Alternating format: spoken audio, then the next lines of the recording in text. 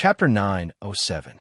Upon hearing Klein's words, one of the four blonde, red-eyed heads in Rionette Tinker's hands immediately said, "All right, all right." It opened its mouth and immediately sucked back most of the gold coins, storing them somewhere unknown. Looking at the dozens of shiny gold coins, Klein reached out to receive the rather thick envelope. He quickly tore it open and scanned the contents. He discovered that it was indeed the detailed information on Spirit World plunderers.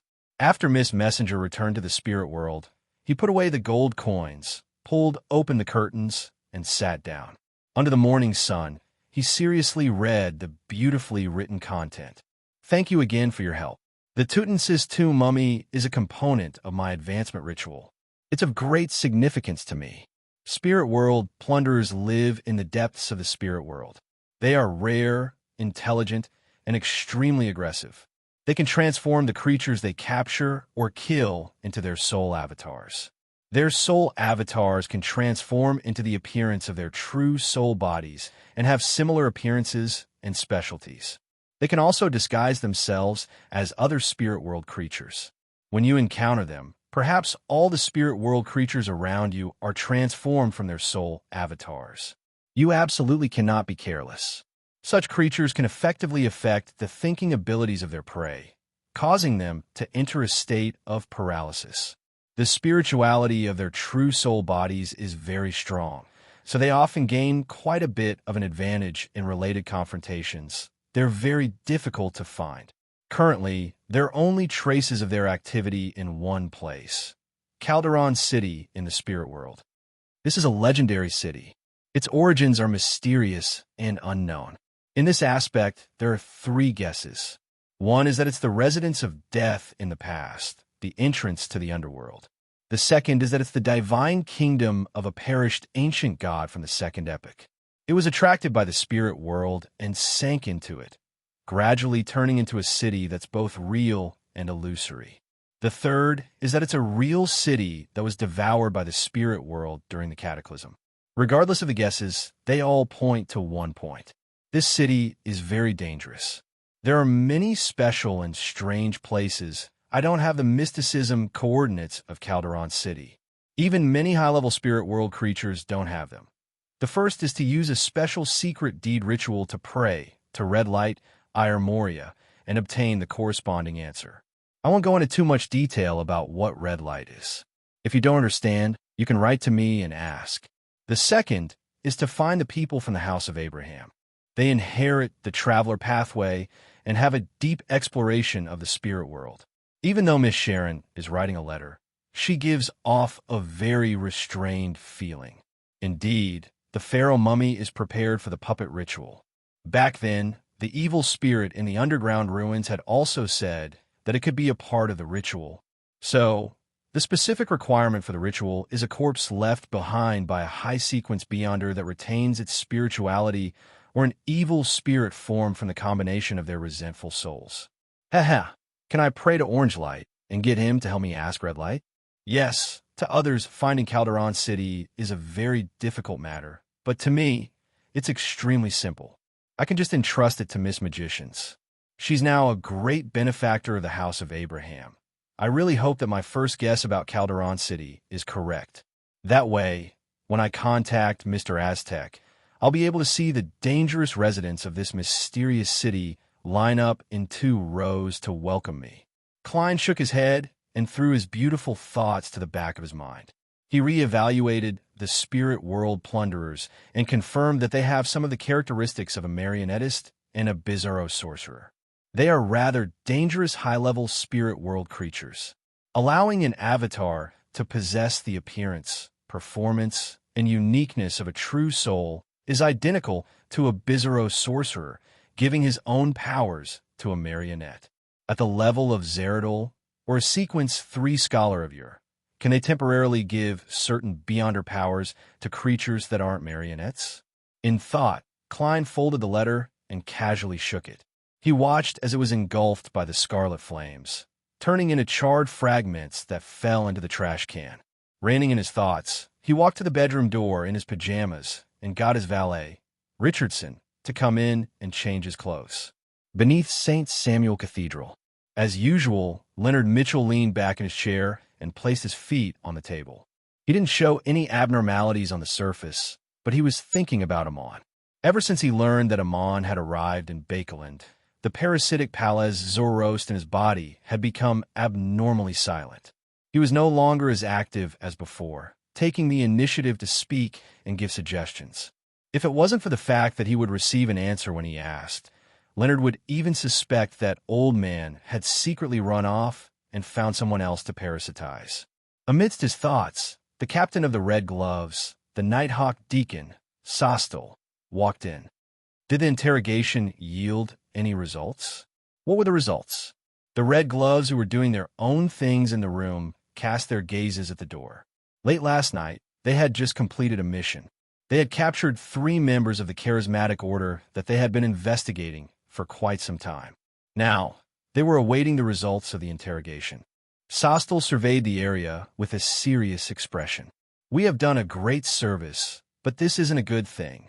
According to the confessions of the 3 members of the charismatic order, as well as the information that the church has gathered in the past, we can preliminarily determine that the charismatic order is split between resurrecting death and artificial death. And the latter has already made some progress and gained quite a bit. They're filled with animosity towards Rouen and us. They have placed a portion of the artificial death experiments in Bakeland. Yes, their thoughts are the same as your worries. Even if the experiment fails, there's still a chance to deal a heavy blow to the capital of capitals. Leonard snapped out of his daze and exchanged looks with Bob, Cindy, and company. They saw the shock and anger in each other's eyes. At this time, Sostel knocked on the table next to him and stopped the discussion. He cleared his throat and said, Our current mission is to go to the southern continent to find the few key members of the charismatic order's artificial death faction based on the clues in the testimonies. We need to investigate the remaining spies in Bakeland and pull them out one by one. For this mission, we will obtain the assistance of Lady Daly, and the church will provide her with the potion in advance and help her prepare the ritual so that she can become a gatekeeper before we depart. In addition, the high-ranking deacon in charge of the southern continent, Goddesses Ilia, and the local Nighthawks will also provide us with help. They will give us the corresponding sealed artifacts and do an advance investigation. Ladies and gentlemen, go back and rest for a day. Get ready. We'll set off tomorrow night. Yes, Captain. Bob, Cindy, and the others stood up and replied. Leonard stood up as well, but he didn't say a word. The first thought that flashed through his mind was, we can take this opportunity to leave Bakeland and escape Amon's threat. After returning to 7 Pinster Street and closing the door and drawing the curtains, he lowered his voice. He lowered his voice and said, Old man, the problem has been resolved. I believe the normal mobilization of a red glove shouldn't arouse Amon's suspicion, right? In his mind, the slightly aged voice slowly said no, it won't. Leonard could tell that old man's tone was much more relaxed. His heart stirred as he thought for a moment. He thought for a moment and said, Should I write to Klein Moretti and tell him that we will be leaving Bakeland for a long period of time? After all, he was the one who warned us that Amon has arrived. Palaz Zoroast replied without changing his tone, That's right. Write if you want to. Leonard exhaled, took out a piece of paper, and picked up a fountain pen. He deliberated for a moment before lowering his wrist and writing, I have a mission and will be leaving Bakeland soon. After reading the short line of text, Leonard put down the fountain pen and folded the letter. Soon, he prepared the ritual to summon the messenger. He lit the candle, took a step back, and chanted softly in ancient Hermes, in my name, I summon a spirit that wanders the unfounded, a friendly creature that can be controlled, a messenger that belongs solely to German Sparrow. Inside the room, the sound of wind suddenly sounded as it turned intense.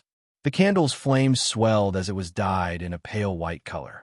A blonde, red-eyed, and beautiful head popped out. Leonard pricked up his brows and was just about to say something when he saw that the head wasn't followed by a complete neck, but a hand that was tugging at its hair. Rionette Tynker, who was dressed in a dark and complicated dress, quickly walked out. The 4 heads in her hands turned at the same time as they looked at Leonard Mitchell. This is you. You want to send a letter? This spirit world creature looks very powerful. Is this the benefit that Klein received from joining that secret organization?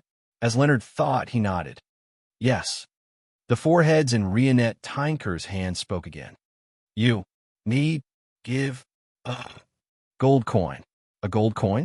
The mysterious world's messenger needs to be paid as well? Leonard was rather surprised, but he didn't know how to react. All he could do was reach into his pocket and take out a gold coin. Only then did Rionette Tynker raise her two blonde, red-eyed heads and bite down on the letter and the gold coin. Following that, she stepped into the void and vanished. After the candle's flame returned to normal, Leonard couldn't help but laugh. What a strange messenger. Just as he said that, Palazaros' slightly aged voice echoed in his mind. It's best you don't speak ill of him behind his back. The old man called a messenger him. A messenger is him?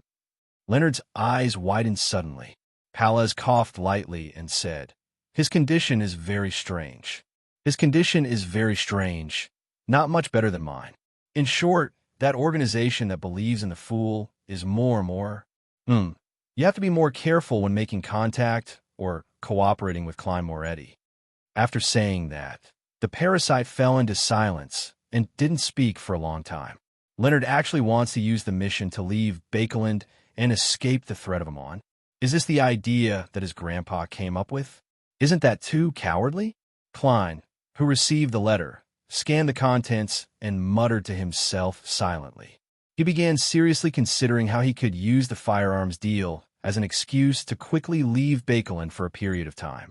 P.S. Missed updates. Requesting monthly votes. Chapter 908. After thinking for a while, Klein, who already had a plan, smoothly sorted out his thoughts and determined the next few things to do. He shook the letter with his right hand, and amidst the rising scarlet flames, he looked up at Rionette Tynker, prepared to take out a lone gold coin from his pocket to pay for the postage. However, Miss Messenger had already left, and there was no one in front of him. No more money?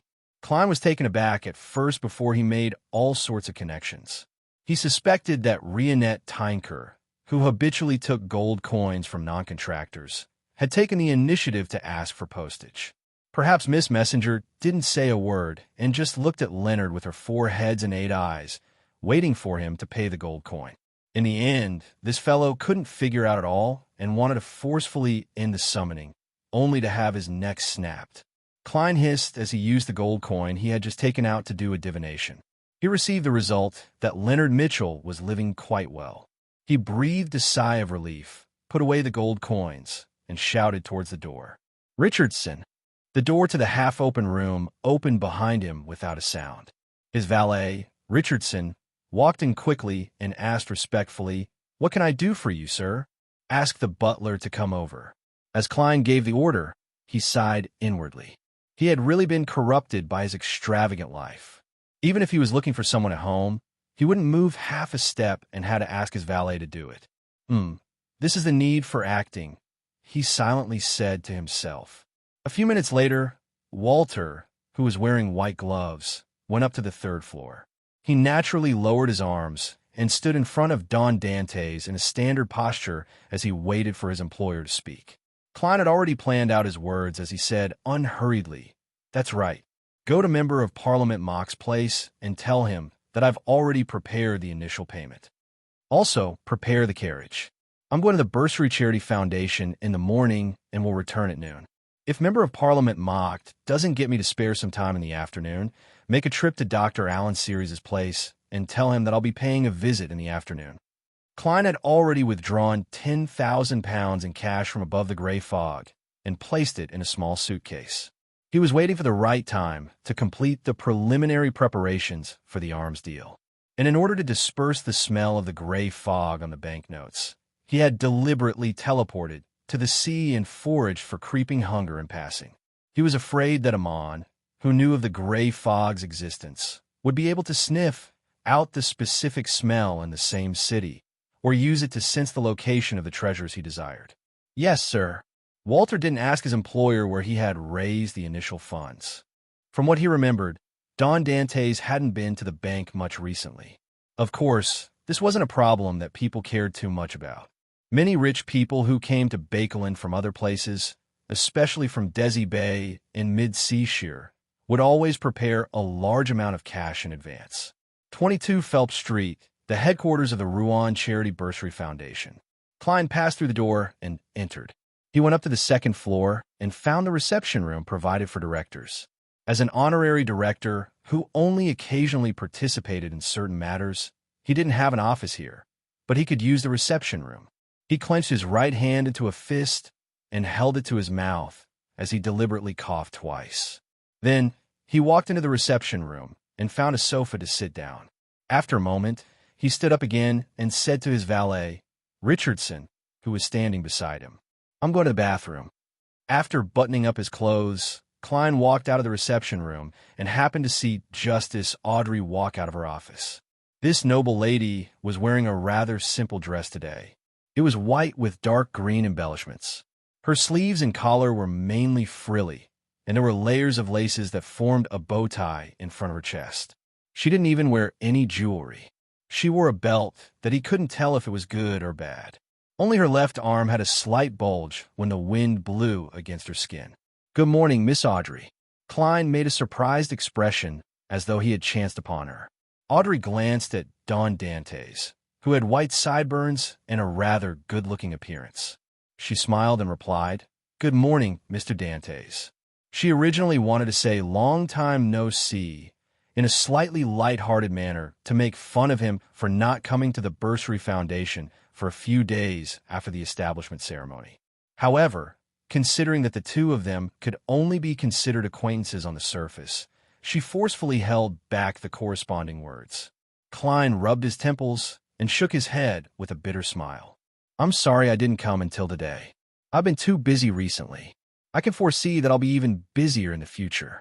I might have to make a trip to the southern continent to settle certain matters." The reason why he specially came over to inform Miss Justice that he would be leaving Bakelin for a period of time was to show his sincerity.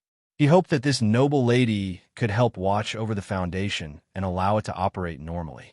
To Klein, he sincerely hoped that the Bursary Foundation could help more poor people in need. To the southern continent? Audrey could read Don Dantes' sincerity as she asked in surprise. Klein smiled. "For a business deal." At that instant, the first thought that surfaced in Audrey's mind was, which Sequence 5 is about to lose his life again? Sensing that Miss Justice seemed to have made a bad association, Klein added, "I have a partnership with the military. We work with the military to sell some necessities." "What's the point of that?" "The identity of Don Dantes is used to gather military intelligence." Audrey was enlightened as she raised her right hand and tapped 4 times in a clockwise manner. With a bright smile, she said, "May the goddess bless you in everything." After saying this out of habit, she realized that something was amiss. She was actually telling a blessed of Mr. Fool that the goddess bless him. This is probably closer to a curse. Will Mr. German Sparrow be angry? No, he's actually a gentle person at heart, and I didn't have any ill intentions just now.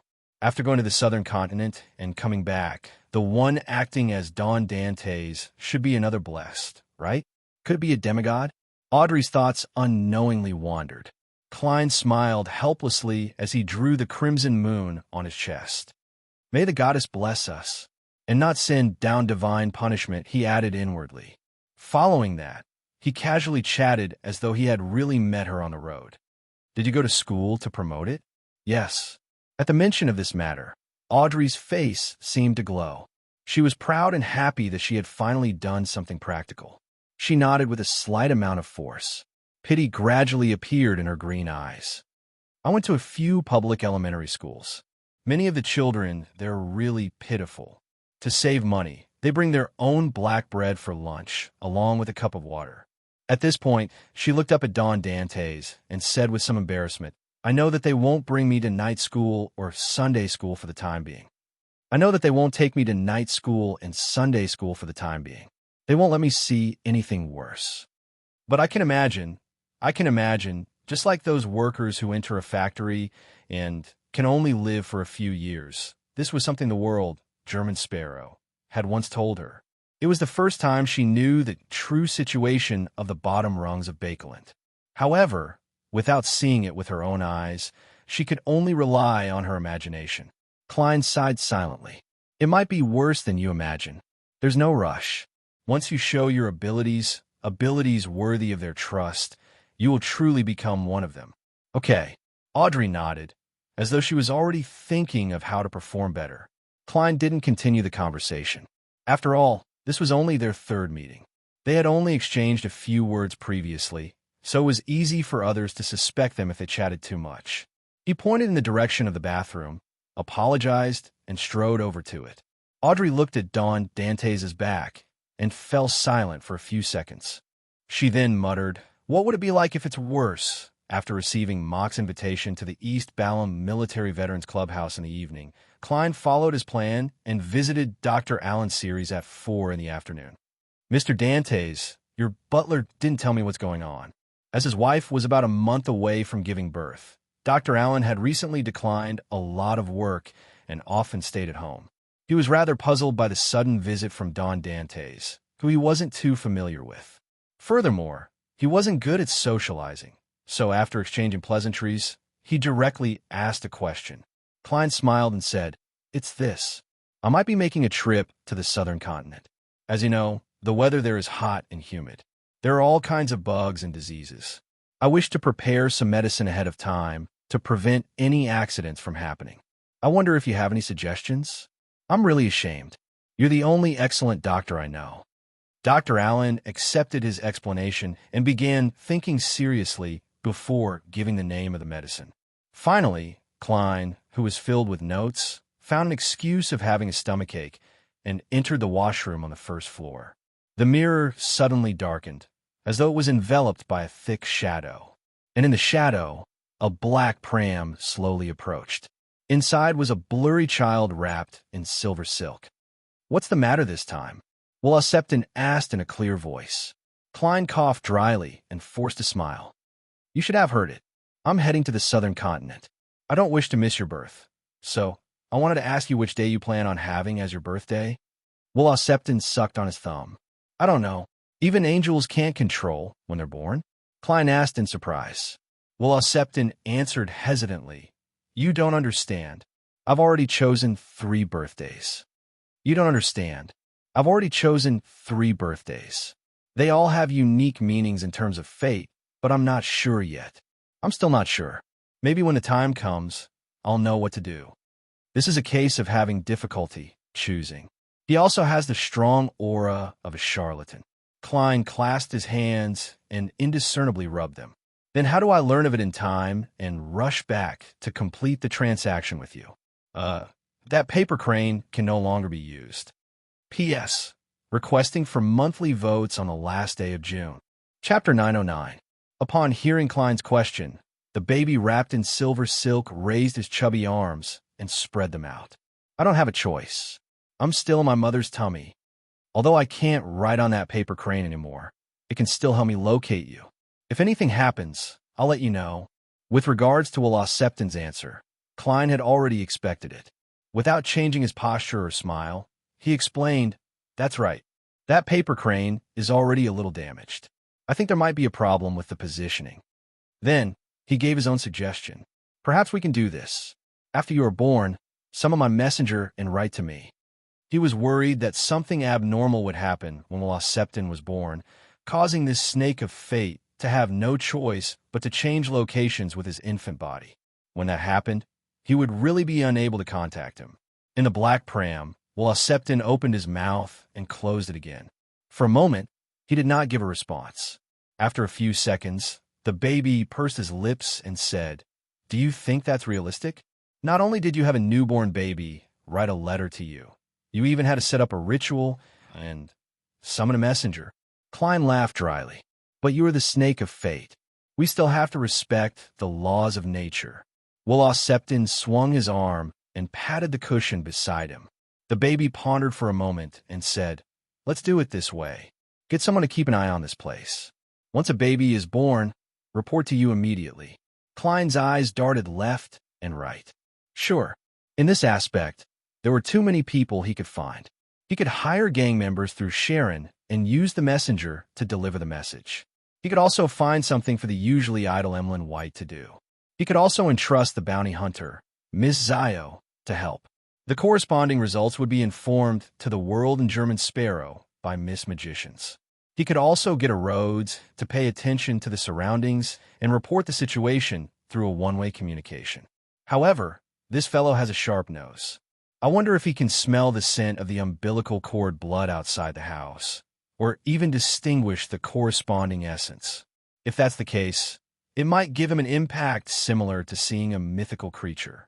His rationality will be lowered, his mind will go haywire, and his body will mutate. Klein hurriedly asked while Willa Septon's pram hadn't retreated into the shadows. I have a teacher that I haven't contacted in a long time. Can you help me take a look at his fate? His name is Aztec Eggers. As Mr. Aztec still hadn't replied, Klein couldn't help but feel a little worried. Previously, he had used the copper whistle to do the corresponding divination above the gray fog, but all he saw was silence and deep darkness. He heard distant and long breaths, but he was unable to decipher what such a dream represented. Willa Septon sucked his thumb and said, "He's in a state of transformation. This might be a good thing or a bad thing. I can only see to this extent because that teacher of yours has something special about him."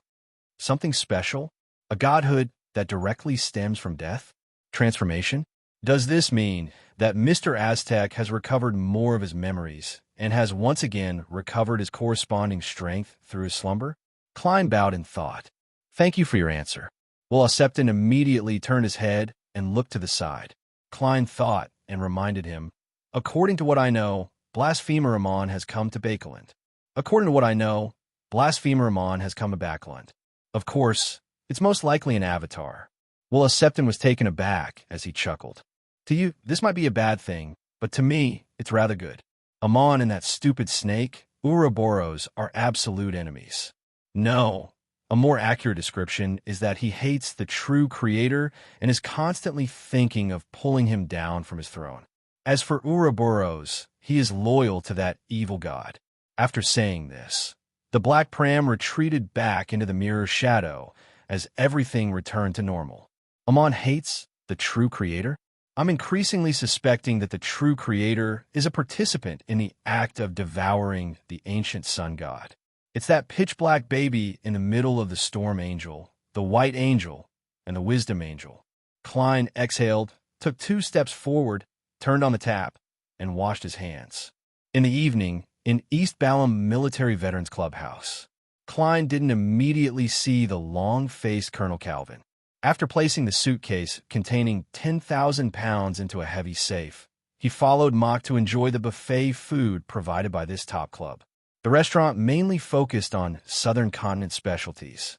There was cheese bread made from cassava flour, ice cream with purple raspberry juice, assorted seafood broth flavored with coconut milk and palm oil, beef innards stewed with pepper, tomato, and onion. There was also Hagati roasted meat, Paz Valley mixed broth, as well as schnitzel and grilled squid. Compared to other places, the ingredients used here were of very high quality. The taste was also pure Southern Continent style. It left Klein rather satisfied. If it wasn't for his image, he would have felt that a mouthful of Hagati roasted meat and a mouthful of purple raspberry ice cream would have been great. Indeed, I prefer food with stronger flavors. What satisfied me the most today was the aperitif. If Mock hadn't mentioned it in passing, I would have even imagined it to be a light fruit juice. The pale golden liquid had 2 lemon slices soaked in it with a few pieces of crushed ice. It's sweet and a little sour. It doesn't have the taste of alcohol, but it's refreshing and refreshing. It instantly takes away the heat from my body. Klein placed the tablecloth on his plate as he reminisced about the enjoyment he had just had. At this moment, Mocked, who had gone to the washroom, returned. He smiled as he bent down and whispered into Don Dantes' ear. "The room from before." "All right." Klein got up and went to the room with the safe. He took out the suitcase containing 10,000 pounds before heading to the activity room, where he had previously met Colonel Calvin. The long-faced Calvin was already waiting there. He glanced at the suitcase in Don Dantes' hand and got up with a smile. You really are a gentleman of action. I admire such an attitude." As he spoke, he extended his right hand and shook hands with Dwayne Dantes, who had white sideburns. Klein then handed the suitcase in his hand to him and smiled humbly. As a businessman, if one isn't decisive or swift when faced with a good opportunity to earn money, it only means that they aren't suited for this job. Calvin sat down again and opened the suitcase in front of Don Dantes and mocked. He roughly counted the neatly arranged stacks of cash. He quickly made a confirmation and closed the suitcase. He looked up at Don Dantes, who was sitting diagonally opposite him. "Do you have any other thoughts on the exact details of the transaction?" Klein deliberately pretended to organize his words and waited for a few seconds before saying, "Yes." After a few seconds, he said, "I wish to head to the southern continent in the near future, to West Balham." Seeing Colonel Calvin and Mock show a certain degree of surprise, he added, "There are some things that aren't suitable when carrying a lot of firearms. There are some things that are not suitable to be done when you have a lot of firearms with you. In order to make the transaction go smoothly, it is necessary to prepare in advance." Haha, I have to take this matter seriously. This is a business worth tens of thousands of pounds. Here's my idea. I'll head to West Balham first and contact customers who need it. I'll resolve the obvious obstacles. When the appointed time comes, I'll contact you via telegram and head to the East Balham border to retrieve the goods." Calvin pondered for a moment and said, "After June 20th, you can send me a telegram. After June 20th, you can send me a telegram. I'll give you the specific information later.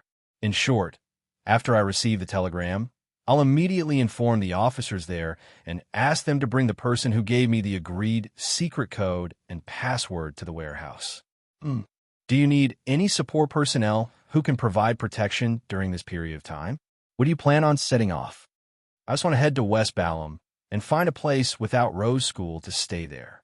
I'll leave the rest to Donis. When do I set off?" "I obviously wish to set off today and arrive today, but that will incur suspicion." Klein considered for 2 seconds and said, "There's no need for that for the time being. In certain places in the southern continent, such support personnel will be the main reason for conflict. Don't worry, I have many friends in West Balham. Without any valuable goods, my safety can still be guaranteed. As for the question of when to set off, my answer is that the sooner, the better." Colonel Calvin thought for nearly a minute before slowly nodding. "After dinner tomorrow, I'll send someone to fetch you. The military has an airship that's transporting supplies and personnel to Desi Bay. And from there, it's very close to the southern continent by ship. If everything goes well, it'll take 2 to 3 days. Even if there's a storm in the way, making it necessary to take a roundabout route, it'll still take a week to arrive." "Thank you." Klein got up and bowed sincerely. From his point of view, leaving Bakelin with the military was a sufficiently safe choice. He wouldn't be suspected by anyone.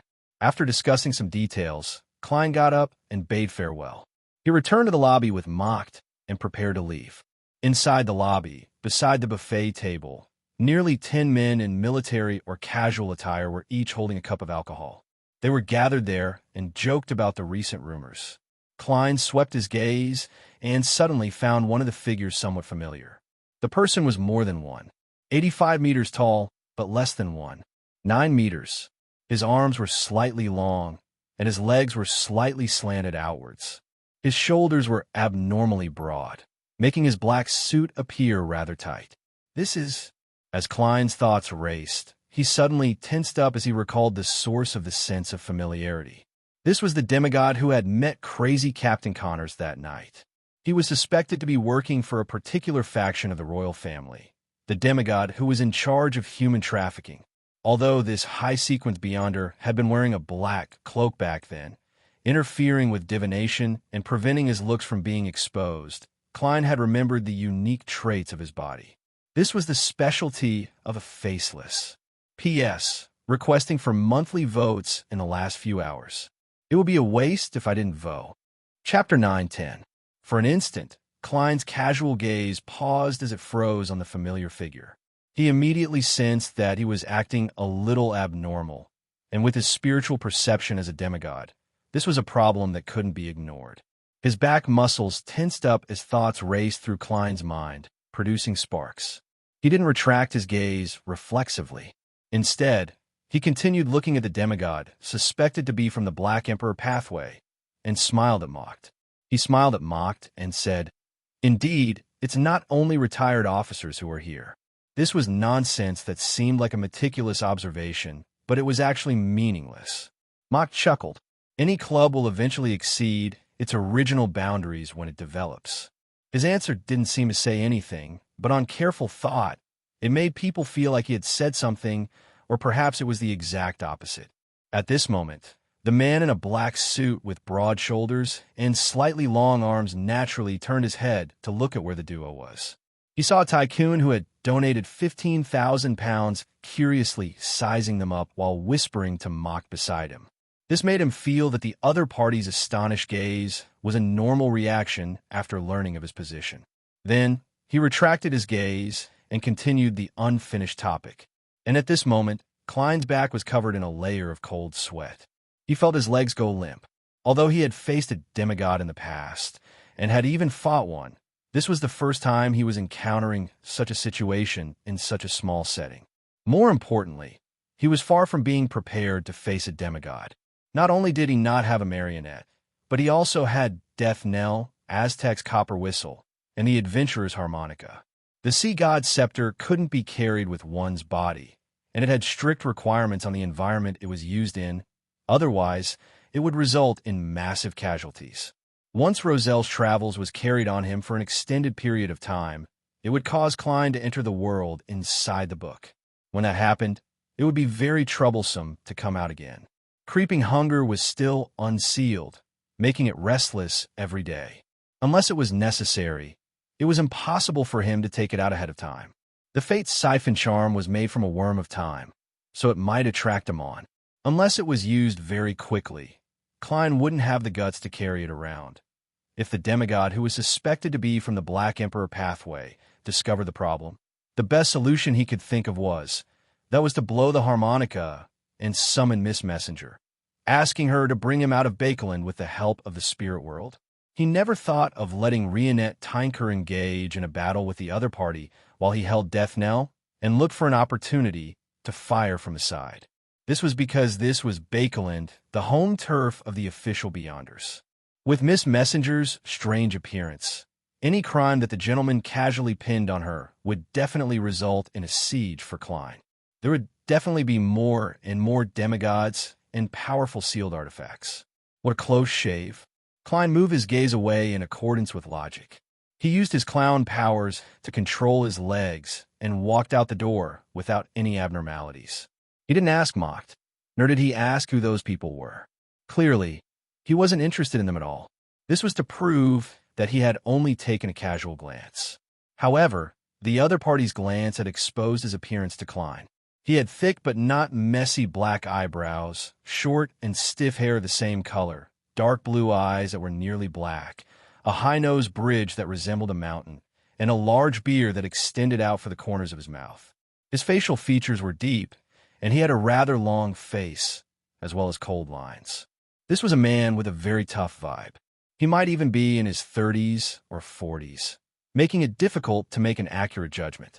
Just from his appearance, Klein felt that he was more like an Arbiter Pathways demigod and not a Black Emperor's. Of course, this demigod's bearing was actually closer to a warrior's, but he was too short. With his clear appearance, Klein didn't need to ask any further questions. He could directly get an answer from Rhodes. Even if he was still wary of the magic mirror, he could still get Miss Zio, Miss Sharon, and company to do a simple identity check. He believed that no matter how a demigod hid himself, his position wouldn't be too low. It would be very easy to find out. 1 step, 2 steps, 3 steps. Klein left the East Balham Military Veterans Clubhouse in a normal manner. When he got into the carriage, he leaned against the wall and closed his eyes. After a few seconds of silence, he sighed deeply in his heart. The broken clue of the Great Smog of Bakeland is finally reconnected. He didn't open his eyes for a long time and didn't speak. It was as if he was still thinking about the business issues they had discussed before, but in fact he was trying to calm down the emotions he had just suppressed. During this process, Klein noticed that his valet, Richardson, wanted to speak a few times, but he would shut his mouth, as though he was troubled by something. In the end, he said nothing and focused on preparing marquee black tea for his employer. Because of what had just happened, Klein was not in the mood to care about his question for a while, so he pretended not to notice anything. Amidst the silence and the sound of wheels turning, they returned to 160 Buckland Street. On the third floor, just as Klein was about to take a bath in the bathtub that had been adjusted by a first-class maid, Richardson, who was holding his hat and cane, took 2 steps forward and asked respectfully, "Mister, are you going to the southern continent soon?" "Yes," Klein replied frankly. He was even prepared to give Tanaja another £500 in cash to cover the daily expenses of the Don Dante's mansion when he was in the southern continent. At the same time, he gained a deeper understanding of the importance of the positions of butler and valet in the upper class. Master couldn't hide many things from them, so when there was an irreconcilable conflict in their beliefs, attitudes, or political stance, they had to change. Richardson hesitated for a moment. "Sir, I was born in the southern continent, and I'm fluent in Dudanese. I'm very familiar with the local customs, so I should be able to help you." Dudanese was the lingua franca of the ancient Balam Empire. In present-day East and West Balam, ordinary citizens still used this language. Only those in the middle and upper echelons knew foreign languages like ancient Fasak, Ruan, and Intis. Klein felt that he was lucky, as ancient Balam was once a unified empire with a true god. Although the various states had their own accents, they all used Dudanese. Similarly, the written language was the same. This saved him quite a bit of trouble. If I were to encounter dozens or hundreds of languages mixed together, that would be a headache. However, Dudanese and ancient Fasak aren't from the same system. I won't be able to master it as quickly as I can learn the various branches of the latter. Finding an interpreter is a must. Anderson seems to be very good at Dudanese. I've never heard him mention any communication difficulties in West Balam. After hearing Richardson's words, Klein suddenly understood why he was stumped. As a valet, he needed to follow his employer when they were out on errands, but a butler didn't. This also meant that a valet was a personal secretary, but to a certain extent, he played the role of a business secretary. Clearly, Richardson liked his life in Bakeland and everything there. He didn't wish to return to the southern continent, nor did he wish to see any scenery or incidents that would remind him of the past. Therefore, on the carriage, he had wanted to explain his specialty a few times, but he couldn't bring himself to do so. He hoped that Don Dantes could find a more suitable candidate. Klein pondered for a moment and said, "I can tell that you don't like the southern continent. I can tell that you don't really like the southern continent. Why are you telling me this?" Richardson slowly lowered his head and looked at his toes. "You've given me the opportunity to gain experience and grow. I think I should be able to help." A very simple sense of gratitude. If you hadn't mentioned it, no one would have been able to confirm that you know Dudanese. After all, you were born and raised in a colonial manor in East Balam. Klein carefully looked at Richardson for a few seconds and silently smiled as he sighed inwardly. However, he didn't plan on letting this valet follow him to the southern continent. Firstly, it would make it inconvenient for him to do anything. Secondly, if he were to be recognized by someone familiar from the Nation Restoration Charismatic Order, it might affect the rest of his life. Klein smiled. "I have quite a number of friends over there. They know Dudanese and all sorts of customs. You have to stay in Bakeland. Every once in a while, help me deliver some gifts to some of my friends. When the time comes, I'll give you a list of names. Also, read more newspapers and take note of any valuable investment news. Do some field research and give me the corresponding reports. I'll get Mayim, Tanaja to specially prepare a sum of money for these matters." Richardson was a little taken aback at first before he said in pleasant surprise, "Yes, sir. Yes, sir, I will try my best."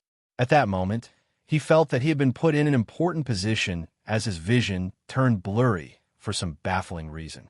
Ever since he was born, this was the first time he felt that the future was filled with hope. After sending Richardson away, Klein took a comfortable bath to ease his tense mind. Then, he put on his pajamas and returned to his bedroom. He took out a pen and paper and drew a complicated symbol that was a mixture of prying and concealment. On the full-body mirror surface ripples suddenly spread out as silver light formed Ruan text. Exalted great master, your loyal and humble servant, Rhodes, has come to answer your summons. Are you leaving Bakeland again? Klein nodded. Yes. Without waiting for Rhodes to indicate that he could raise a question, he directly said, Can I still contact you in the southern continent? Of course, as long as you take out that magical transceiver. On the surface of the mirror, the silver words rapidly reorganized themselves.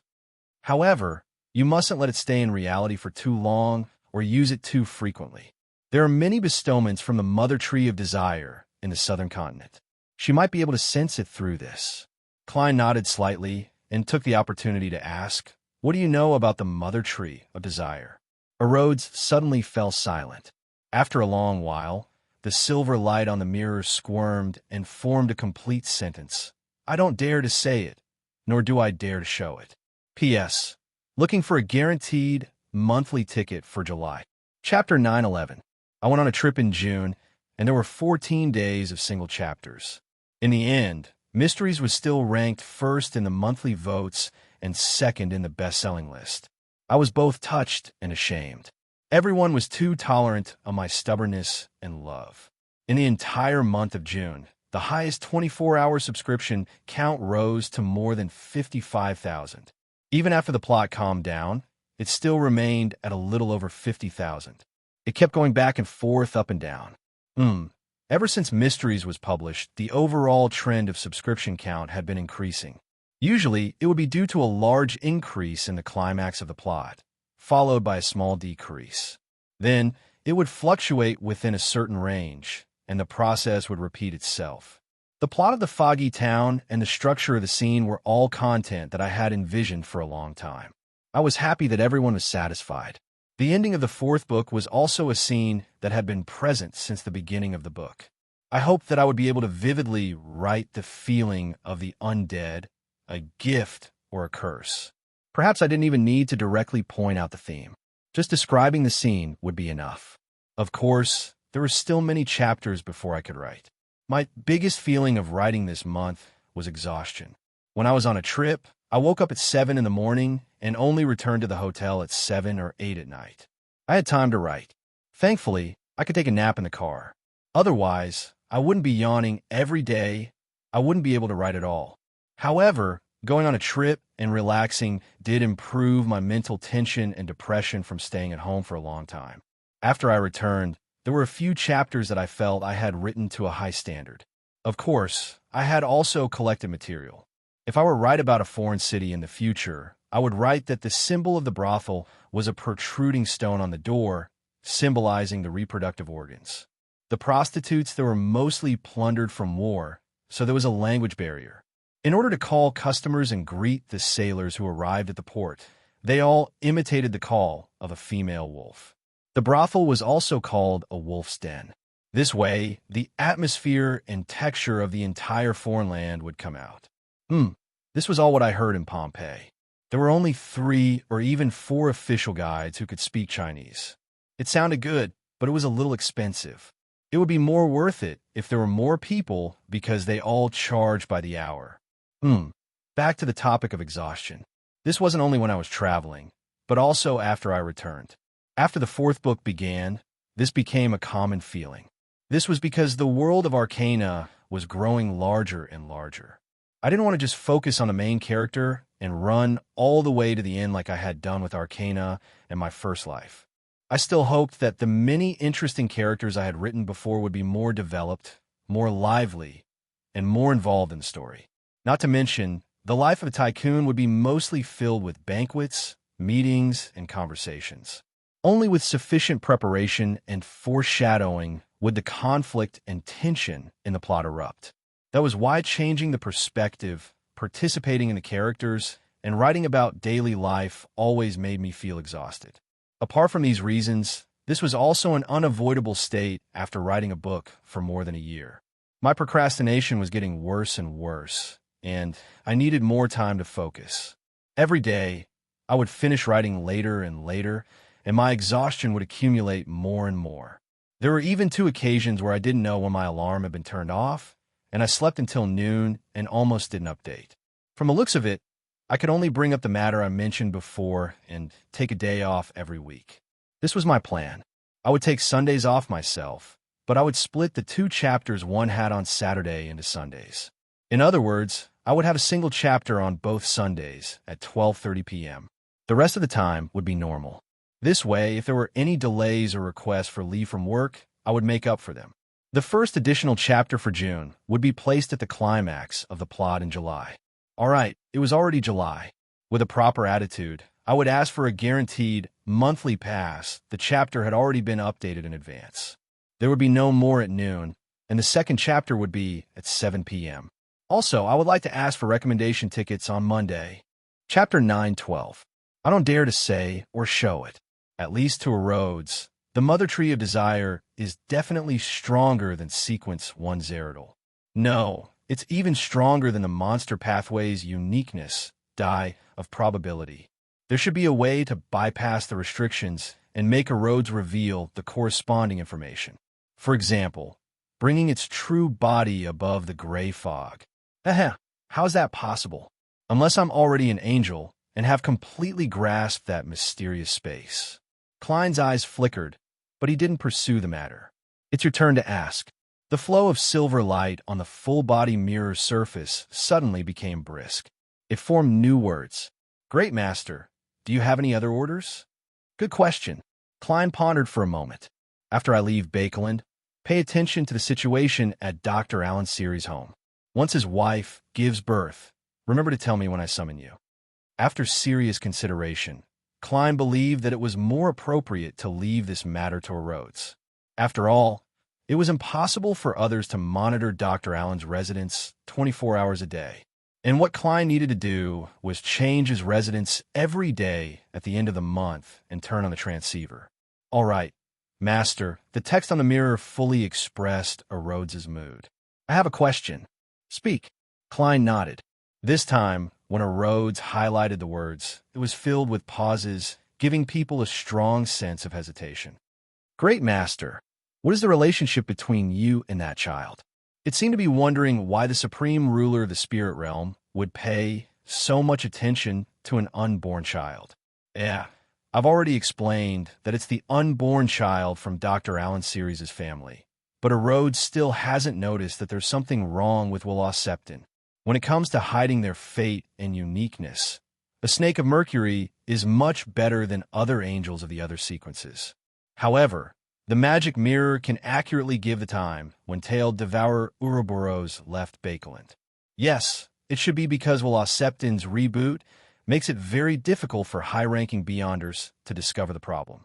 This is also the reason why he can hide from the Angel of Fate. Klein replied in enlightenment. That's right. Friends. As for becoming Willow Septon's godfather, it was only a passing thought.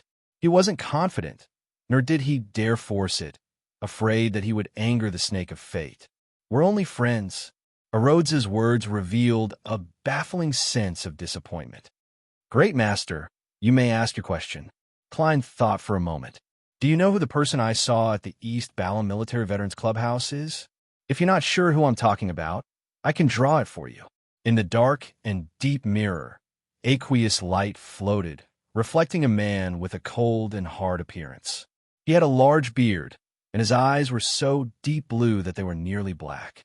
He was none other than the demigod that Klein suspected to be from the Black Emperor pathway. At the same time, the corresponding text description appeared below the photo. His name is Konas Kilgore. He's from MI9, and he's currently the deputy director of a major general. To the public, he's only a sequence 5 of a lawyer pathway, but he wields a powerful sealed artifact. MI9, deputy director of a major general.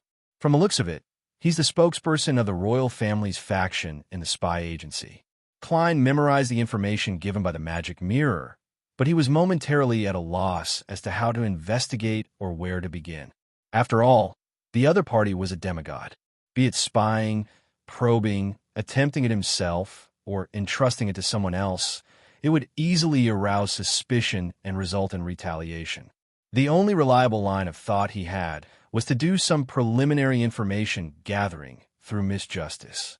Not only did this girl have a high status, but she also had sufficient connections to obtain the corresponding information. Furthermore, she was a sequence 6 of the spectator pathway. She could guide the topic without arousing suspicion and complete her observations without batting an eyelid. I have to say that although a spectator is weak in head-on combat, they're very strong in other aspects. Furthermore, with the powers of psychiatrist and hypnotist, a spectator can also control and guide the battle to a certain extent. Klein felt wistful as he wondered if there was anything else he should ask of Rhodes. At this moment, the light on the mirror's surface receded as the words were formed and formed a new sentence. Great Master, do you wish to know who the mastermind behind Quarren's suicide is? He's even taking the initiative to provide me with information. As for this matter, I didn't actively participate in it because I've already stepped forward. I'm just waiting for the Nighthawks to come to an end. I don't think there's a need to ask. Klein chuckled inwardly and nodded slightly. Yes. On the full-body mirror, a line of silver words appeared. Royal Family Consultant, Vin Rambus, one of the counselors of the Psychological Alchemy Council. Psychological Alchemy? Royal Family Consultant? Klein immediately frowned. This made it difficult for him to determine if the Psychological Alchemy was plotting something or if a particular faction of the royal family was dissatisfied with the current political situation and was attempting to nudge it. The Psychological Alchemy isn't as focused on academics and historical site exploration as I previously understood. Do all secret organizations attempt to grasp power and influence the world when they reach a certain level? The need for an anchor? I wonder if Vin Rambis's scheme is a personal act or an organization's decision. If it's the former, it's relatively fine. But if it's the latter, the higher Miss Justice's position in the Psychological Alchemy, the easier it is for her to encounter difficult decisions. Klein's thoughts raced as he returned to the question-and-answer game. He deliberated and asked, "Is there anything else you wish to say?" If it were anyone else asking such a question, Klein believed that a Rhodes would definitely strike him with lightning or use other malicious means to tease him. However, he believed that the supreme ruler above the spirit world had the right to ask such a question. It could be considered an opportunity to test a Rhodes's bottom line. On the full-body mirror's surface, the silver light warped and transformed into new words without any delay. Great Master, as you expected, Amon has already arrived in Bakeland. As his avatar came, I was able to see it. What do you mean by as I expected? When did I ever expect it? Klein pricked up his brows. Got it. All right, that's it for now. If I encounter any problems in the future, I'll use that transceiver to summon you. Yes, Master. Your humble and loyal servant, Rhodes, is on standby. Goodbye. On the mirror's surface, a scribe waving his handkerchief appeared. Klein watched in silence until everything returned to normal. On the second day, which was Monday, he was already prepared to head to the southern continent. Apart from a suitcase that he had shown to others, which contained 2 sets of clothes, 500 pounds in cash, and some miscellaneous clothes, the remaining 12,125 pounds in cash and 87 gold coins were thrown above the gray fog. The reason why he was so careful was that Klein had a deep impression of his previous resurrection. If it wasn't for the hundreds of pounds Miss Justice had given him in his anonymous account, he didn't know how many days he would have spent on the streets. Perhaps he could only find a circus to be a clown or borrow some money from a particular gang leader. Seeing that it was almost 3 in the morning, Klein entered the gray fog once again to prepare for this week's tarot. He had previously done a divination here and received the conclusion that unless they were in the same building, Blasphemer Amon wouldn't be able to discover the commotion caused by the members of the tarot being pulled into the mysterious space above the gray fog. Before long, dark red beams of light shot up from the interior of the ancient and majestic palace, forming blurry figures. It was confirmed that she would be restarting her psychology classes this week, which also meant that she would be resuming her contact with psychological alchemy. In a good mood, Audrey looked at the end of the long bronze table and stood up. She lifted her skirt and bowed. "Good afternoon, Mr. Fool." Opposite her, the hanging man also stood up and bowed, but he had another problem on his mind. He had originally promised the world, German Sparrow, that he would give him the mystical item made from the ocean songster's Beyonder characteristic last week. But to his surprise, something had happened to the artisan, preventing him from delivering it in time. For this, Alger planned on explaining the reason to the world on the tarot before personally helping the artisan resolve the problem. After bowing and exchanging greetings, the hermit Catlia was just about to speak when she saw Mr. Fool tap the edge of the long model table twice. The dull sound made the members of the tarot tense up. They didn't know what Mr. Fool was going to say or what he would say, but it's definitely something major. Something that's worthy of Mr. Fool emphasizing at the beginning must be something major. Justice, Audrey judged in her heart. The Fool Klein surveyed the area and smiled. Amon has recently arrived in Bakeland. Avatar. Amon? Blasphemer Amon? Son, Derek suddenly had a not-so-pleasant memory come back to him. Be it Amon, who had parasitized the former exploration team captain and asked him if he was looking for him, or Amon, who was wearing a pointed hat and wrapped around his spirit body like a snake, they were all nightmares that he couldn't get rid of. After all, as a resident of the City of Silver, Derek had seen quite a number of terrifying monsters. There were only a few that made him feel uneasy and afraid just thinking about them. Amon has gone to the Bakeland where Miss Justice and Miss Magicians live. What does he want to do? What should I do? Son suddenly felt nervous for his companions. Amon, this ancient king of angels has also returned to the real world. Indeed, a great revolution is about to come, or is in the midst of it. The tides of the times are surging. The hanging man Alger's pupils constricted as he recalled what Rear Admiral Hurricane Zillings had once said to him. Catlia had similar thoughts as him. Due to the king of angels' reappearance in the northern continent, she smelled the uneasiness as a phrase surfaced in her mind. The changing of an epic. Amon, angel of time Amon, an ancient king of angels. Audrey trembled and felt worried as she looked at the confused and terrified Furs and Mr. Moon. She couldn't help but look at the end of the long bronze table and ask, "What's the matter?" She couldn't help but look at the end of the long bronze table and ask, "Honorable Mr. Fool, can I think of a way to inform the church of this matter? P.S. Please have a guaranteed monthly ticket PS2. Toad has released a new book, Cleaving Through the Nine Firmaments with a Sword. He has returned to immortal fiction. As everyone knows, I like Toad's immortal fiction very much. I'll recommend it here. That kind of immortal aura is still very strong." Introduction. Before the whale swallows the sea, the sword aura is already unstoppable. The hero is still strong. The little sword immortal under the moon. This is a proper immortal fiction. Chapter 9:13. As for Miss Justice's problem, Klein had already considered it. After all, it was his habit to hand troublesome problems to official organizations that could resolve them. However, Leonard and Palaz's Zeros reactions made him notice something amiss. Leonard was a red glove of the Nighthawks. He could have easily fabricated an informant to hand the information of Amon's arrival in Bakeland to the Church of Evernight, allowing the Archbishop and high-ranking deacons to decide on countermeasures and take action. This way, he wouldn't expose his problems while also eliminating any latent problems. Yet, he chose to use the mission as an excuse to leave.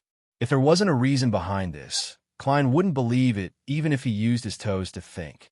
He suspected that informing the Church of Amon's matter would result in an unpredictable and bad outcome. Therefore, the Marauder Pathway Angel in Leonard's body rejected this plan, and he was one of the existences who understood Amon's various Beyonder powers the best. When you don't know what to do, there's no doubt that you should imitate an experienced person. Although there's a layer of gray fog separating us, and if anything were to happen, it would only end with Miss Justice. There's no need to take the risk. There aren't many tarot members to begin with. Every one of them needs to be cherished.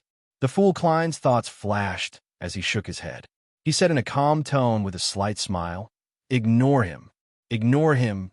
Mr. Fool's attitude is like he's facing a wild dog. In his eyes, only a Sequence Zero true god is worthy of being treated seriously. That's right. The last time Sun was possessed by Amon's avatar, Mr. Fool easily completed the purification. As long as Amon doesn't appear in his true body, it wouldn't cause any major problems for him. The reason why Mr. Fool emphasized this matter at the beginning is likely to warn us to be careful. The hanging man Alger thought in awe and enlightenment. Audrey also understood the meaning behind, it's just a trivial matter. She suddenly made some connections. Is Mr. World German Sparrow temporarily leaving Bakeland to avoid Angel of Time Amon? To Mr. Fool, although he is still recovering his status, level, and strength bit by bit, it's not too difficult to finish off Amon's avatar. Previously, Sun's encounter is proof. Did he get his blessed to avoid Amon because he doesn't want to lure out the Angel of Time's true body? This will cause his secret revival plan to be destroyed? Yes. Just emphasize to warn us. Worried that we might encounter Amon and make inappropriate reactions? Mr. Fool, Mr. himself, is to remind us that we might encounter Amon. At this moment, Emlyn finally finished digesting the matter of the King of Angels, blasphemer, Amon's appearance in Backland. Although he had always been arrogant, after many tarot gatherings, he knew what it meant to be a king of angels. It meant that he was second only to the sanguine ancestor, Lilith, and only second to the true gods who stood at the top of the sequences. He was the strongest person in the real world. What was going to happen to Bakeland? When that happens, there will definitely be dead, injured, or sick people everywhere outside. I'll have to be busy under Father's orders again. Emlyn recalled his life after the Great Smog as his expression revealed a hint of fear, afraid that something like that would happen again. Magician's Furs also felt that the problem wasn't trivial. This was because if Angel of Time Amon really wanted to do something, it was very likely that he would cause widespread destruction. It wasn't something she could avoid by hiding at home. She took a silent breath and looked at the end of the long bronze table. Honorable Mr. Fool, why did Amon send his avatar to Bakeland? Klein deliberated over his words and looked around with a smile. Looking for you. Looking for us? This sentence was like a bolt of lightning that struck Magician's Furs and company awake as they felt their spines go numb. Right on the heels of that, Audrey connected this answer to ignore him. She felt that Mr. Fool was like a boundless ocean, while a mere blasphemer Amon's avatar was equivalent to a rock. Throwing it down would only cause a splash, but it wouldn't affect him. Although Amon's avatar is here to find his tarot members, Mr. Fool said to ignore him. There's no need to care about him at all. Praise Mr. Fool. Audrey's heart, which had been tense for a moment, relaxed again. Emlyn, Magician's Furs, and son Derek also sensed similar thoughts. They either leaned back in their chairs, exhaled without hiding it, or praised Mr. Fool inwardly. Katlia hadn't experienced the matter of Amon's avatar possessing the son Derek. She had only heard a little of it during the subsequent exchanges, so she didn't know much about it. She didn't have a deep impression of it. However, based on the level of a King of Angels and Amon's search for the members of the Tarot Club, she felt a certain degree of worry. Why would a King of Angels like Amon target tarot? He should have discovered our organization from the sun. What goal does he want to achieve, and what confidence does he have? He is targeting Mr. Fool? He can sense the abnormality related to this gray fog. But Mr. Fool said to ignore him.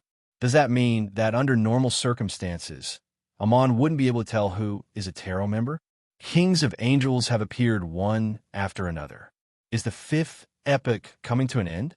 The hanging man Alger thought of something else after his tense state was relieved.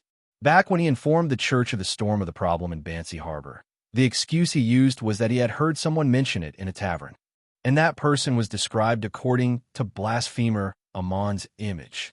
Thankfully, even if the church were to encounter Amon, with their style of doing things, it's impossible for them to verify or question him. And no matter how Amon behaves, due to his identity, he will definitely be very suspicious in their eyes. He has to be suspected. Alger wasn't worried that he would be exposed because of such a small problem. He only felt that in the future, when involving high-level figures, especially angels and above, he had to be careful. He shouldn't use them as a shield. Hence, he warned himself inwardly. Although not every high-level figure could reach the level of any mention of it will be known, or possess similar powers. If he mentioned it too much, he might be pushed by fate to meet the corresponding person. After all, the higher one went, the deeper the connection with fate. Klein saw that the members of the tarot, especially the three in Bakeland, were already wary of Amon's avatar. They had also lost their rash thoughts and didn't plan on doing anything to the blasphemer. Calming down, he leaned back slightly and leisurely looked at everyone, indicating that he would leave the next segment to them. Katlia put away her worries about the current era, the northern and southern continents, and the 5 seas as she looked at the end of the long bronze table. She looked at the end of the long bronze table and said, "Honorable Mr. Fool, there are 3 new diary pages this time." She clearly remembered that after the tarot gathering ended last Monday, she had immediately written to Queen Mystic about the meaning of the 2 Roselle articles. However, she only received a reply over the weekend. Inside were 3 new diary pages and a question that wasn't too long or short. Where does his soul and spirit belong? Is it on that island or deep in the cosmos? As Katlia repeatedly read this sentence, she seemed to sense that Queen Mystic's emotions had fluctuated when she wrote it. She wasn't as reserved as she usually was. With regards to this, she sighed silently based on her understanding of Queen Mystic Bernadette. In Queen Mystic's heart, Roselle the Great is really a knot that can't be untied. Is this the reason why she doesn't dare advance to Sequence 2? Klein had no idea what Hermit was thinking. He nodded and gestured for her to conjure a new Roselle diary page. Soon, the 3 yellowish-brown goatskin pages appeared in his palm. March 10th. Once again, I participated in the most ancient and most secret organization's gathering. After so many observations, I'm more and more puzzled about a question. What does it mean to conform to the trend of the times? Who sets the trend of the times? If it's really as they claim, when everything ends, the original creator will revive from the dead and awaken from his slumber, returning everything to himself, creating a new world and a new history, then there's no need for them to make the development of the times conform to the trend and expectations. Wouldn't it be faster to plan all sorts of schemes and instigate a war between the world, a war between angels, or even a war between deities? Wouldn't that allow them to achieve their goals faster? Or could it be said that the times themselves are a part of the original creator? Only when the times develop according to expectations can he draw power from it and revive. This isn't scientific. Of course, what I'm seeing and participating in isn't scientific at all. Actually, according to my thoughts, why would they want to revive a creator who stands above everyone else? Wouldn't it be better for everyone to go through the motions and enjoy themselves, being free and unrestrained? According to my observations, there are quite a number of members here who share similar views to mine. However, there are also some who are stubborn and inflexible, strictly adhering to their ideals. I'm not sure if they should be called idealists or fanatical cultists. What I can't see through the most is that mysterious leader. Old Mr. Hermes told me that this organization was first established by him, probably by him and others who share the same beliefs and goals. However, he seldom expresses his thoughts. He never stops many members from using the organization to do their own things. Sometimes, I even forget about his existence. He seems to enjoy sitting there and silently watching everyone talk. But on one matter, I've witnessed his authority. A high-sequence beyonder who went against what they called the trend of the times was pushed by him to become a target of elimination in just 30 seconds. And I believe that the poor fellow won't live to see this summer. Who is he? Some remnant ancient god from the second epoch? Roselle used 2 question marks at the end to express his strong doubts. This was a method he rarely used. Klein suspected that this had become the standard for Queen Mystic Bernadette to choose her diary. Chapter 9:14. The mysterious leader of the Twilight Hermit Order likes to sit there and silently watch everyone converse. Once he wants to do something, he will quickly reach a consensus. This really matches the characteristics of the spectator pathway. I'm increasingly convinced that he is Amon's brother, another son of the creator, Adam. In the later stages of the Emperor's life, he will likely be able to make a similar judgment after learning quite a number of secrets from Mr. Dorr. As Klein compared the diary's description with his own understanding of the situation and guesses, he moved his gaze down to read the rest of the page. March 11th. The more I think about what happened yesterday, the more terrifying I find it. A demigod's fate was decided in just a few words. He didn't even have the chance to express his objections. And the composition of that ancient secret organization makes me believe that apart from dealing with the churches of the 7 Orthodox deities, there's nothing they can't do. Even overthrowing a country isn't impossible. I'm really glad that I was pulled into this organization. Otherwise, I might one day encounter a baffling assassination attempt that I can't resist, dying with everlasting regrets. This kind of organization that hides behind the scenes and secretly judges others, deciding the life and death of its targets. Just the thought of it is unacceptable. Even though I'm one of them, I'm still a little apprehensive and horrified. This world is much more dangerous than Earth. Perhaps it's because one is born with higher spirituality. Perhaps it's because one has read an ancient manual. Perhaps it's because one is doing business on a normal ship. Perhaps it's because one has taken a fancy to a beautiful girl. Perhaps it's because one loves traveling and enters a particular castle. Perhaps it's because one is woken up by the sounds of fighting next door in the middle of the night. Perhaps it's because one has invented something meaningful. And this is one of the motivations for me to improve and work hard to advance so that I can control my own fate. I'll definitely succeed.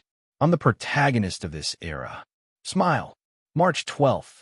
I feel that there's a need to take the initiative to seek out and gather information about the 4th epoch, 3rd epoch, and even the 2nd epoch. My experience of participating in that ancient secret organization tells me that there might be countless secrets hidden in it, the kind that will affect the direction of the current epoch. It's a pity that such information is so rare that it makes one's hair stand on end. It's either collected by the church or destroyed. I feel that it's very difficult to gain anything just by relying on my subordinates. The best way is to raise my sequence and obtain a higher position and greater authority within the church. From this diary page, it's obvious that the connection between the Emperor and Mr. Dorr was established a long time after he joined the Twilight Hermit Order. Perhaps he was already a high-sequence beyonder. Otherwise, he wouldn't have been able to withstand Mr. Dorr's ravings. Compared to the Emperor, it's much easier for me to explore history. There's his diary in the 4th epoch, and there's the City of Silver in the 2nd epoch. From time to time, I'll encounter evil spirits formed from the remnant souls of kings of angels.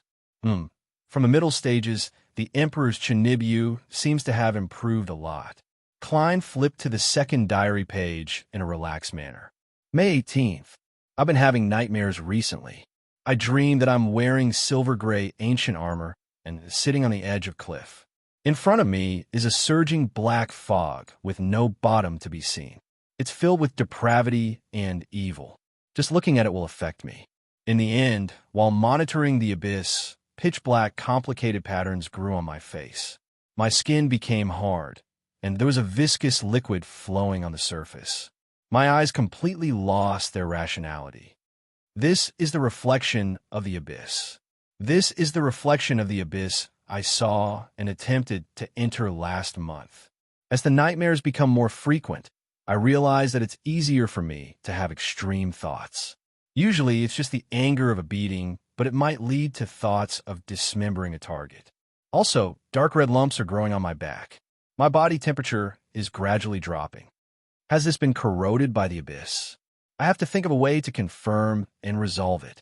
I can't find the church for the time being. Otherwise, I'll have no choice but to reveal the existence of that primitive island and the abyss.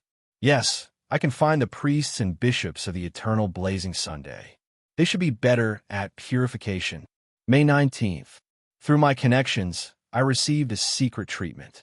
I felt a lot more relaxed, and all the abnormalities from before were improving. Amidst my joy, I was also thinking of a problem. I only explored the periphery of the abyss and didn't come into contact with any high-level devils.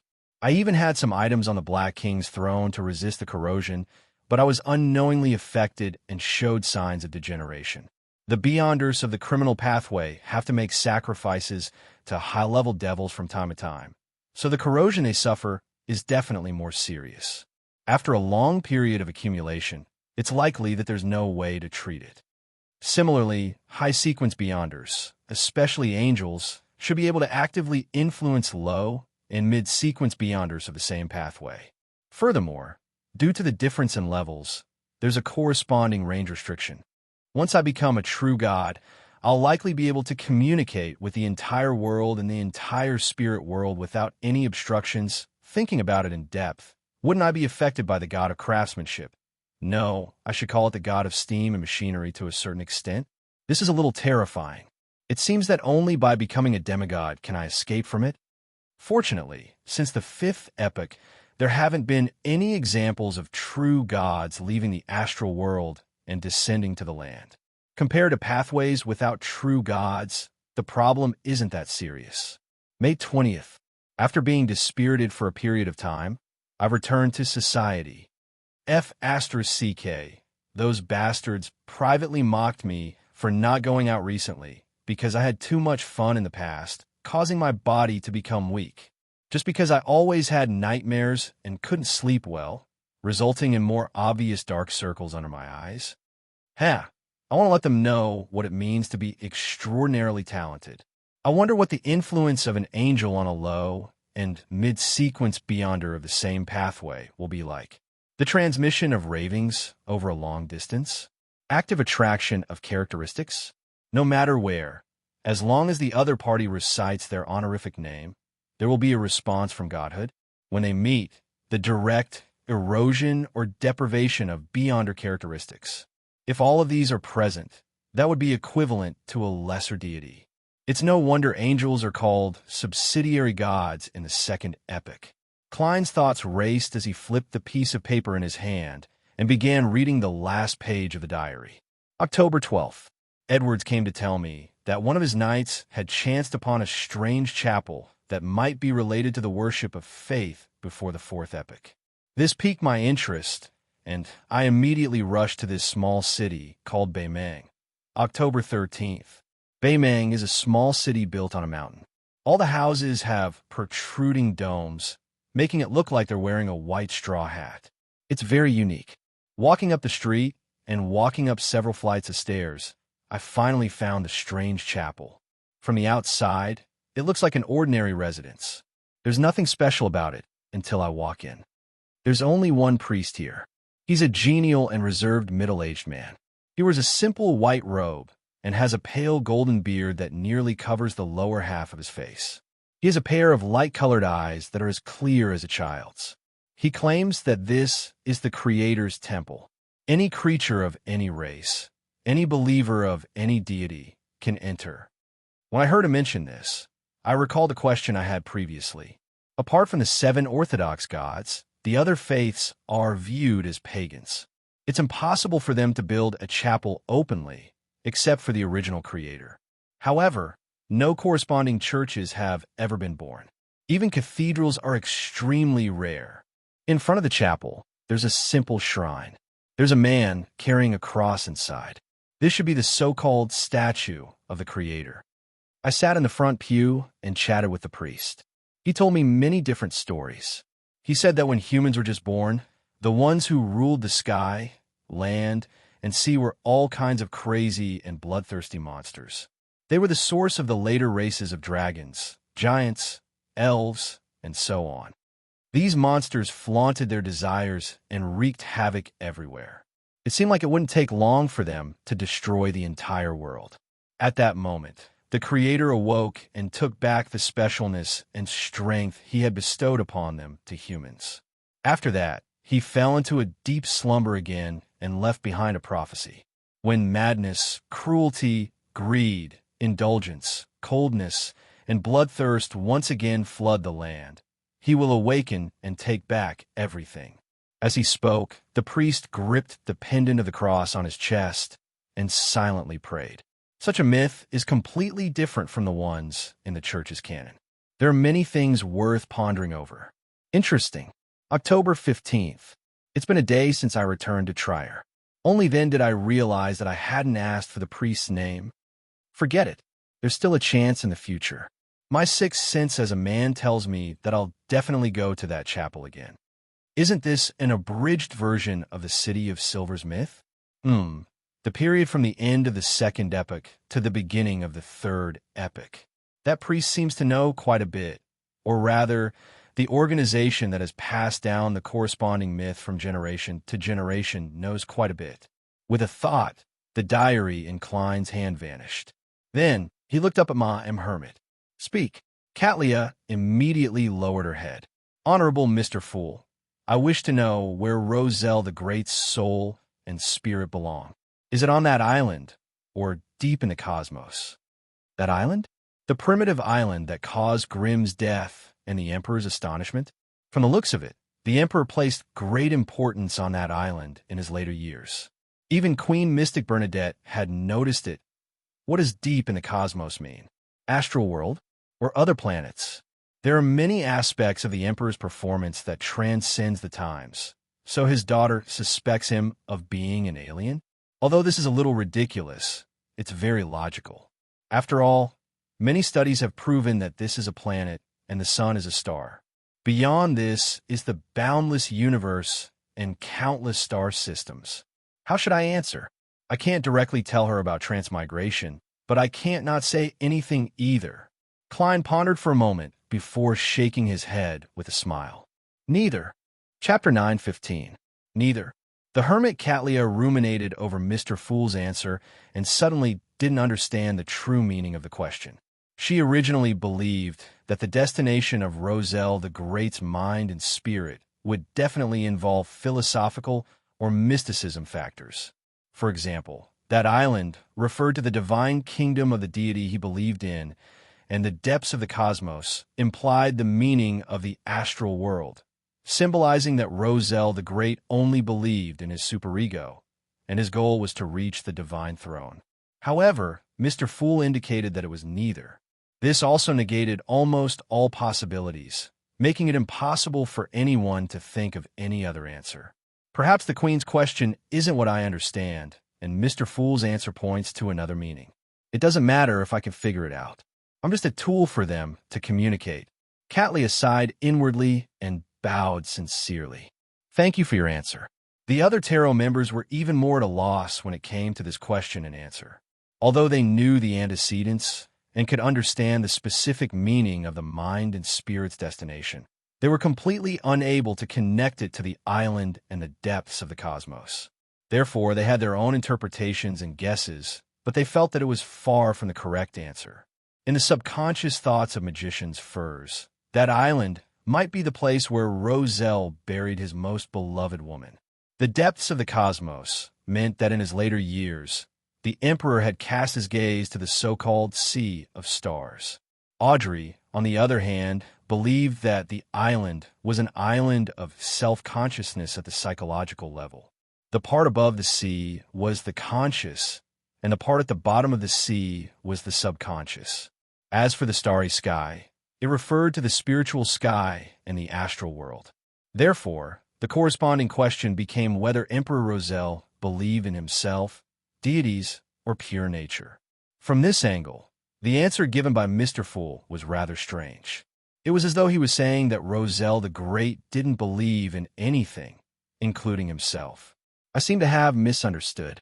But if that's the case, the Roselle the Great mentioned by Mr. Fool might seem contradictory, but he's actually hiding some deep secret. Or could it be that in his later years, he saw through life and considered the essence of the universe, the world, deities, and humans, becoming a pessimist and nihilist? Audrey thought with interest, as if she was training her own ability. The hanging man Alger's thoughts were similar to Catlia's. After some consideration, Emlyn felt that he had no clue and decisively gave up on his speculation. Son Derek had no interest in Roselle the Great, but he didn't break the silence. He kept thinking about what he wanted to communicate with. Finally, the fool, who was shrouded in the gray fog, chuckled. You may begin. The hanging man Alger immediately looked at the world German sparrow at the end of the long bronze table. He deliberated over his words and said, Sorry, That mystical item of yours might have to wait a while longer. Without waiting for him to speak, he quickly gave an explanation. That artisan has strangely contracted an illness, and there are suspicious snoopers around, so there's a delay. I'll personally make a trip over to see if I can resolve his problem and allow him to recover as soon as possible. I'll strive to create the mystical item you need in 2 weeks. He spoke very sincerely and expressed his apologies and how much he valued the matter. But in his description, he had secretly pushed all the blame to the artisan. It was as though he was saying to the world, "If you're really unhappy, I'll help you teach him a lesson. If that's not enough, I can even give you the exact address and get you to visit him personally." That artisan is in trouble. Mr. the Hanging Man still places a lot of importance on him. Yes, there are very few artisans who aren't official, or should I say, are willing to accept orders of unknown origins. I should try my best to protect this one. Klein pondered for a moment and made the fake world reply hoarsely. I agreed to this delay, but there won't be a next time. He spoke calmly, but it left the Hanging Man, Alger, alarmed. He seemed to sense the killing intent in the world's German sparrow. "Thank you for your understanding," he said with a composed expression. When Katlia, who was listening to their conversation, saw this, she looked at the hangman and curled the corners of her mouth. She nudged her glasses and took the initiative to speak. She nudged her glasses and said, "If you can't resolve that problem, I can help." From her point of view, if the problem wasn't serious, she could even do it for free. After all, this meant that she could bypass the Hanging Man and directly establish contact with the artisan. How could Alger not understand the true intentions of the pirate admiral, the hermit? All he felt was that the other party was displaying a powerful aggressiveness that made him feel a certain degree of pressure. He paused and replied without batting an eyelid. "That's not the case." He paused and replied without batting an eyelid. Then, "I'll thank you for your kindness in advance on his behalf." On the one hand, he expressed his close relationship with the artisan, and on the other hand, he didn't directly reject it. He had left himself a way out. Compared to being troubled by German sparrow, sacrificing some benefits wasn't unacceptable. The hermit Katlia didn't harp on this matter as she turned to look at the world's German sparrow. "Are you satisfied with the intelligence on West Balham?" Last Thursday, she had already gathered and organized the intelligence on West Balham that German sparrow needed. With the help of the strange messenger, she had handed it over to him. She was filled with fear towards Mr. Fool. As long as she had any other means, she wasn't willing to disturb this existence. "It cost me £300. If it's not up to standard, I'll return it on the spot," Klein mumbled, making the world's German sparrow terse as an answer. Then, the fake person cast his gaze at Miss Magicians. Furs immediately felt uncomfortable, as though she was a mouse being stared at by a cat. She couldn't help but wonder if she had done something wrong again. Could it be that when I was communicating with Zio, he heard my description of Don Dante's slander? Or is he displeased that I didn't refund him?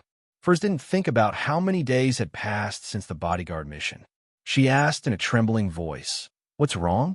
She asked in a trembling voice, "Mr. World, is something the matter?" The world's German sparrow nodded. "A commission to obtain information on the spirit world's Calderon city from the House of Abraham. The most important thing is to locate it." Calderon City. Why is the world suddenly searching for this mysterious spirit world city? Mr. Fool's instructions? This is a new segment in his revival plan. The hermit Katlia had a certain level of understanding of Calderon City. At that moment, she was somewhat surprised. The other tarot members, including Magician's Furs, weren't sure what city the world's German sparrow was looking for. All they could do was maintain their silence. Among them, Emlyn vaguely felt that he had heard of it somewhere, but he couldn't recall the exact details. 3 to 4 seconds later, the Magician's Furs forced a smile. "No problem. I'll help you ask. How much do you need?" The world's German sparrow asked calmly. £1,000. "No, £500. No, I still have to deduct the bodyguard fee." The Magician's Furs' mind raced as she finally quoted a price. £350. That's very cheap. Apart from the spirit world's 7 lights, only the House of Abraham has detailed information on Calderon City. To Miss Magicians, it's just asking about teacher. It's indeed simple and convenient.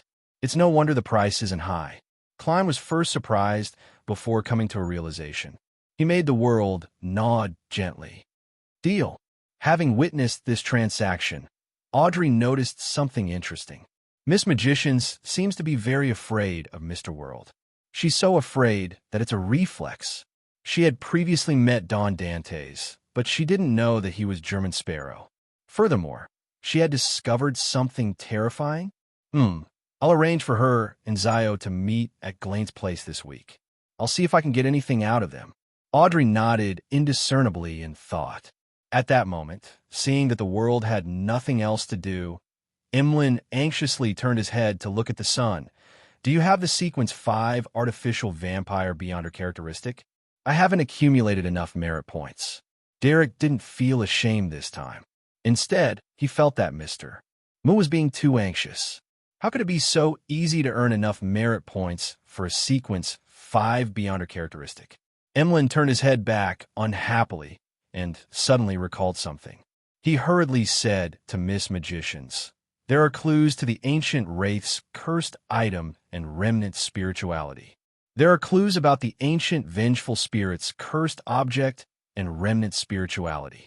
I'm waiting for the details. This might not be to directly give you the item, but to provide you with information. It'll tell you where there are ancient wraiths around Bakeland." Having said that, Emlyn thought for a moment. 300 pounds. That also means that I need to hunt that ancient wraith myself? In all sorts of mysticism rumors, this is a rather powerful monster. After hearing Mr. Moon's words, Furz's first reaction was to be placed in a difficult position. Her second reaction was to entrust the hunting mission to Mr. World. He would definitely be able to complete it quickly and smoothly. However, when she thought of how the cost of hiring Mr. World would definitely exceed the ancient wraith's value, she felt that it was better to give it a try herself. Once Zio becomes an interrogator, the two of us will likely have a higher chance. Besides, I still have Lamino's Travels. In it, I have the demigod-level Tornado and Angel's Embrace, as well as many strange Beyonder powers. Beneath high-sequence Beyonders, they're almost divine artifacts. I don't have much actual combat experience. Most of the time, I'm only escaping. This can be considered an opportunity. Magician's Furs quickly made up her mind. She said to Emlyn Deal. After confirming other matters, the transaction segment came to an end. Klein made German Sparrow, the world, look around before Mr. the Hanging Man did. I've done a preliminary investigation of Quarren's suicide in Bakeland. P.S. Seeking monthly votes, Lord of the Mysteries. Chapter 916. The person who was most interested in Quarren's suicide was none other than Justice Audrey. However, she had long noticed that Magician's Furs was curious about this matter. Hence, she didn't ask anything and maintained her sitting posture, patiently waiting for the best-selling author to speak.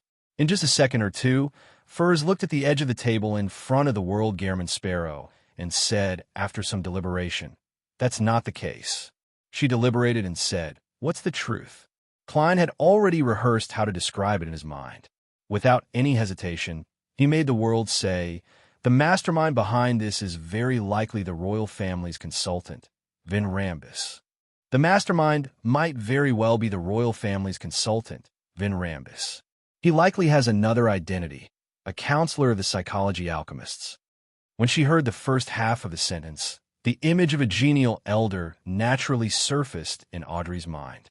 This gentleman was from a noble family and had graduated from the University of Perth. He had profound knowledge and outstanding views, and he had been a consultant to the royal family for more than 10 years. He was widely recognized as a scholar, a good man, and a gentleman. Audrey had previously suspected that Quarren's suicide might have been a result of the royal family's influence, but she never expected that the mastermind would be the gentle, kind, and humorous Vin Rambus. When the World German Sparrow revealed the gentleman's other identity, she could no longer contain her shock and surprise. Vin Rambus is a Beyonder? A counselor of the Psychological Alchemy Board? This also means that he might be a demigod. I've seen him many times, but I've never thought that he would be related to the mysterious world. I've always believed that he was a pure scholar, a scholar with broad horizons. And if Mr. World's investigations weren't misguided, it's really hard for me to imagine that Vin Rambus, who is known to be willing to help others, would be so indifferent to a life. He would coldly cause a child to lose his father, a wife to lose her husband, and parents to lose their son. He usually acts so cultured and loving. Politics is dirtier than I imagined. Same goes for the royal family. Speaking of which, I've never met a counselor of the Psychological Alchemy Board, nor have I come into contact with their upper echelons. I never expected that this secret organization isn't much different from cults like the Aurora Order or the Charismatic Order. It's still better for us, Tarot. Mr. Fool is always stopping or destroying the plans of evil gods and devils. As Audrey's thoughts raced, the hanging man Alger acutely caught the scent of gunpowder hidden in Bakelin's politics. He felt that the various factions were entangled, and there were many secrets mixed together, forming a huge barrel of dynamite that could explode at any moment. The nobles, the royal family, the Church of the Storm, the Church of Evernight, the Church of Steam, the newly rich, the commoners on the edge of a cliff, the lowest class living miserable lives. The change of the times is so obvious that I actually didn't realize it clearly before. I simply believe from the Zillings' words and the evidence he provided that an era in which the old gods are gone and new gods are emerging. The tides of history are surging and irreversible. Amidst Alger's silent sigh, he seemed to see the towering Gothic bell tower and the bell of order hanging on it. And around this famous object, air currents formed and the light dimmed, as though a storm was brewing. In a daze, Alger suddenly had another thought. The ones emerging might not be new gods. Perhaps there are ancient gods that have returned from an even more distant era. He instinctively glanced at the end of the long bronze table before quickly retracting his gaze. His heart was in turmoil, and he found it difficult to calm down. At this moment, he inexplicably felt that his previous ambitions and goals were too small. He only wanted to become the Archbishop of the Church of the Storm and become a saint. He wanted to have the right to speak in the entire world and secretly direct many things. Since the old gods are gone and new gods are emerging, and Mr. Fool is returning to his throne in the astral world, why can't I consider becoming an angel? Only at this level can I complete a qualitative change in my life form and live for a long time. Only then can I stand above all living beings and lead a large organization, controlling the power at the level of the world. As these thoughts flashed through his mind, the hanging man Alger trembled in a way that others couldn't detect. His heart spewed out excitement. Catlia made the connection to Queen Mystic's whereabouts in the past 2 months. She felt that she had spent most of her time in Bakeland. Is there really something that's going to happen in Bakeland? When I write this letter, I could try asking and see what the Queen will answer. Catlia nudged the thick glasses on her nose bridge and glanced at Miss Justice and the other members of Bakeland. Magician's Furs knew some of the details of Quarren's suicide. She knew that the victim had acted on his own the entire time and wasn't controlled. She also knew that the witnesses firmly believed that all of this was caused by Don Dantes. The comparison between this and the actual situation made her feel a strong fear towards the counselor of the psychology alchemists. She didn't want to one day discover that her thoughts and preferences were instilled into her by someone else. How is this different from Puppet? Mid and high sequence beyonders of the spectator pathway are truly terrifying. However, this is good writing material. In the field of psychology, there's hypnosis to begin with. In my next book, I want to write about a sick female lead who falls in love with a gentleman and uses hypnosis to make him fall in love with her. At the end, she realizes that the gentleman is a master hypnotist. Furs opened her mouth before closing it again. She didn't ask anything about Vin Rambus because she didn't know this royal family consultant. The main reason why Klein shared the matter regarding Vin Rambus was to remind Miss Justice to be careful and wary of this psychological alchemy counselor. At that moment, seeing that his goal had been accomplished, he said, "There's one more thing. Help me keep an eye on Konas Kilgore. He's the deputy director of MI9.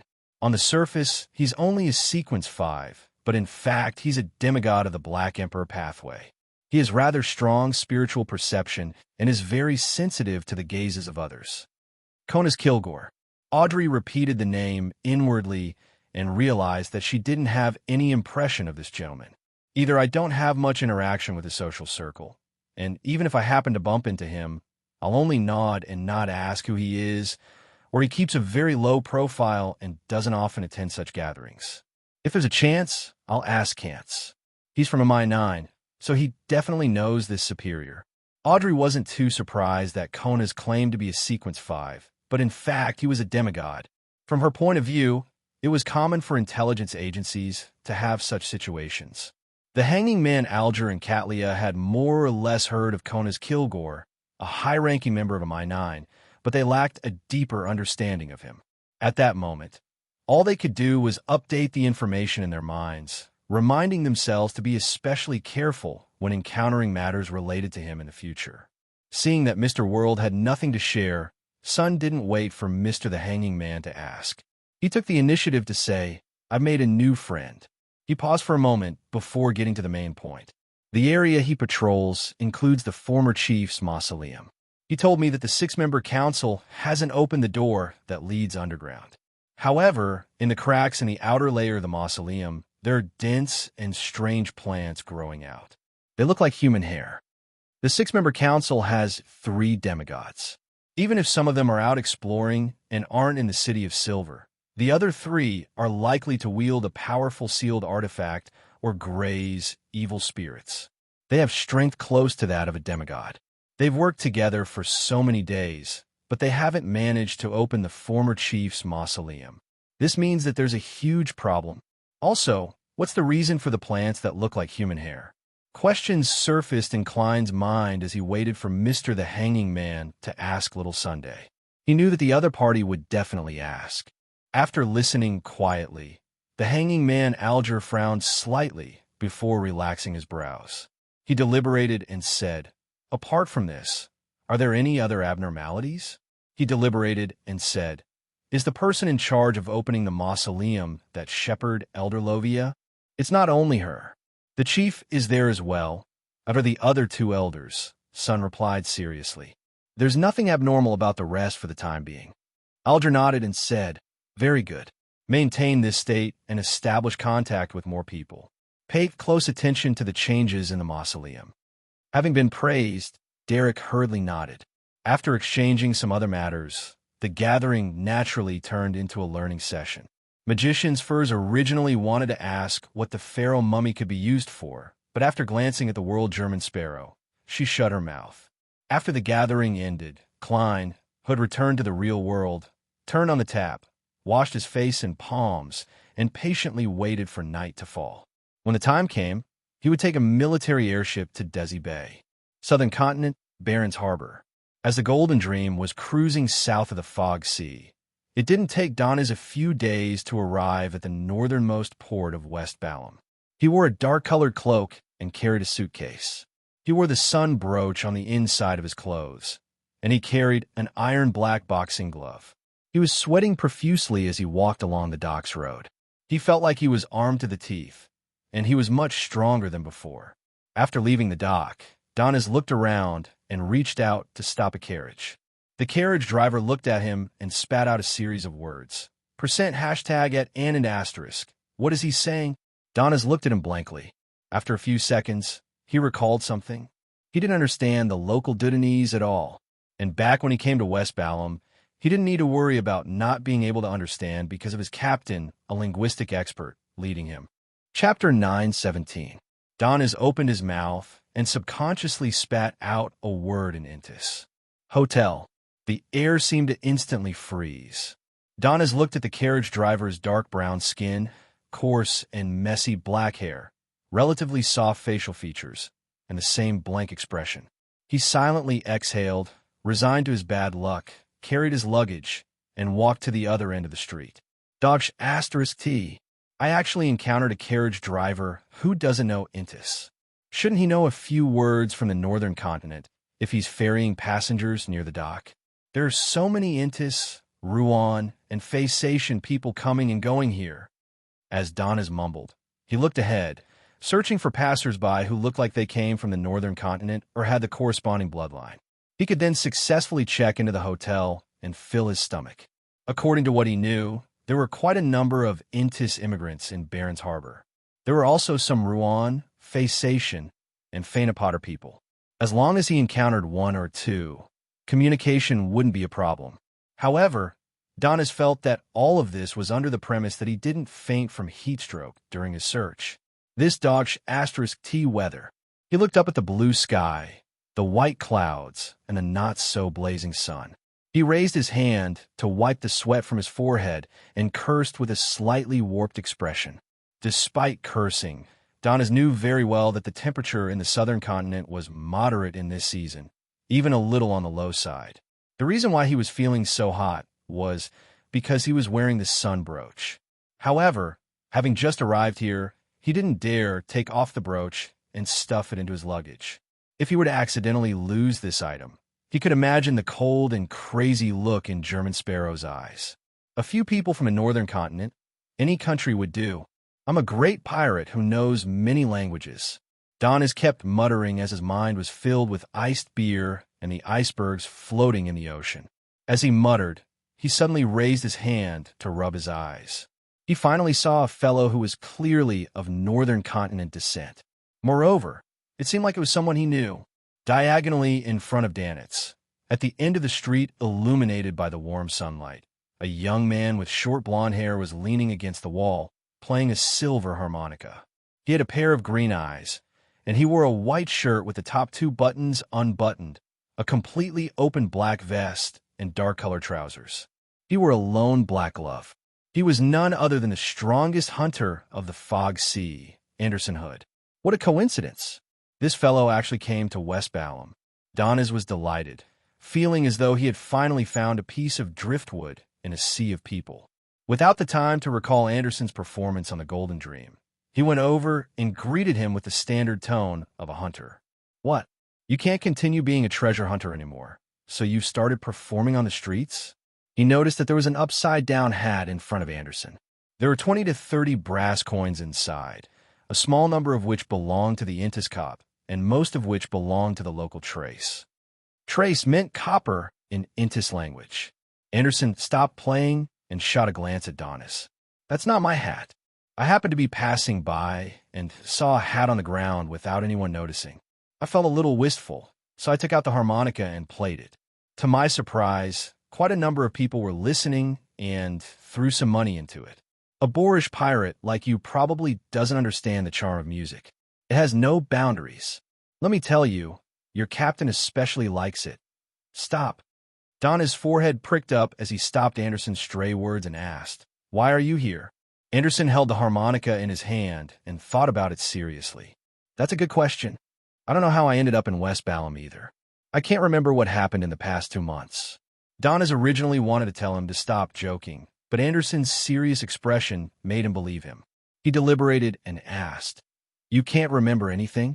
Anderson put away the silver harmonica and bent down to pick up the hat that had quite a number of coins on it. He flicked the dust and said, "My last memory is that I was in Byam.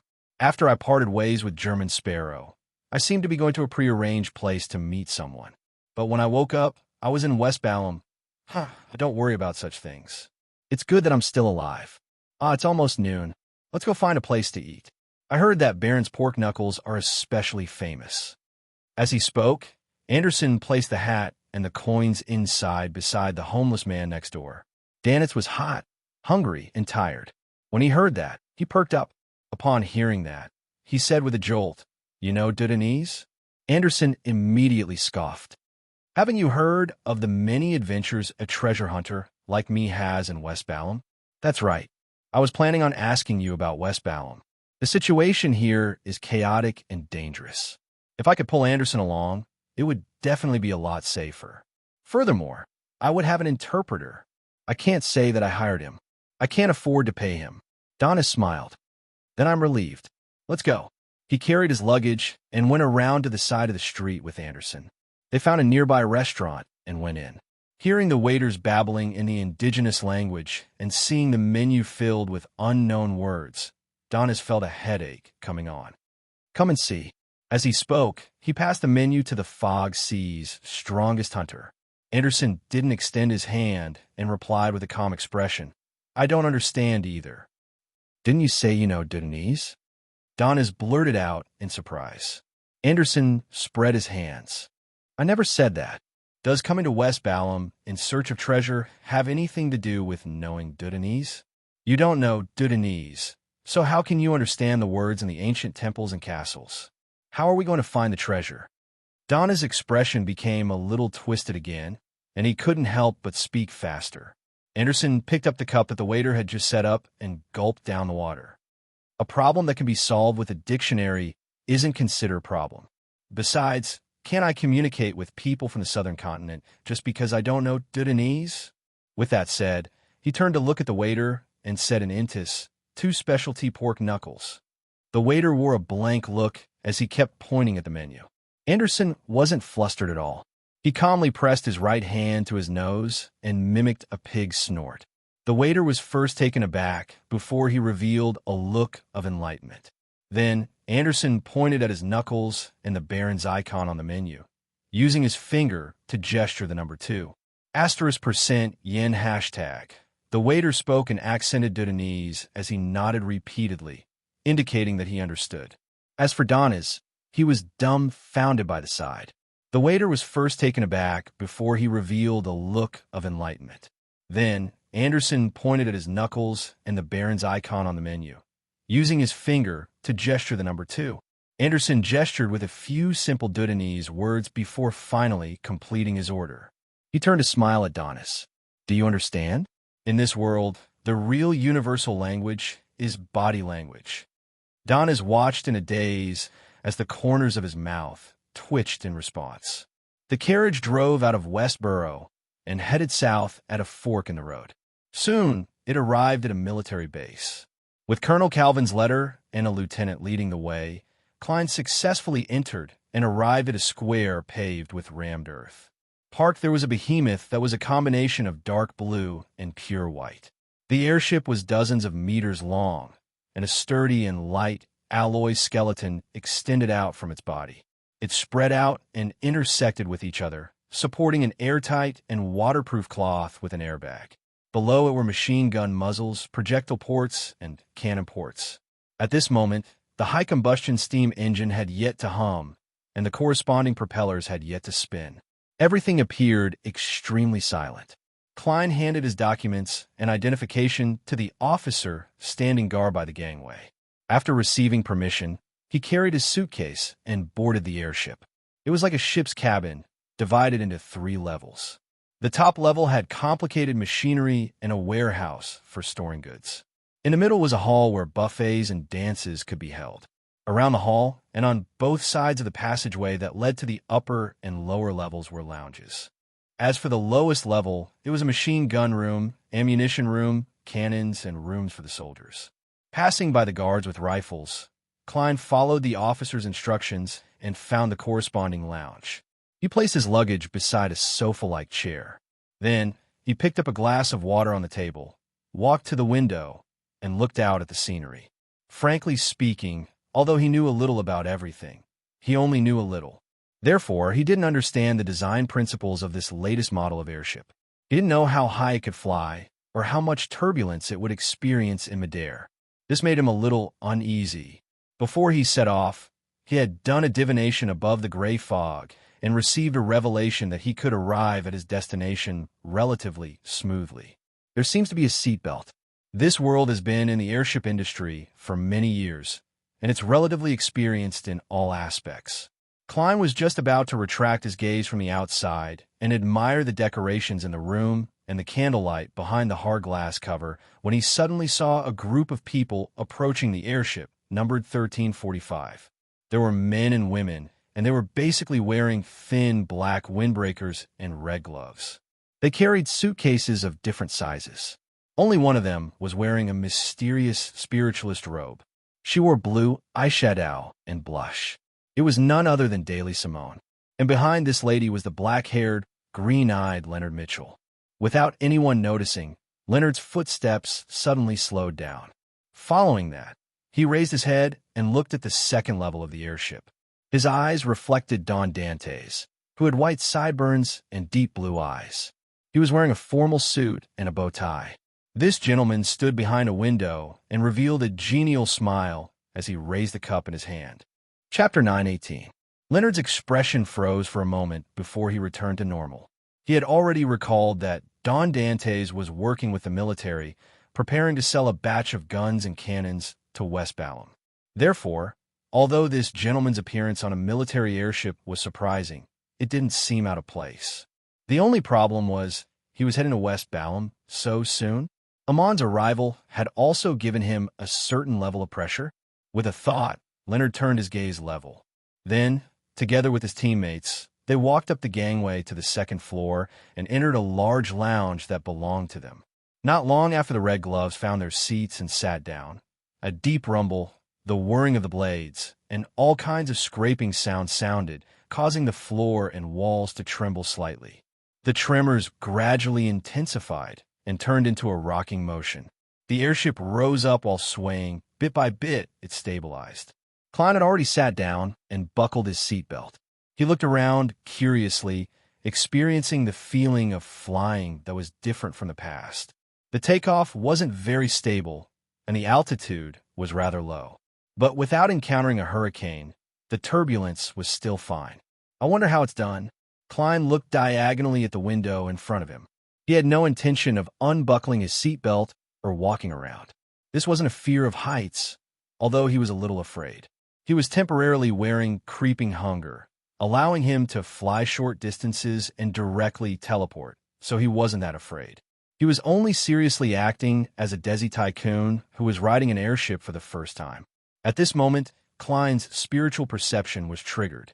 He hurriedly tapped his molars and quickly activated his spirit vision.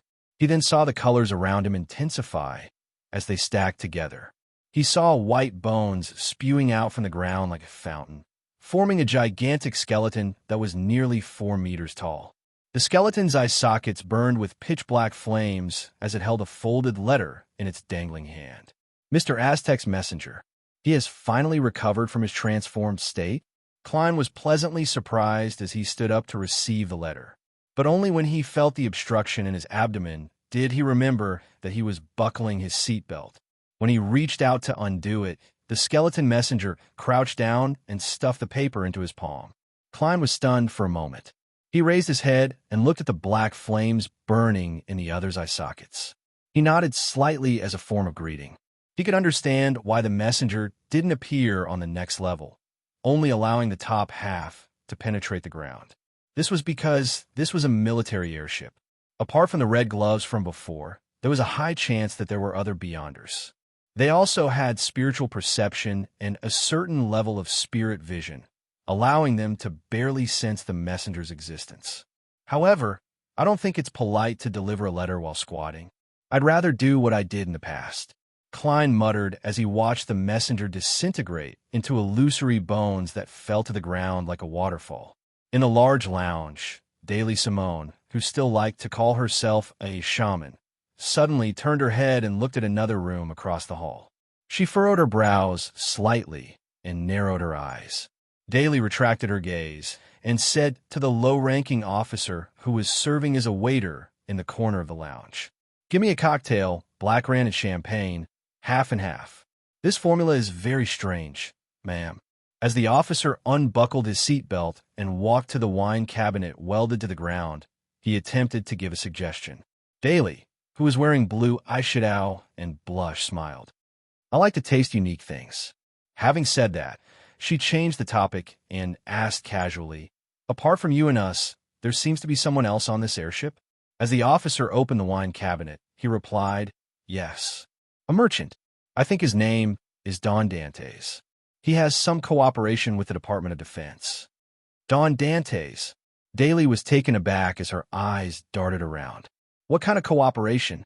To her right, Leonard Mitchell subconsciously adjusted his sitting posture. He switched from placing his right foot on his left leg to placing his left foot on his right leg. "I'm not sure," the officer replied with a shake of his head. "It seems to be using that gentleman's experience in the southern continent." Southern continent? Daly repeated the term in thought and didn't ask further. In the small lounge opposite, Klein had already unfolded the letter and was reading it seriously. It was indeed from Aztec Eggers. He indicated that his previous experience had allowed him to recover more of his memories. He had no choice but to sleep to digest and recover, so he wasn't able to reply in time. Klein truly relaxed as he shifted his gaze to the content at the back in a good mood. Aztec's description of the spirit world plunderer was, "This is a rather cunning and rare creature. It's very good at disguising itself, and it's not easy to find. One thing that can be used is that it's very aggressive. However, it's also very dangerous. Even if one has strength close to sequence 4, one has to be sufficiently careful. Otherwise, one might accidentally become its sole avatar. Its specific characteristics are, I'm not too sure, or perhaps I haven't recalled the areas where spirit world plunderers frequent. I suggest you pray to Red Light, Ire Moria. He is very friendly to humans and is willing to answer similar questions. He also wields the corresponding authority. The key to the ritual is the correct honorific name and symbol. When you have clues to the spirit world plunderer, you can wait for a while. I might be able to provide some help. How can I do that?" Klein raised his right hand and pinched the sides of his mouth. He then flipped the paper and looked at the last page. "Similarly, I'll help you seal that glove again. It's not that I don't want to teach you the sealing method, but you probably won't be able to complete it. This requires the power of the underworld. At the very least, you need an undying to do it. All right, I should be free soon. I remember you talking about the Death God's ring. Mr. Aztec doesn't seem to have changed much. At least, I can't tell from the letter." Klein slowly exhaled. With a flick of his wrist, he ignited the paper in his hand, reducing it to ashes that fell into the dustbin welded to the ground. Although Aztec wasn't aware of the places where spirit world plunderers frequented, he could roughly determine that this descendant of death similarly didn't remember Calderon City. He could also vaguely guess that the mysterious spirit world city likely had nothing to do with the underworld. Otherwise, Mr. Aztec, who had long recovered his connection with the underworld, would have recalled certain details. However, he still planned on asking about Calderon City in his reply. No matter what, one should always have hope. Also, I should inform Mr. Aztec that I've arrived in the southern continent. Klein seriously considered how he should reply to him. However, he didn't immediately take action, afraid that summoning the messenger would trigger the spiritual perception of the other Beyonders on the airship. As his eyes darted around, Klein looked out the window once again. He saw that the sky outside was dark and silent. Looking at the dark sky where the crimson moon was obscured by the clouds, Admiral of Stars Catlia retracted her gaze, raised her pen, and deliberated over her words. The answer to that question is that neither of the choices is right. She was a little puzzled at first. Why didn't the Queen directly ask what home referred to? Instead, she added 2 guesses. Wouldn't this easily result in the question not receiving an effective answer? Later, after some thought, she believed that the Queen was indeed more thoughtful than she was. As she was facing a secret existence suspected to be an ancient god, and as the number of diary pages she had provided added up to about 20 pages, with the corresponding answer being exchanged every time, just 3 diary pages, even if they were of high value, were unable to match the critical question of Roselle the Great's mind and spiritual home. The secret hidden within might be more important than a card of blasphemy. And Queen Mystic seems to be very persistent about this question. She isn't willing to switch to anything else. Therefore, she deliberately added 2 options, hoping to get an answer that could be eliminated or confirmed. In contrast, this lowers the value of the question. It happens to be in line with the principle of equivalent exchange. As Catlia's thoughts wandered, she recalled certain matters from the past. Back then, she was still young and was receiving instruction in various aspects. Queen Mystic would occasionally test her and tell her that during the process of answering, there were 3 opportunities to lower the difficulty. The first was to request to eliminate a wrong option. The second was to seek help from a designated person on the ship, and the third was to pray to one of the 7 lights in the spirit world to obtain the answer. Of course, the prerequisite was that she could complete the ritual herself. Clearly, Queen Mystic had chosen the first method to lower the difficulty. Did Queen Mystic have a similar experience when she was young? After eliminating the two wrong options, it's unknown how far she's from the correct answer. Catlia's expression unconsciously softened as she wrote. According to the intelligence I've received, there's a storm brewing in Bakeland. I hope you're well. She didn't directly mention the deputy director of MI9 and the royal family's consultant. After all, this was information shared on the tarot. It wasn't like her own question, which had Mr. Fool's tacit approval, allowing her to directly inform Queen Mystic. After folding the letter, Catlia summoned Queen Mystic Bernadette's messenger. Baron's Harbor. Night had just fallen. Donnas and Anderson found a hotel run by Intis immigrants and experienced the convenience of language communication. After putting down his luggage, Donnas, who was wearing a cloak and boxing gloves, immediately went out and headed for the staircase. Anderson leaned against the opposite door and asked in amusement, "Is there anything else? Is there anything else?" Donnas immediately scoffed. "To buy a dictionary. This is much more reliable than your body language. In a few days, I might be able to grasp a few commonly used words." Anderson stroked his chin with his black-gloved left hand. "Your boxing glove was left behind by that giant, right? What are the negative effects?" Donnas blurted out, becoming rash in action. "My actions have become reckless. I always act first before thinking about problems." As he spoke, he fell silent. Chapter 919. Frankly speaking, I was a little surprised to see the evaluation of tarot. I had thought that there would be people who would say that tarot had become repetitive and not interesting enough, but I didn't expect so many people to say it so vehemently. I had summarized the problem of tarot a long time ago, probably at the end of Book 2 and at the end of Book 3. Why not? Firstly, because it would cause time to be divided into small units of weeks, and the development of events would be fragmented, fixed, and programmed. Secondly, as an organization with weak members and a lack of cooperation, it would be an organization that could only hide on the surface. The communication between members would not be close enough, and the information that could be exchanged would gradually become insufficient. With Klein as the main body, unless most of the members' stories and experiences were turned into side stories within a week, instead of rotating them daily.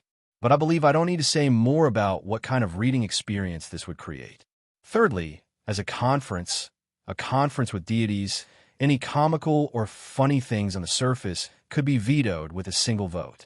It wouldn't be considered. Tarot didn't in the past, doesn't in the present, and won't in the future. Therefore, interesting points and reactions could only be concentrated in the mind. When the information content was insufficient, the program became more and more fixed, and there were no new members joining. Repetition and a certain degree of tedium were unavoidable. But wasn't this the normal state of a conference? Laugh if there was no communication in the mind, and it was all simple questions and answers and body movements. Trust me, the conference would be 100 times more boring. That was why I'd always said that most of the time, I would skip over tarot and would omit it. That was the reason. Then why should I write? When the information involves the growth of the members' mentality, changes in their thinking, and the shaping of their personalities, I had to write. If I added it after encountering a corresponding situation, it would definitely seem abrupt and not gentle enough, and the readers would be mentally unprepared. Actually, when I wrote the terms island and the depths of the stars, I was very satisfied and felt that it was very interesting. This was because it wasn't just from the perspective of personality, it also involved different experiences, knowledge, and emotional inclinations. It was very interesting. Furthermore, when a normal person knew that this was an important issue involving Roselle the Great and heard the corresponding content, how could they not try to understand and guess? It would be abnormal if they didn't do it. Derek was abnormal because he couldn't understand how important Roselle the Great was to outsiders. Also, starting from the tarot a long time ago, other than the most important information, I would try my best to only write 1 or 2 details at a time. At most, I would write 3 details at a time. I would skim over the rest. But no matter what, I still had to skim over it. Otherwise, the characters would fade away. As for whether or not their imaginations were exaggerated, the magicians were afraid because they had met Don Dantes and talked bad about him behind his back. Furthermore, when they were working together, The German sparrow had displayed his cleverness and craziness, so it was inevitable that they were afraid. In addition, they weren't sure what kind of hidden dangers the pharaoh mummy represented. Wasn't it normal for them to be curious about its use? The reason why they didn't ask later wasn't because they thought it was gossip. It was simply because they didn't want to pry into other people's secrets. Yeah, it was awkward to talk about it from God's perspective. The hanging man's fears stemmed from the difference in strength, as well as the other party's identity as a blessed. Just like in the workplace, if you offended the trusted aide of your leader, wouldn't you be worried about being kicked out of the company and left to fend for yourself? Sometimes, leaving blank space was charming, but if you didn't write it clearly, you would really be scolded badly. After all, the readers weren't here to read and comprehend. Just like this time, why did Bernadette ask such a question? Just think about the implied attitude and the comparison of their statuses, and you would understand the reason. Then, she was called a retard. Really, sometimes it was really silly to be criticized. To be able to help Bernadette eliminate two wrong choices, I felt that little Ku's heart was already very soft. If the other party were to guess the truth, it would be troublesome. If I were to be colder, I could directly request for a different question, saying that the current diary didn't reflect it. Another time, I saw someone say that Audrey's character was too naive and childish. She was always pouting, which didn't match her character. I felt ashamed. I didn't think I'd written such a thing before. I quickly opened the documents and searched for the word pout, one by one. In the end, I discovered that there was only one pouting in the entire text. It was Zio. As for Audrey, she only puffed her cheeks a few times. But even an adult would subconsciously do such a thing at times. At this point, after writing so much, I still have to sincerely apologize because ultimately it's my fault. I wasn't able to write clearly, which made it difficult for people to understand, and I wasn't able to make the writing more interesting. I wasn't able to reduce the repetition and monotony, which resulted in a poor reading experience. All of this is definitely the author's fault. It's the author's failure, and there's no reason or excuse for it. I have to sum up my experience and find a solution. Currently, there definitely won't be a tarot for a long period of time. This isn't something I've thought of now, but something I've been preparing for since the beginning. I'm ready to jump back to the timeline at any time. Yep, previously because I was writing about Dawn Dantes, my daily life was rather dull. If I switched to another member, and it didn't have anything to do with Klein, it would directly dilute the main storyline, and the point of view would be very messy. This was the result of my previous experiments. When Klein came out, there would be something more exciting, and I would naturally be able to expand the plot of the other members. I had been suppressing Little Son's progress for a long time. Chapter 9:20. Going out to buy a dictionary at night in a city that's a little chaotic and with the appearance of an intis patient.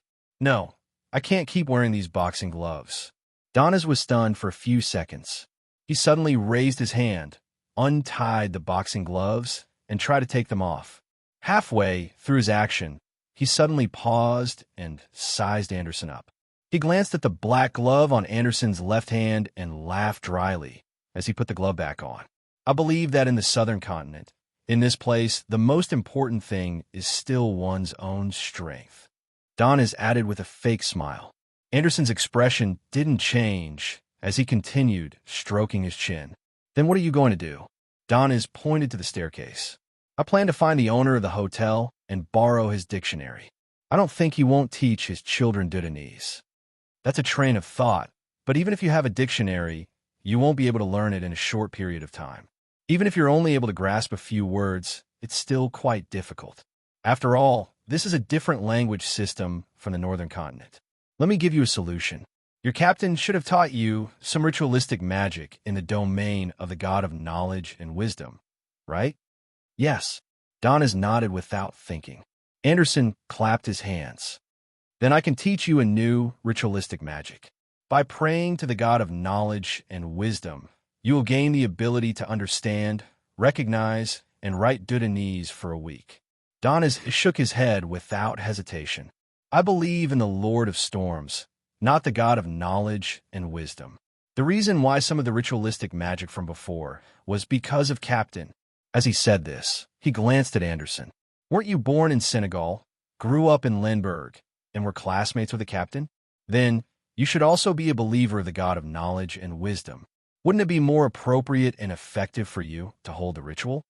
Anderson shook his head and smiled. Although they are all believers, there are only a few who can truly receive a response. He pretended to think for a moment before saying, "The best way is to ask the priests and bishops of the Church of Knowledge for help and ask them to make some amulets." I remember that there are a few missionaries from Limburg and Baronsport. Why don't we pay them a visit tomorrow? Donna's was about to answer, but he suddenly put on a puzzled expression. I have a feeling that you seem to be plotting something. Anderson's expression froze. On the airship, Klein had his seatbelt fastened and a blanket draped over him. He was already fast asleep as he leaned against the back of his chair. At this time, it was dark outside the window, and the lights on the ground were sparse. The scenery seemed to be moving slowly, but it was actually moving quickly. Everything seemed so peaceful and calm. After an unknown period of time, Klein suddenly woke up and stretched his neck. As he was wearing death knell, he had drunk quite a lot of water and was woken up by the swelling in his lower abdomen. Lifting the blanket and unbuckling his seatbelt, Klein covered his mouth and yawned. He walked out of the lounge and headed to the bathroom in the corner of the hall. After happily resolving the problem and washing his hands, he turned around and walked out of the bathroom. When he returned to the hall, he suddenly saw a figure. The figure stood in the dimly lit spot. She was wearing a black robe, blue eyeshadow, and blush. At a glance, she looked like a ghost that had floated out of a morgue. "Ma, I'm Daily." Without a doubt, Klein knew her as he immediately reacted in shock. Daly took a few steps forward and looked up at Dawn Dantes' face. Her gaze stopped at his eyes as she outlined a smile. "Your eyes and bearing resemble a friend of mine, especially your eyes."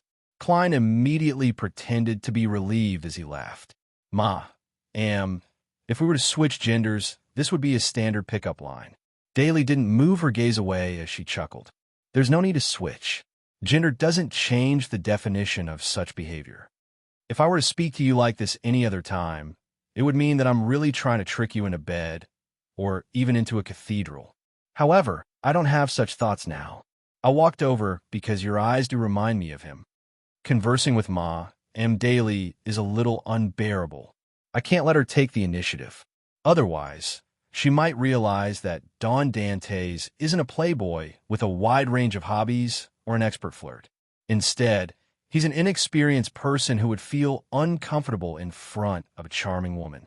I have to take the initiative and lead the conversation." Klein's thoughts raced as he asked in a half-joking manner, "Ma'am, do you like that friend?" Daly was taken aback for a second as she pricked up her brows and lowered her head with a smile. "This isn't something that needs to be hidden. If only he could be like you, brave enough to take the initiative in front of women and know how to create an ambiguous atmosphere. If that's the case, we might even have child. Unfortunately, he's a conservative person. When we chat, he only talks about business and experiences. When I give him a little hint or make some jokes that go too far, he'll be very uncomfortable and always find an excuse to leave. He looks old, his hair isn't well maintained, and his memory is poor. He even forgets my birthday. When I think of him, I get very angry. I can't wait to push him onto the bed and tie his hands to the railing at the head of the bed." Klein looked at the top of Daly's head with a gloomy gaze. He sighed and interrupted her words. "Madam, you talk too much." Daly raised her head and said with a smile no different from before, "I thought you were going to talk about this in depth." Klein laughed. "Then why didn't you put those thoughts into action? I can see that you are not a woman who only knows how to talk." Daly snorted. "Guess. Right on the heels of that." She nodded. "Thank you for not saying that I'm harassing you." As she spoke, she turned around and returned to the large lounge where the red gloves were. The corners of Klein's mouth curled up slightly as he shook his head and walked to his cabin. When she arrived at the entrance of the large lounge, Daly, whose gaze landed on the floor in front of her, suddenly saw a pair of leather shoes without straps. Her gaze moved up, and her eyes reflected the black-haired, green-eyed Leonard Mitchell.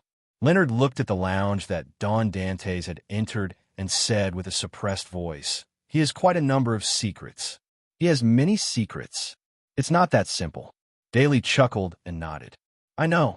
With that said, she walked past Leonard Mitchell in a relaxed manner and walked into the large lounge. After walking a few meters, she slowed down and lowered her head slightly again. Leonard remained standing at the door, looking at the elongated shadows cast by the lights outside. He slowly and silently exhaled. In the small lounge, Klein stood by the door. He raised his right hand and rubbed his son acupoints like a statue. City of Silver, Bird Household. Derek sat on the stool, munching on the bread made from black-face grass powder as he seriously listed out the things he should have done but hadn't done recently. I haven't gotten the information on Bizarro-Bane that Mr. World needs. I'm still lacking quite a bit of merit for a Sequence 5 vampire beyonder characteristic. I only have 3 friends, which isn't enough. There are only a few clues regarding the former chief's mausoleum.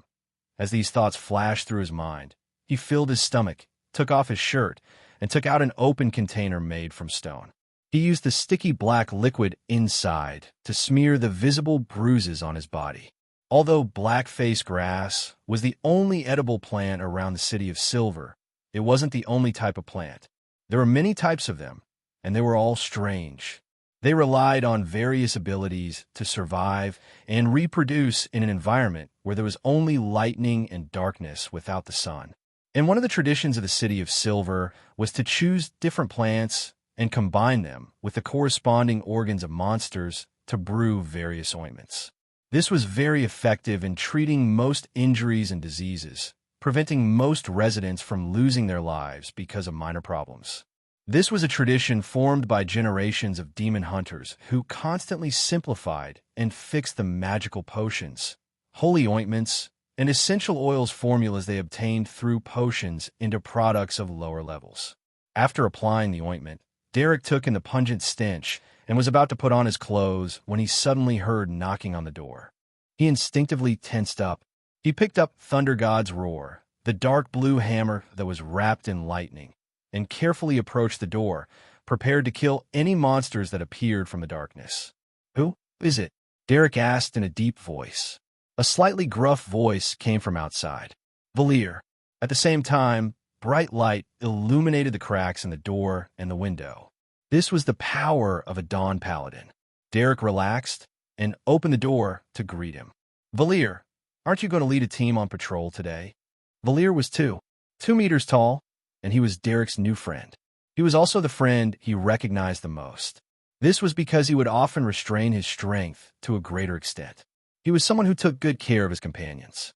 In addition, the closest patrolling area that included the former chief's mausoleum was Valier's team. Valier had brownish-yellow hair that was similar to Derek's. He had a thick beard, and his favorite activity was to fight with others. Upon hearing that, he smiled and said, "The 6-member council has just ordered our team to circle around the area where the former chief's mausoleum is located.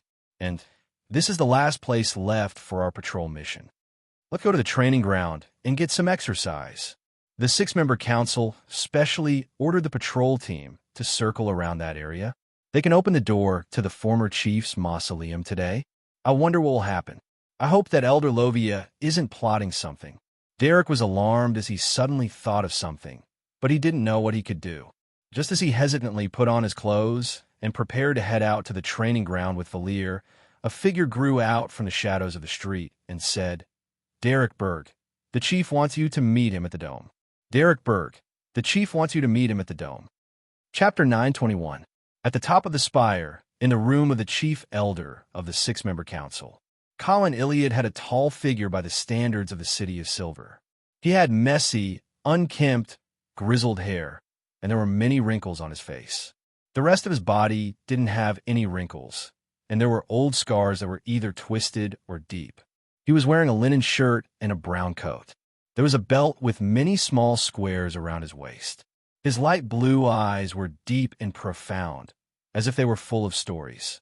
After Derek bowed, the demon hunter nodded slightly and pointed at the items on the table diagonally in front of him. Remember them? Derek looked over, and his gaze suddenly froze. His eyes reflected 2 translucent worms that were as thick as a child's fingers. "Worm of time," There were worms of time with transparent rings. It was a worm of time that originated from blasphemer Amon's avatar. Yes. Derek was silent for a second before he answered instinctively. Something left behind by Amon. Colin Iliad nodded indiscernibly. One of them was even coughed out by you. Without waiting for Derek to speak, he slowly said, "You once said that when you're possessed by Amon, you're in a daze most of the time, like you're dreaming. You'll only wake up occasionally." Faced with the chief's gaze, Derek nodded repeatedly, indicating that he had indeed made such a description. Colin Iliad moved his gaze away and cast it outside the window. He looked down at the buildings not far away. "I don't think I told you what you did during that time.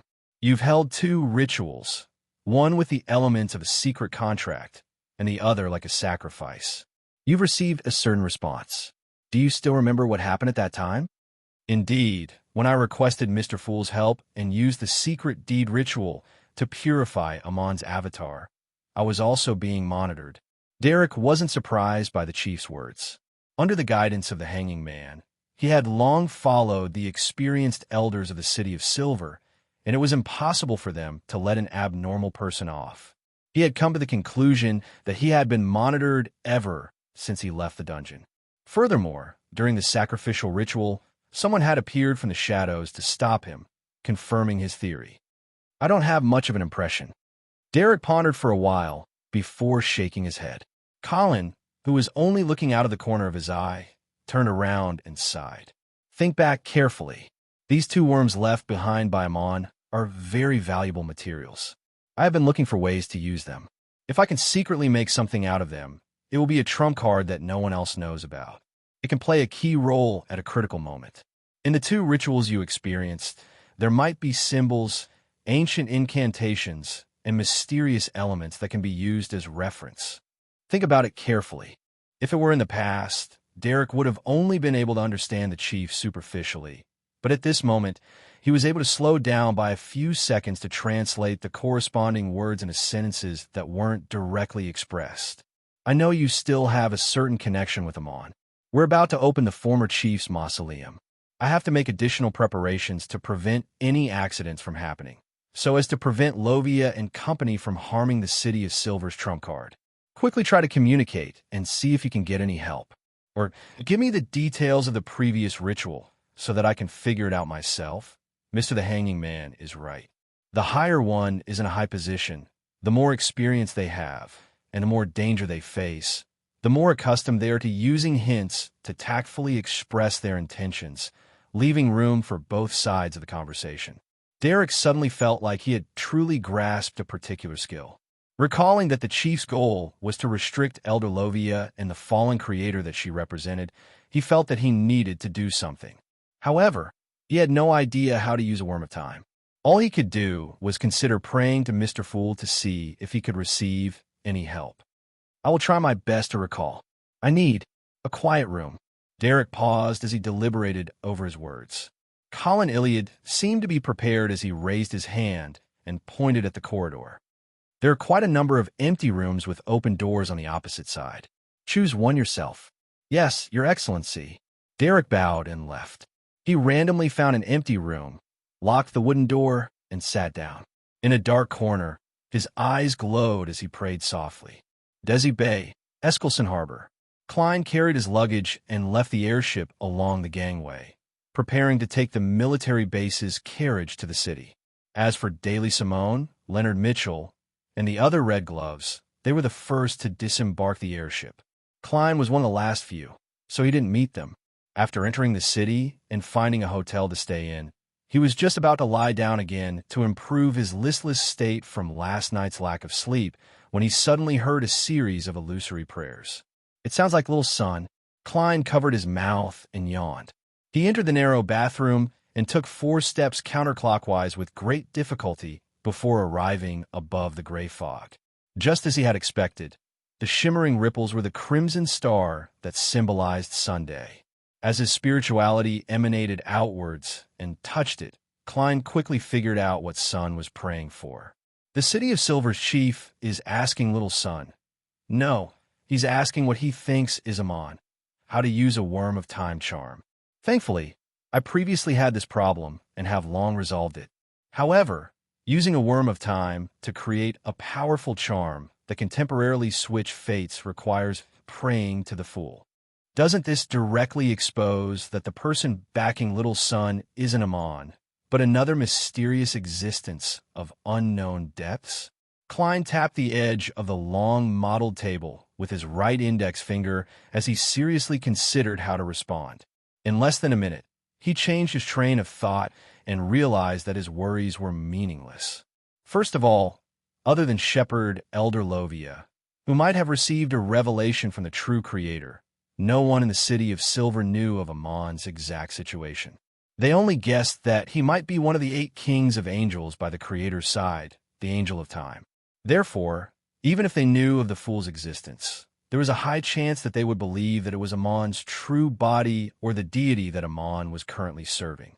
Secondly, the honorific name of the fool was no longer a secret to the true creator, blasphemer Amon, and shepherd Elder Lovia. It didn't matter if more people in the city of Silver knew of it. Furthermore, the chief named Colin Iliad was only a demon hunter. Even if he had the honorific name of the fool and had a grade 0 sealed artifact, he wouldn't be able to do anything. After all, even blasphemer Amon and the true creator didn't knock on my door in the middle of the night. Finally, the chief of the 6-member council had long known that there was a problem with Little Sunday. Now, it was almost as if he had made it clear. As Klein's thoughts raced, he felt that he needed to be bolder. He might even be able to use this opportunity to develop a backer or two in the city of Silver. No, believers, so that Little Sun wouldn't have to struggle alone. Furthermore, I made great progress compared to when I purified Amon's avatar. I've accumulated a deeper level of mysticism knowledge, and I wield the Sea God Scepter. I can draw more power from the mysterious space above the gray fog. I don't have to worry about making any mistakes when facing a Sequence 4 demigod during the ritual, as long as I don't rashly pull people above the gray fog. Klein quickly made a decision. He turned the process of creating the Fate Siphon charm into a projection and threw it into the crimson star that symbolized Sunday. Knock, knock, knock. The sound of knocking echoed in the chief's room at the top of the spire. And long before the sound was heard, Colin Iliad already knew that Derek Berg had opened the door and was walking in his direction. Come in. He turned around and faced the entrance. Derek pushed the door open and bowed. Your Excellency, I remember some blurry details. Colin Iliad nodded calmly. What are they? Using pure silver and mercury as the materials. Derek succinctly described the first part of the ritual and paused for a moment. Back then, I seemed to be muttering an honorific name, the fool that doesn't belong to this era. Colin narrowed his eyes and suddenly interrupted him. The corresponding symbol is the one left on the candle? Yes, Derek answered frankly. The second part is the mysterious ruler above the gray fog. At this moment, Colin interrupted him again. You don't need any other ritual materials? There's no need for that. Derek nodded in surprise. Only then did he realize that the chief seemed to be deliberately interrupting him from chanting Mr. Fool's honorific name. Yes, our common language is Jotun, a language that can stir the powers of nature. If I were to directly chant the honorific name, it would definitely produce all sorts of unknown effects. It's because I know that Mr. Fool is a true deity and is trustworthy that I habitually recited it in one go. But the chief isn't aware of this. Derek continued in enlightenment. The third part, the king of yellow and black who wields good luck. Colin listened quietly, nodded slightly, and said, Very good.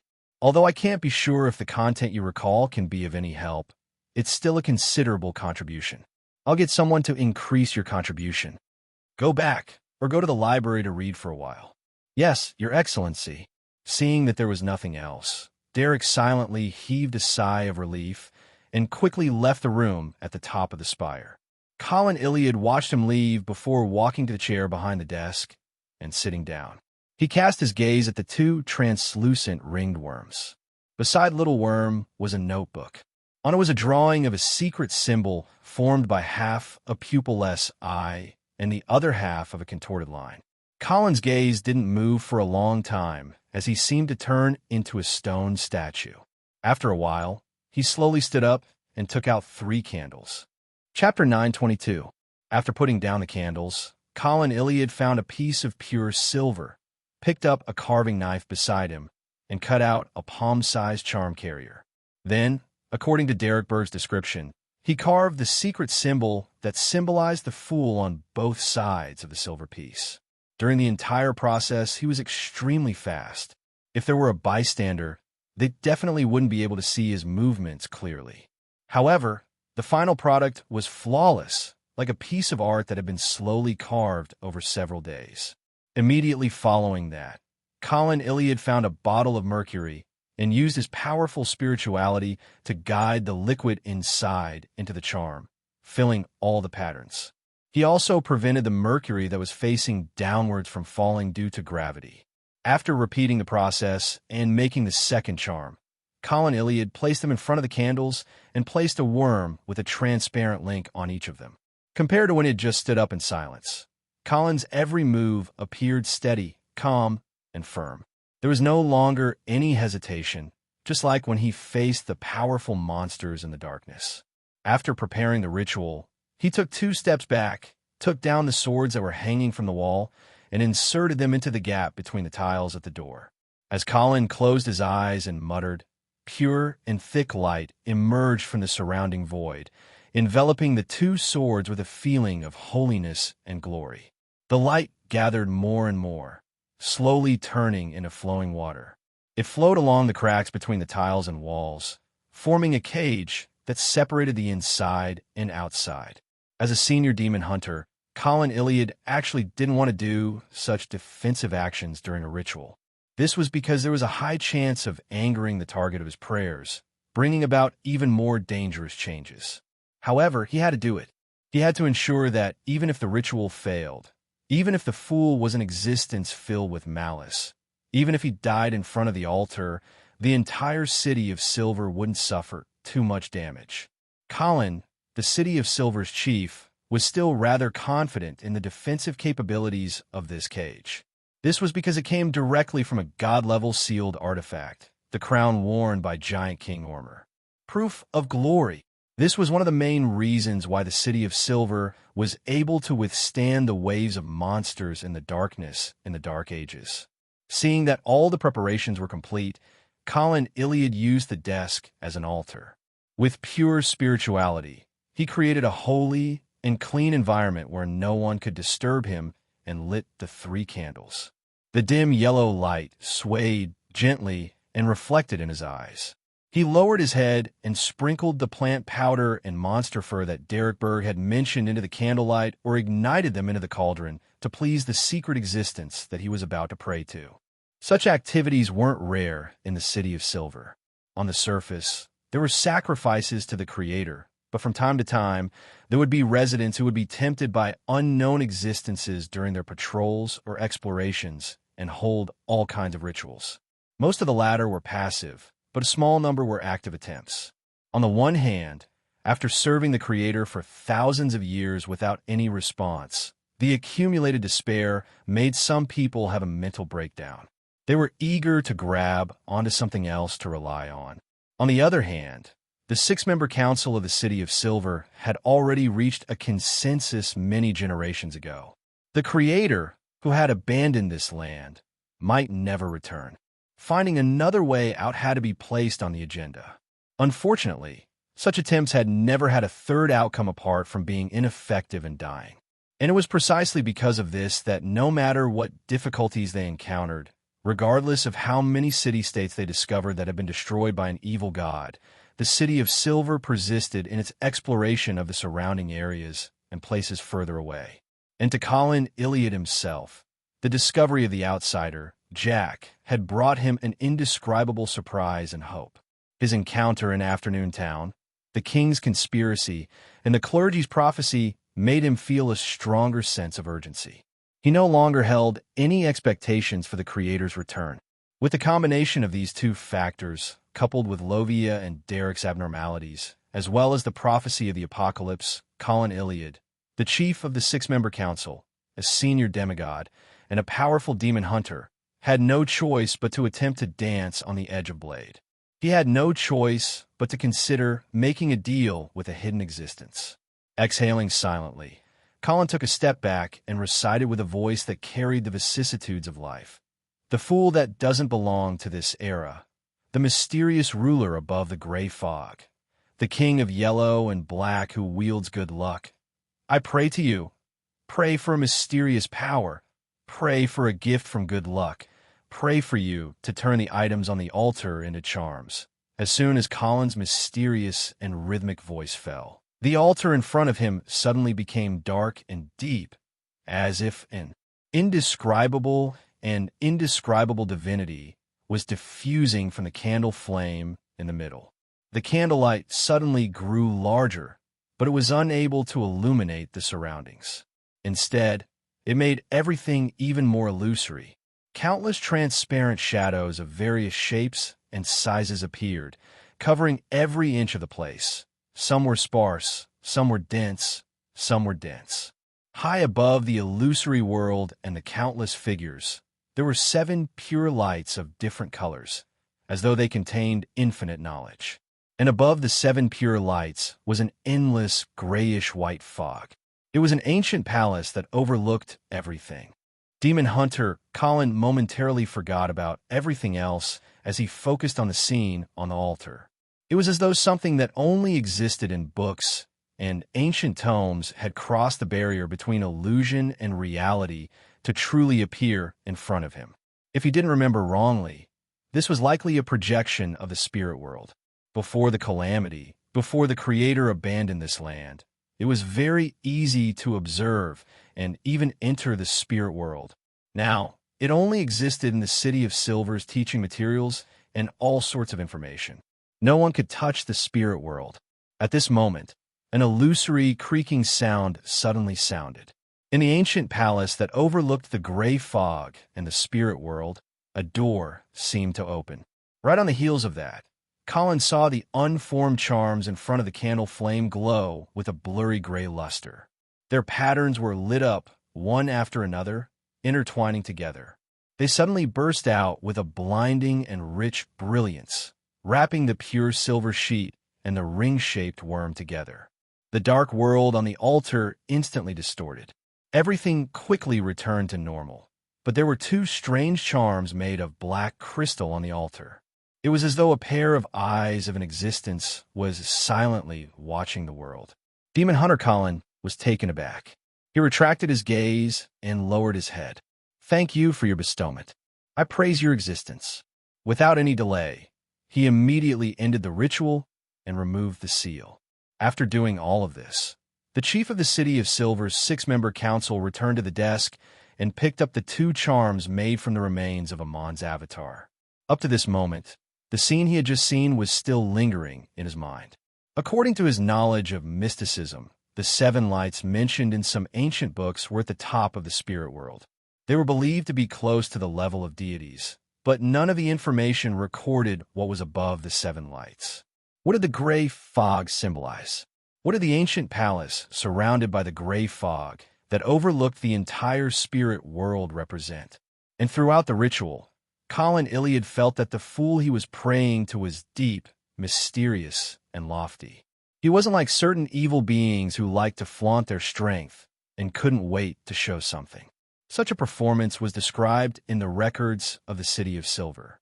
It belonged to the Creator. Looking at the charm in his hand and checking his condition, the white-haired demon hunter Colin suddenly closed his eyes. This was because figures flashed through his mind for some baffling reason. They were his father, mother, brother, sister, eldest son, youngest son, daughter, and eldest grandson, who had been personally ended by him. The somewhat old chief fell silent for a long time before he suddenly sighed softly. It's been 2,583 years. After 2,583 years, the City of Silver finally received a normal response. In a library in the steeple, Derek found a notebook he hadn't read before in the ancient mythology section that he often read. The cover of the notebook was made of the leather of a certain monster. There were obvious patterns on it, and the paper inside was old and yellow. It recorded the experiences of the original owner when he encountered different monsters. Most of these monsters could be found in the City of Silver's textbooks. Even their characteristics were the same. However, there were many battle reflections and experiences in the notebook. It interested Derek and made him very serious. As he flipped through it, he suddenly noticed a monster named Shapeshifter. This monster didn't have the intelligence to communicate, but it was good at setting up traps and dealing with targets. It could also disguise itself as someone else and use all kinds of seemingly unbelievable methods to complete the hunt. The owner of the notebook's evaluation of this was that it was strange and dangerous. This is very similar to Mr. World's guess about the characteristics of the Bizarro Bane. Could it be that the shapeshifter is a Bizarro Bane? Derek was delighted as he quickly browsed through it. He discovered that this monster lived in the ruins of a city that was further north. As the monsters in the darkness in that area were powerful and terrifying, even the six-member council was unable to deal with some of them. Therefore, after the first two attempts, the City of Silver's exploration of the vicinity had been temporarily halted. It hadn't been resumed until now. Due to such reasons, the City of Silver's textbooks didn't mention the special monsters there. After reading these records, Derek subconsciously flipped to the last page of the notebook. He wanted to know who had personally experienced the two dangerous explorations. Amidst the crashing sounds, he saw a name, Colin Iliad. Deity County, Eskelson Harbor. When Klein returned to the real world, he rubbed his temples and went straight to his bed before suddenly collapsing. In order to give the City of Silver's chief a better impression of the fool and generate more trust in him, he had taken the initiative to add special effects when he responded.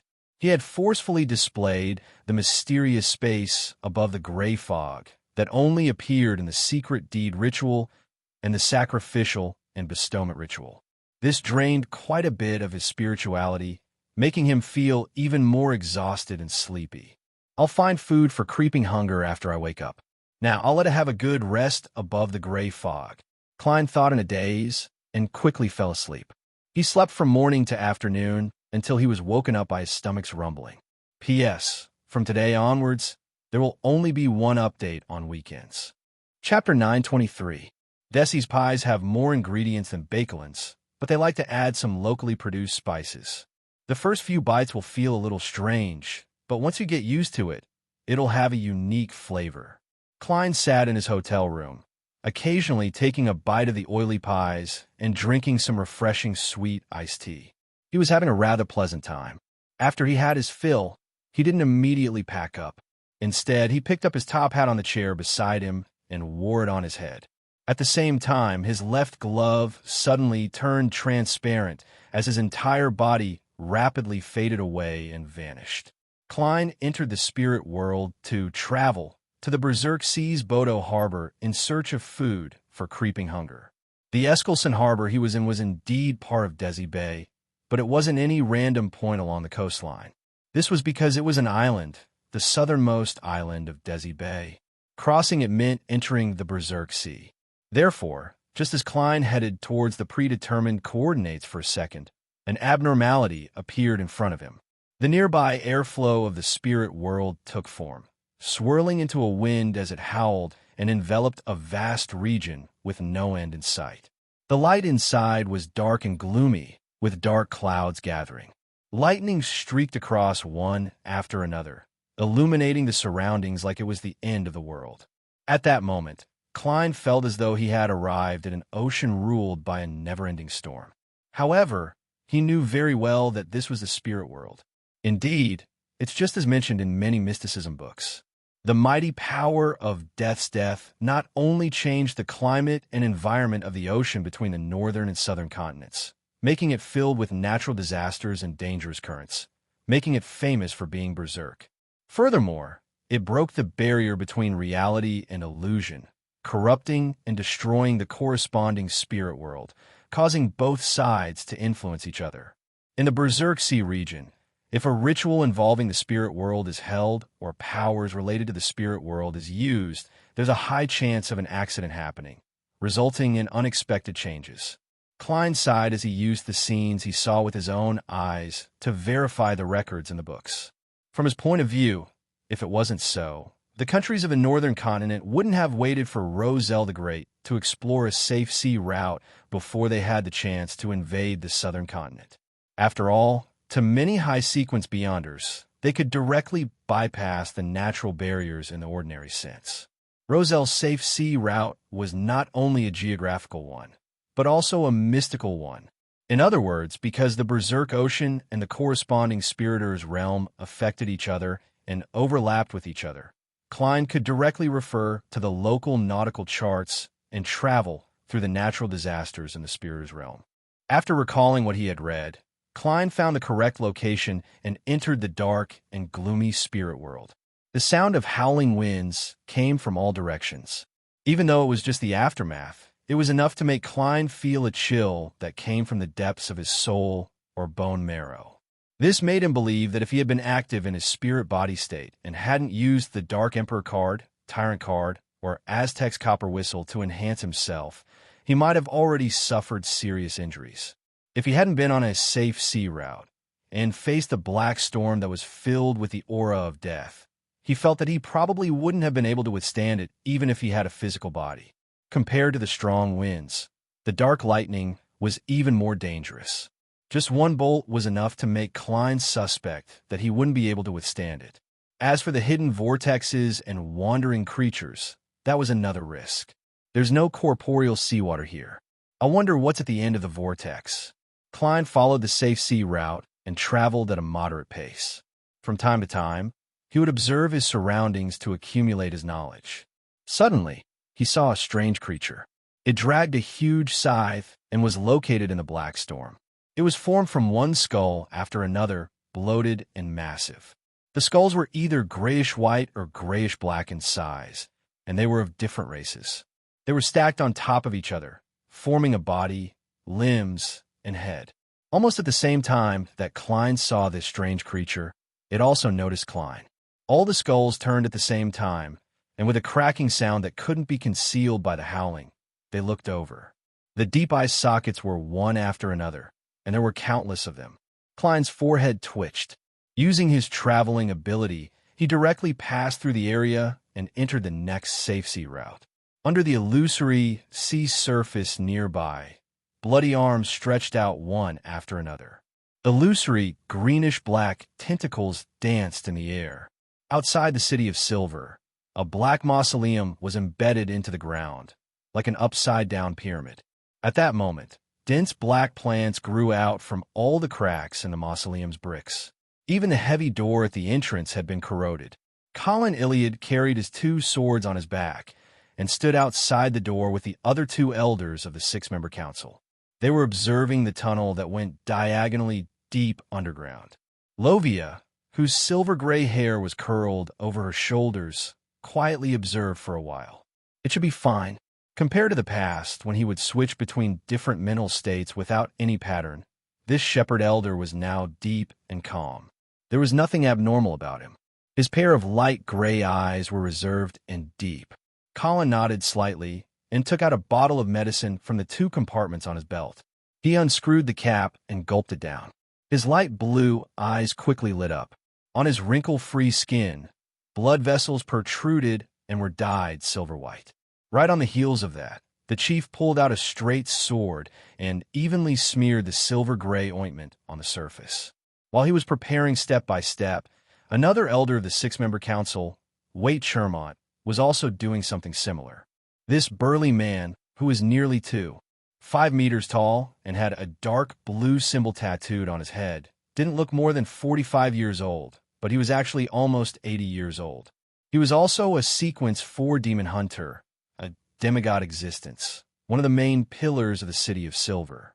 In the City of Silver, as there wasn't a lack of main ingredients, and the residents knew the acting method and had sufficient combat experience, it was relatively easy for low and mid-sequence Beyonders to advance. There were many Beyonders at Sequence 6, but from Sequence 5 onwards, due to various problems with rituals and other aspects, the number of Beyonders began to plummet. At Sequence 4, which had undergone a qualitative change, there might not even be one in a generation. Waite Shermont didn't use the dual swords commonly used by orthodox demon hunters, so that the different ointments could be used at the same time to deal with more complicated situations. He held an iron-gray hammer and carried a huge bow on his back that appeared massive despite his height. He looked like a miniature giant that had walked out of an oil painting. The huge bow was a mystical item. Its side effects weren't too great, and it was recorded in the history books of the City of Silver. It had gotten its name because it had killed a demigod-level dragon. It was called Dragon-Slaying Bow. After finishing his preparations, Waite placed the iron-gray hammer in front of him with a bang. Then he took out the huge bow and slowly pulled it back. Sizzling bolts of lightning suddenly appeared and condensed, becoming longer and longer, forming a blinding and magnificent arrow between the back of the bow and the bowstring. Just as Waite's fingers loosened their grip on the bowstring, the lightning arrow directly leaped onto the mausoleum's door that was covered in weeds that resembled human hair. Without a sound, the heavy door seemed to have been corroded a long time ago. It suddenly broke into pieces in the explosion of electricity, shattering into pieces and revealing a deep passageway. The passageway flickered with pale lights, and there was no end to it at a glance. It gave off a gloomy and cold feeling. Two complex dark green symbols appeared in Colin's eyes, reflecting the scene at the entrance to the mausoleum. A few seconds later, he raised his sword diagonally and walked into the mausoleum. Waite carried the dragon-slaying bow on his back, pulled out his iron-gray hammer, and followed closely behind. The purple-robed Lovia's expression didn't change. Empty-handed, she passed through the broken door at an unhurried pace. As they walked down the passageway and stairs, the three members of the six-member council didn't show any signs of impatience or unease in the completely silent environment. They allowed the sound of their footsteps to echo around them. After walking down another floor, a river suddenly appeared in front of them. It was an illusory and dark river. Beneath the surface of the river, blood-colored arms that had their skin peeled off, green vines that had a baby's face, and slippery tentacles with eyes were densely packed together as they constantly leaped up in an attempt to grab at everything that passed by. At the edge of the river's entrance, there were figures of varying heights dressed in old clothes. They had their backs to the three elders as they paced back and forth, as though they were vexed over how to cross the river. Suddenly, one of them sensed someone approaching and slowly turned to look at Colin, Waite, and Lovia. It was an old man. His hair was completely white, and there were deep wrinkles on his forehead and mouth. His eyes were light blue but empty, and his expression was numb and blank. Colin Iliad's pupils constricted as he recognized the other party. This was his brother, a brother who had been possessed by Amon, a brother whose life had been ended by his own hands. At that moment, the other figures turned around, revealing faces that Colin, Waite, and Lovia were very familiar with but abnormally numb. Lovia's expression remained unchanged, but behind her, an illusory knight that was more than 5 meters tall had appeared at some point in time. The knight wore ancient silver, full-body armor, and his eyes were dark red like blood and burning like fire. After carefully traversing this safe sea route for about 10 seconds, Klein arrived at the Berserk Sea's Bodo Harbor. This place deviated from the main sea route and didn't belong to any country. It was a free city for pirates. After stepping on the rock surface, Klein, who had casually created a stranger's face, wasn't in a hurry to enter the chaotic port city. He reached into his pocket and took out an iron cigar case. While traversing the spirit world's Berserk Sea, he had sensed that Aztec's copper whistle was trembling slightly. After dispelling the wall of spirituality, Klein opened the cigar case and pinched the ancient and exquisite copper whistle. The copper whistle had lost its usual coldness and gentleness. It felt a little hot, but this abnormality was quickly fading. Chapter 924. The anomaly in the Berserk Sea that corresponds to the spirit world is caused by Death's death. Legend has it that this deity's corpse and items are hidden somewhere in these waters, waiting for someone with a specific key to open it. This copper whistle originated from Mr. Aztec, and Mr. Aztec is confirmed to be a direct descendant of Death. Furthermore, he's 1 or 2 generations ahead of him. Therefore, this copper whistle sensed something, or was it affected by something? Information quickly flashed through Klein's mind as he pieced them together and obtained a preliminary guess. He planned on finding an inn in Bodo Harbor and getting a room. He would head above the gray fog and use dream divination to see if he could obtain any revelations. Then, he would consider the time and method of returning to Eskelson Harbor, so as to prevent any accidents from happening that could have been avoided. Before that, he had to find food for creeping hunger. Walking down the cliff by the sea, Klein entered Bodo Harbor. The buildings here seemed to be built wherever one wanted. There was almost no planning. As a result, some roads were very wide, while others were so narrow that only one person could pass through. Some raised their heads and couldn't see the sky, only seeing large patches of clothes waiting to be dried. With his new face, Klein strolled through such an environment. He walked among many passers-by dressed as pirates, and he habitually sought out places like taverns to hunt for prey. At this moment, he saw quite a number of people gathered around a notice board in a small square in front of him. "What's going on?" Klein approached curiously. Relying on his clown's balance and agility, he passed through the gaps in the crowd and barely managed to squeeze his way to a spot where he could see the notice board. On the notice board, there was a piece of paper that was very domineering. It covered everything else, making it obvious at a glance. Its header wrote, "The Black Emperor is recruiting crew." Black Emperor? Isn't that the ship of King of the Five Seas Nast that can traverse the spirit world? This pirate king, in a sense of the word, is actually openly recruiting crew? Klein deliberately muttered in surprise. That's right. How is that possible? Why is it impossible? Beside him, a brawny man with his sleeves rolled up immediately laughed. It was impossible in the past, but it's possible now. Why? Klein was waiting for someone to talk to him, so he immediately turned his head and asked. The strong man's arms, and cheeks were covered with dark green tattoos. He looked very ferocious.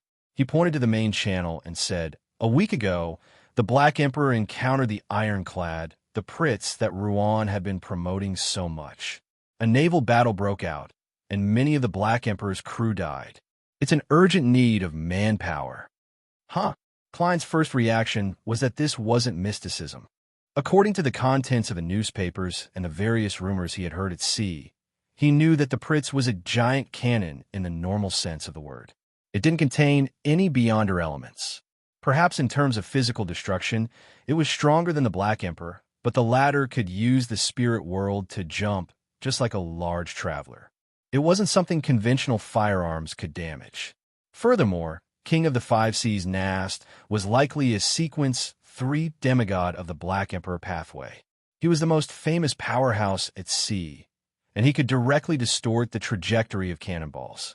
When he encountered fleets that weren't at the level of mysticism, he was nearly invincible. From Klein's point of view, the two of them were not enemies on the same level, but the final result was not what he had imagined. He didn't hide his surprise and blurted out, "What about the Pritz?" The ferocious-looking man shook his head and replied, "I'm not too sure, but I heard that they didn't suffer much damage. Only 2 frigates sank." Klein was stunned at first, but he soon understood what had happened. He recalled the situation back when he stole the Tutmosis II mummy. The military's demigod had used the law of mystical weakening and reality enhancement. Once it came into effect, the Black Emperor, which was only a special and unconventional sailing battleship, would definitely be unable to do anything to an ironclad warship. It wouldn't be able to withstand the attack, nor would it be able to outrun it. From another perspective, it also meant that the Pritz had a demigod from the military. Otherwise, such a law wouldn't have come into effect. To be able to let the Black Emperor escape under such circumstances, King of the Five Seas Nast's strength can be said to be very, very powerful. Beneath angels, he's definitely one of the top. From the looks of it, it's because of the existence of the Arbiter pathway that the development of this world's military is so similar to Earth's. It's not to the extent that we can't deal with higher-order mystics. Klein nodded in enlightenment and didn't ask further. As for Beyonders below Sequence 4, in large-scale battles, apart from a small number of occupations that could take on the role of powerful damage output and provide effective defense, The rest had to avoid frontal clashes. They were similar to a beheading squad, or they could only provide support. For example, a marionettist. If he had a full complement of puppets, a mid-sequence Beyonder wouldn't be afraid of anyone in a one-on-one battle.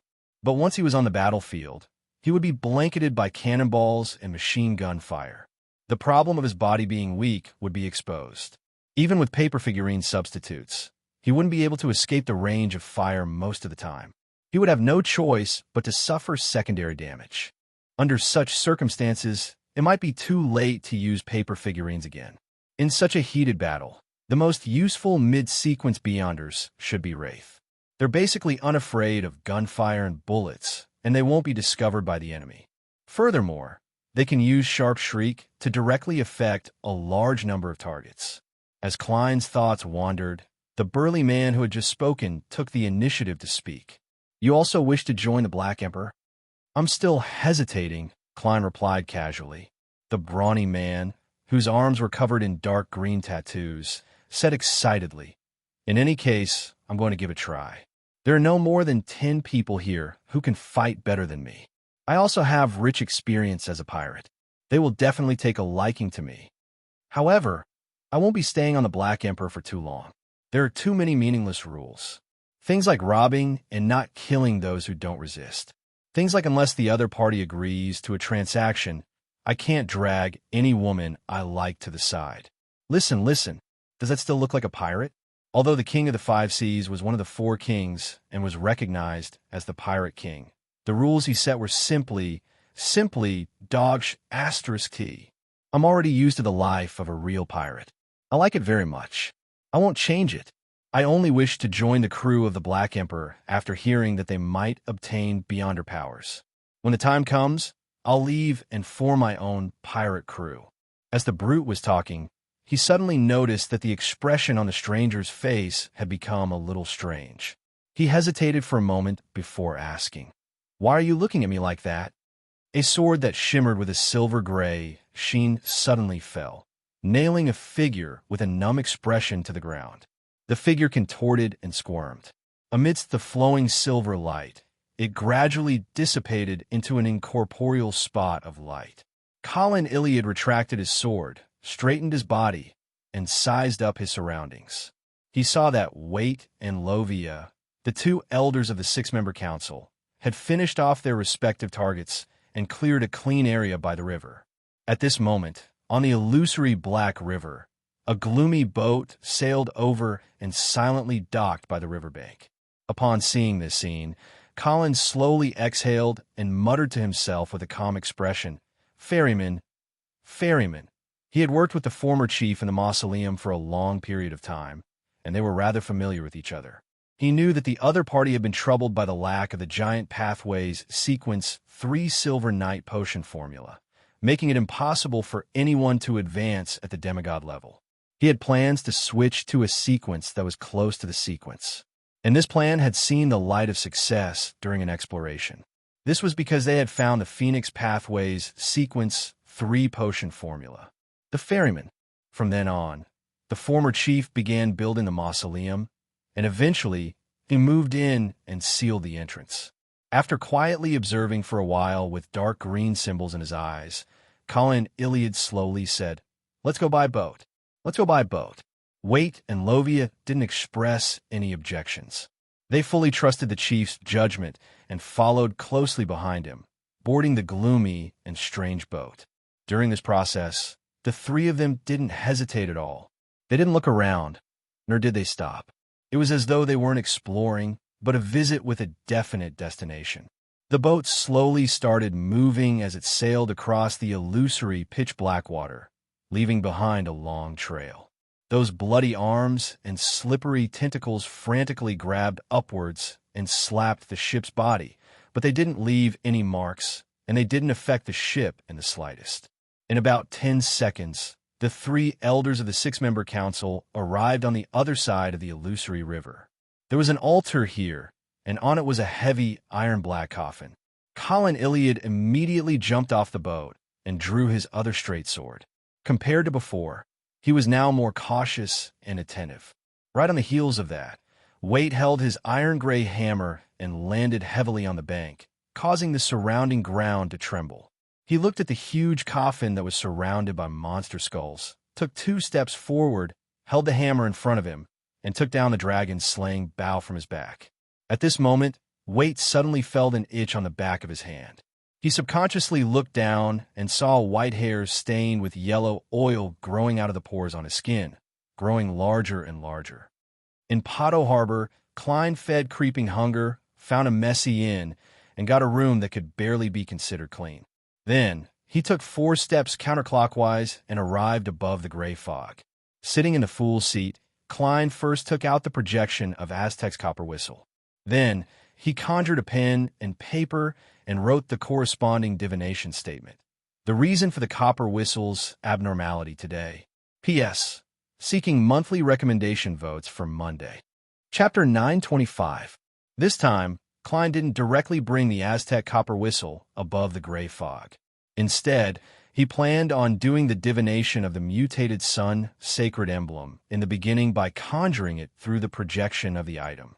Although this would reduce the accuracy to a certain extent, and it might even result in the divination not receiving any effective revelations. With the gray fog between them, the intactness of the item could be guaranteed to the greatest extent. He still remembered that back when he used the black ear that originated from the listener to divine the source, the sealed artifact had suffered a counterattack from the true creator. It had directly disintegrated and reassembled into a charm. Therefore, when he suspected that the results of the divination might point to Death's corpse or other remains, pointing to the godhood power of a fallen Sequence Zero that had long changed the Berserk Seas environment, Klein decided to leave the Aztec copper whistle in the real world. He could use the projection to divine it to prevent the possibility of this important item being damaged. After all, Death and the true creator were on the same level. As for why Klein dared to directly use Roselle's travels to divine the source, it was because the ancient god, the dragon of imagination, had died a long time ago. The corresponding characteristics had most likely been inherited by others, and it had changed hands many times. Furthermore, the book itself was extremely sturdy. Even the full-powered attack of the sea god's scepter couldn't damage it at all. By the same logic, Mr. Door might only be at the level of a king of angels, and he was in an exiled and isolated state. He could barely transmit his ravings in, and it was almost impossible to cause any actual damage. If I'm injured or corrupted, I can still use the power of the mysterious space above the gray fog to rapidly recover without leaving any latent problems. If the Aztec copper whistle is damaged, it'll really be damaged. I won't be able to contact Mr. Aztec again, and I won't be able to use it to attract undead creatures. I won't even be able to carry it around with me. Klein calmly and skillfully held the copper whistle projection and the piece of paper with the divination statement. He leaned back in his chair, half closed his eyes, and chanted softly in a cogitation state. The reason for the copper whistle's abnormality today. After repeating it 7 times, Klein fell into a deep sleep and entered a dream. After an unknown period of time, he saw a dark and gloomy mausoleum. He saw a dark-colored staircase that extended all the way down and saw coffins placed around it. The coffins were all open, and inside lay the dead one after another. White feathers stained with yellow oil had already grown out of their backs. Even in his dream, Klein felt that this scene was extremely familiar, as if he had seen it before. Just at this moment, he seemed to smell a rotten stench and hear the slow breathing of something. He felt that the darkness in the mausoleum was getting thicker and thicker, giving off an extremely deathly stillness. Suddenly, high and low murmurs sounded at the same time. The corpses lying in the coffins with white feathers on their backs all floated up and looked out of the dream with their half-rotten, half-pale faces. With a thump, Klein lost control of his heart, as if it was being dragged out of his chest by an invisible hand. During this process, his dream disintegrated into pieces and returned to nothingness. The last scene that Klein saw was that the corpses not only had white feathers on their backs, but also on other parts of their bodies. In addition, thin black tubes that were almost illusory pierced into their bodies and extended to the deepest part of the mausoleum, which was filled with a thick, evil, and cold, boundless black fog. The black fog slowly contracted and expanded, giving off a wheezing sound.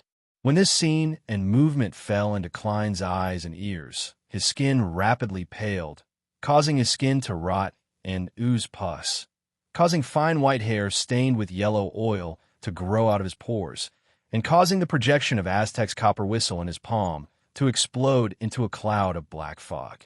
In the entire ancient palace, the long modeled table had rotted and collapsed. The 22 high-back chairs were wrapped in white feathers, as if they had a life of their own. The endless gray fog rolled silently, and a mysterious space above it swayed gently. Everything quickly returned to normal, as if nothing had happened. Klein, who had collapsed beside the chair, reached out to grab the table's leg, slowly stood up, sat down again, and let out a long sigh of relief. He rubbed his temples and subconsciously made a comparison. Weaker than the true creator and eternal blazing sun, but stronger than Mr. Door. However, I'm not sure if it's because the latter was exiled and isolated, resulting in very little power being transmitted in. Why am I thinking about this? Anyway, I can't beat them. It's the same even if I become a demigod. It's a pity that I didn't directly see the thing hidden deep in the black fog. Otherwise, I might have been able to obtain some potion formulas or mysticism knowledge. Klein felt a baffling sense of regret as he cast his gaze to the side of the chair and saw an illusory black fog floating there. This was the remnant of Aztec's copper whistle projection after it was shattered. There's no sense of power, which means that it can't be used as a charm. What's the use of this? With a thought, Klein summoned a spare paper angel from the junk pile and threw it at the illusory black fog. The moment the two came into contact, they immediately fused together. The paper figurine rapidly turned black, appearing deep and serene. White feathers that were stained with yellow oil grew out of its back. This change only lasted for a second before the paper figurine returned to its original state, but it wasn't real enough. It gave off a half-illusory feeling. Apart from that, there were feather-like patterns that covered the back of the paper figurine. What can this be used for? Klein made the mutated paper figurine fall back into his palm. He didn't dare to use divination to confirm the effects, afraid that he would see the scene from his dream again, and that the prepared object deep in the black fog would invade this place. After repeated checks, Klein made a preliminary judgment based on his accumulated mysticism. This doesn't contain any power, but it's very special.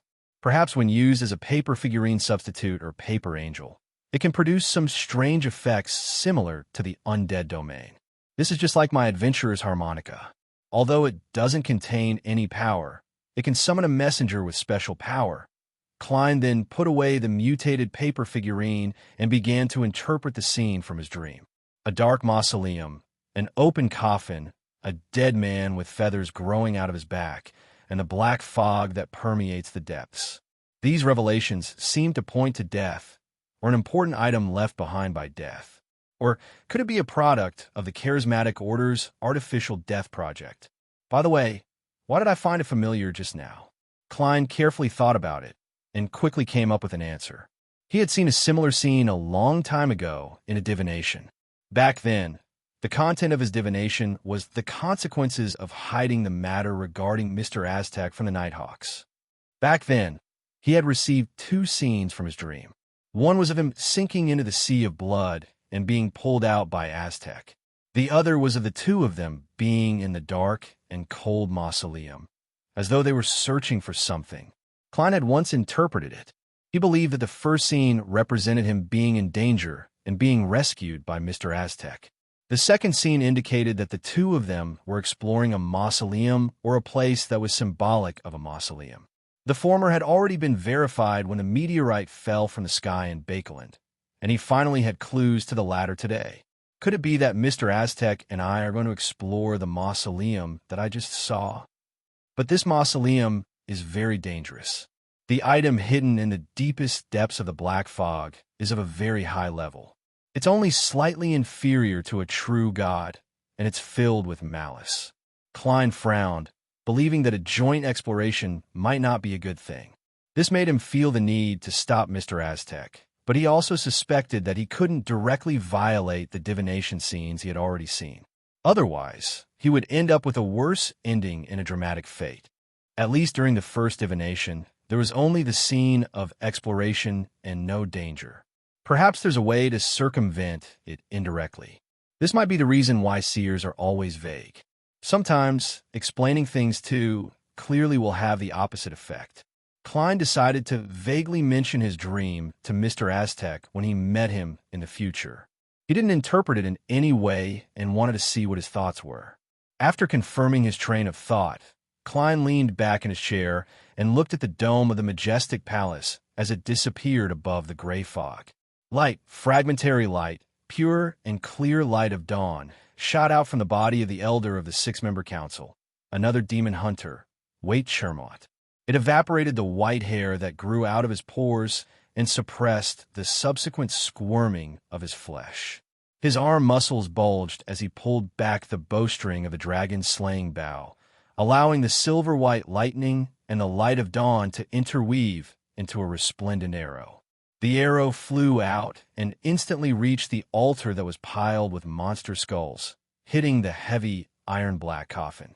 Without a sound, the arrow of light dimmed and disappeared without producing any effects. No, the area around the altar turned darker and more deathly silent. Inside the iron-black coffin, a voice with the sound of bones rubbing against each other sounded. Why? Why did you disturb my slumber? Upon hearing these words, Waite's heart sank a little. This was because the malicious intent wasn't concealed. This meant that the former chief might have already become a monster. The City of Silver's search for a way out had failed once again. With a bang, the coffin's lid flew up and shattered into pieces. Large swaths of black fog emanated out from below in an endless stream. Amidst this scene, Waite saw a figure slowly stand up from the coffin. He was nearly 4 meters tall, with long limbs. His body was covered in white feathers that were stained with pale yellow oil. Behind him, there seemed to be an illusory black tube that connected to infinity. Behind the 3 elders of the 6-member council, the pitch-black river surged with huge waves as all sorts of arms, tentacles, and vines surged out. At this moment, Waite saw the chief's body rapidly change. He saw the clothes he wore being torn apart inch by his bulging muscles. P.S. Seeking monthly recommendation votes for Monday. Chapter 926. In the blink of an eye, Colin Iliad had transformed into a 4-meter-tall giant. His body was covered in bluish-black knots. Every inch of his skin, every pore, and every piece of flesh seemed to violate the normal senses of humans. They were formed in a special form, containing an unimaginable impact. This was no longer something that could be described in a flat or 3-dimensional form.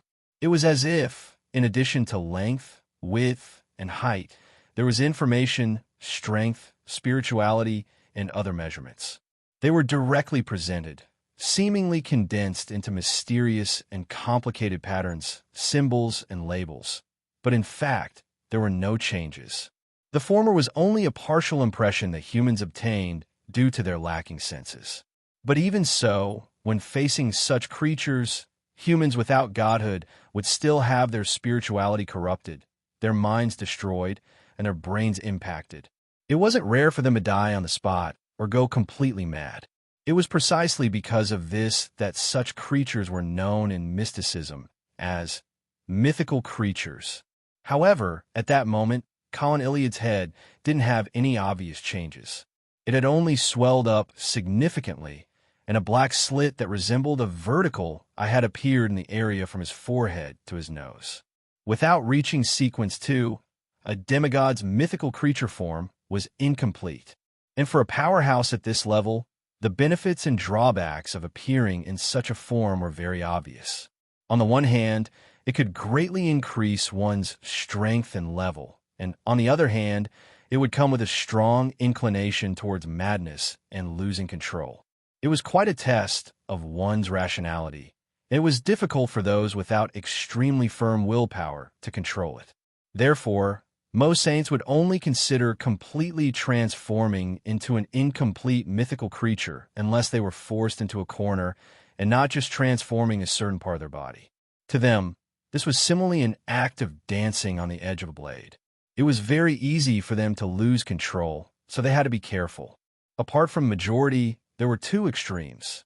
One was the minority that indulged in their desires, and the other was those with extremely firm willpower and tenacious minds. As long as the former revealed their mythical creature form, it was basically equivalent to losing control and being unable to transform back. The latter could use their mythical creature form as a more conventional combat method, and they weren't afraid of the impact of losing control and madness. Of course, being more conventional was still not conventional. It still meant that it couldn't be done too frequently. This was because to those who lingered at the edge of the abyss, every probe would deepen the corrosion. It wasn't something that could be completely avoided just because they could withstand it. In the City of Silver's six-member council, Chief Colin Iliad was one of those who could control the mythical creature form of a demon hunter. He held two swords smeared with different types of ointment. His right foot only stepped forward, and then his entire body leapt into the air, pouncing toward the top of the altar from midair, pouncing towards a former chief, disciple whose body was covered in white feathers. The inside and the surface of his giant-like body burst forth with the light of dawn, dispelling the surrounding darkness and purifying all kinds of horrifying creatures in the illusory river behind him. At the same time, Waite Shermont continuously pulled the dragon-slaying bow, causing dazzling silver lightning arrows to form a turbulent wave that rushed towards the former chief, who had already turned into some unknown monster. Lovia, who was already prepared, closed her eyes. The silver-armored knight behind her, who was more than 5 meters tall, flashed and dragged the illusory great sword as it slammed into the front of the altar, causing cracks to appear that flowed with silver light. In addition, at the feet of the shepherd elder, the shadow that had shrunk into a ball suddenly squirmed, as though it had come to life. It quickly left Lovia, and in the environment of darkness and dawn, it followed the eerie area and quickly rushed towards the iron-black coffin at the top of the altar. However, its target didn't seem to be the mutated former chief. Instead, it was the illusory black tube that was embedded in his body and extended into infinity. Just as Klein returned to the real world, he heard the sound of the waves outside become extremely turbulent. He heard the street girls' terrified screams, one after another, without any signs of it calming down. Slightly stunned, he walked to the window of the room. Through the gap between two messily built houses, he saw that outside Pato Harbor, there were layers of leaden clouds, waves like peaks, and a black storm extended from the sea all the way to the sky, tainted with gloomy silver lightning that tore everything apart without a sound. It was like the door to Armageddon had finally been opened, and in the harbor city, the void turned translucent.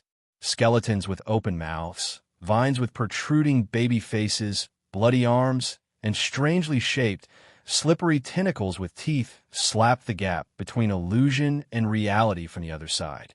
They were agitated and ferocious. This frightened many pirates so much that their legs went limp. They didn't dare stay on the streets as they rushed into the nearest house. The nearly invisible wraiths and shadows flew back and forth, flashing from time to time as they approached the ears of different targets. They wanted to scream, but they were unable to make contact. At that moment, Pato Harbor seemed to have fallen into the underworld also known as Hell.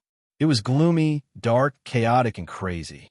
Klein frowned slightly as he vaguely understood what had happened. His divination above the gray fog had infuriated the entity deep in the cold mausoleum. It vented its emotions, changing the weather of the Berserk Sea and Pato Harbor, creating signs that the underworld was about to descend. In other words, the mausoleum is indeed in a hidden place in the Berserk Sea. It's most likely left behind by death. Of course, this doesn't necessarily contradict the Charismatic Order's artificial death project. The two might have fused together. Klein retracted his gaze and quickly set up a ritual. He sacrificed Aztec's copper whistle above the gray fog to prevent it from being targeted by the unknown and strange evil entity. After doing all of this, he looked out the window at the gradually calming phenomenon and laughed self-deprecatingly. Such a welcoming ceremony can be said to be very warm. Charismatic order will definitely notice the abnormal changes in the Berserk Sea. I wonder what action they will take. Above the illusory, pitch-black river, the waves slowly calmed down. The arms, vines, and tentacles that attempted to grab outwards had either evaporated completely or had no choice but to shrink back. Around the altar, the ground had already dried up and cracked. There were white feathers stained with yellow oil everywhere. The gigantified Colin Iliad had already stabbed the two swords in his hands into the former chief's body, nailing the rotting monster that wasn't shorter than him to the collapsed altar. The dragon-slaying bow in Wait Chermont's hand condensed a silver-white arrow filled with a violent aura as he aimed at the former chief's head, which only had a small amount of flesh hanging off it. The shadow that Lovia had separated successfully arrived at the altar under the cover of the silver-armored knight. While the other two elders weren't paying attention, it suddenly leaped up and pounced at the illusory black pipe that extended into infinity from the former chief's body. As the illusory thin pipe approached, the color of the shadow suddenly darkened. It was pitch black like the most depraved and evil thoughts in a human's heart. At that moment, a deep voice echoed around the altar. Fate!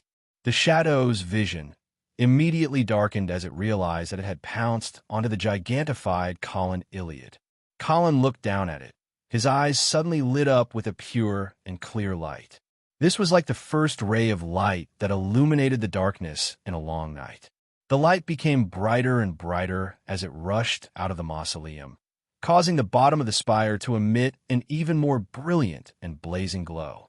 The two converged in midair before turning around and landing on Colin Iliad's massive body. It made the pitch-black shadow evaporate as it twisted and squirmed, becoming fainter and fainter until it completely disappeared. Demon Hunter Colin turned his head to glance at Lovia. He didn't say a word, nor did he show any expression, as though nothing had happened. He quickly retracted his gaze and directed the remaining light into the two swords that had pierced into the former chief's body. Lovia stood there with her eyes closed the entire time. She didn't panic or feel any fear. Instead, she slowly sighed. City of Generosity, Byam. Alger Wilson circled around a few times to shake off his imaginary stalkers and watchers before coming to the artisan's house and pulling the doorbell. Back when he first heard that the artisan had fallen ill for some baffling reason and that there were strange snoopers around, Alger's first suspicion was the Demonist sect.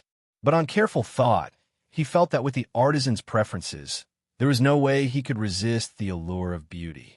There was no need for the demonesses to make things so complicated. All they had to do was curl their fingers and display their charm to make the other party confess and agree to anything. Therefore, Alger believed that there was another reason for the matter. He needed to personally take a look to prevent the delivery of the mystical item from being delayed again, or to prevent the characteristic and materials from being lost for no apparent reason. Amidst the tinkling sounds, the door to the artisan's house opened. A thin, middle-aged man with tan skin glanced at Alger. "Why are you here?" This person was Artisan Charv, who had been working with Alger for several years. His exact origins were unknown. "Didn't you write that you were sick?" Alger asked casually. Charv yawned. "It's done." Alger was taken aback. He looked around and said, "What about those strange snoopers?" Charv's eye bags were a little swollen, and his brown eyes showed signs of fatigue and impatience. "Who knows? Anyway, he didn't appear again. Anyway, I'll be moving soon. It's not too safe here." Alger heaved a sigh of relief. "That's good." He paused for a moment before continuing. "Aren't you going to invite me in for a drink? A guy like you who only cares about strength has no way of appreciating good wine." Charv scratched his flaxen hair and stepped aside. Alger calmly walked in. With just a lift of his eyes, he saw most of the scene.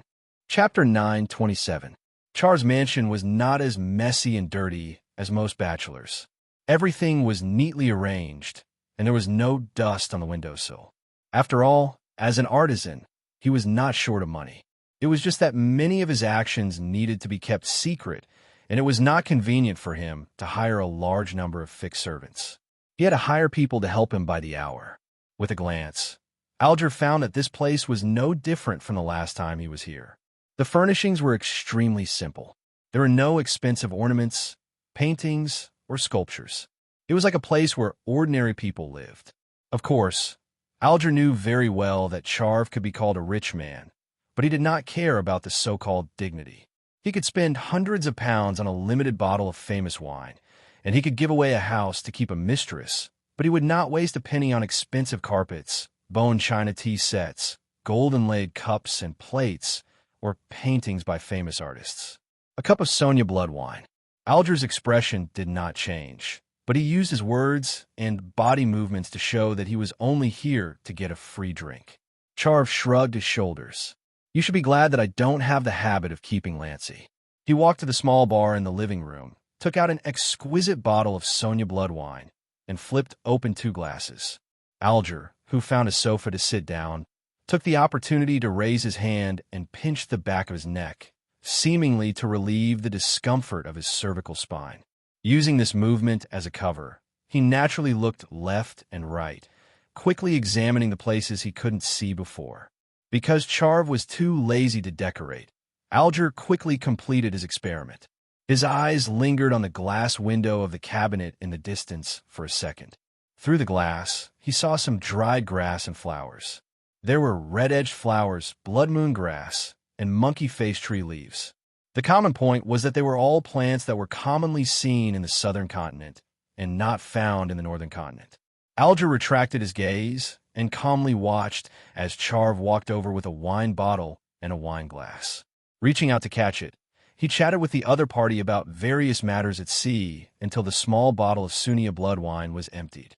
Upon seeing this, Alger bade farewell with a smile and left.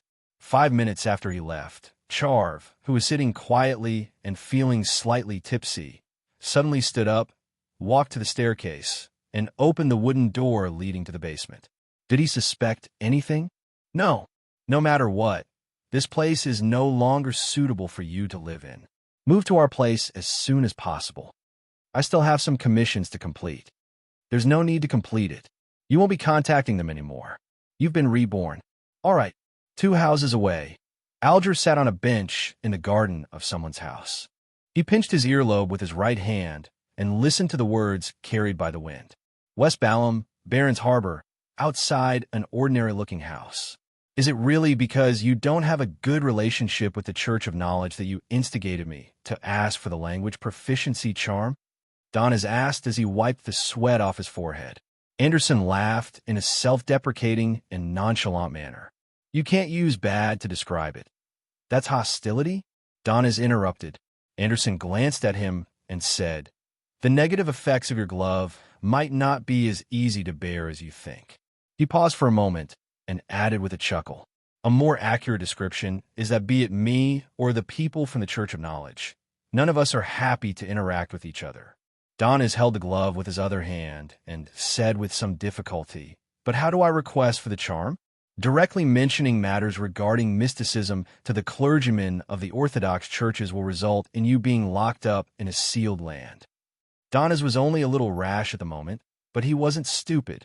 Anderson threw up his hands and said, it's very simple. Just mention my name and indicate that you have urgent matters to attend to in West Balham.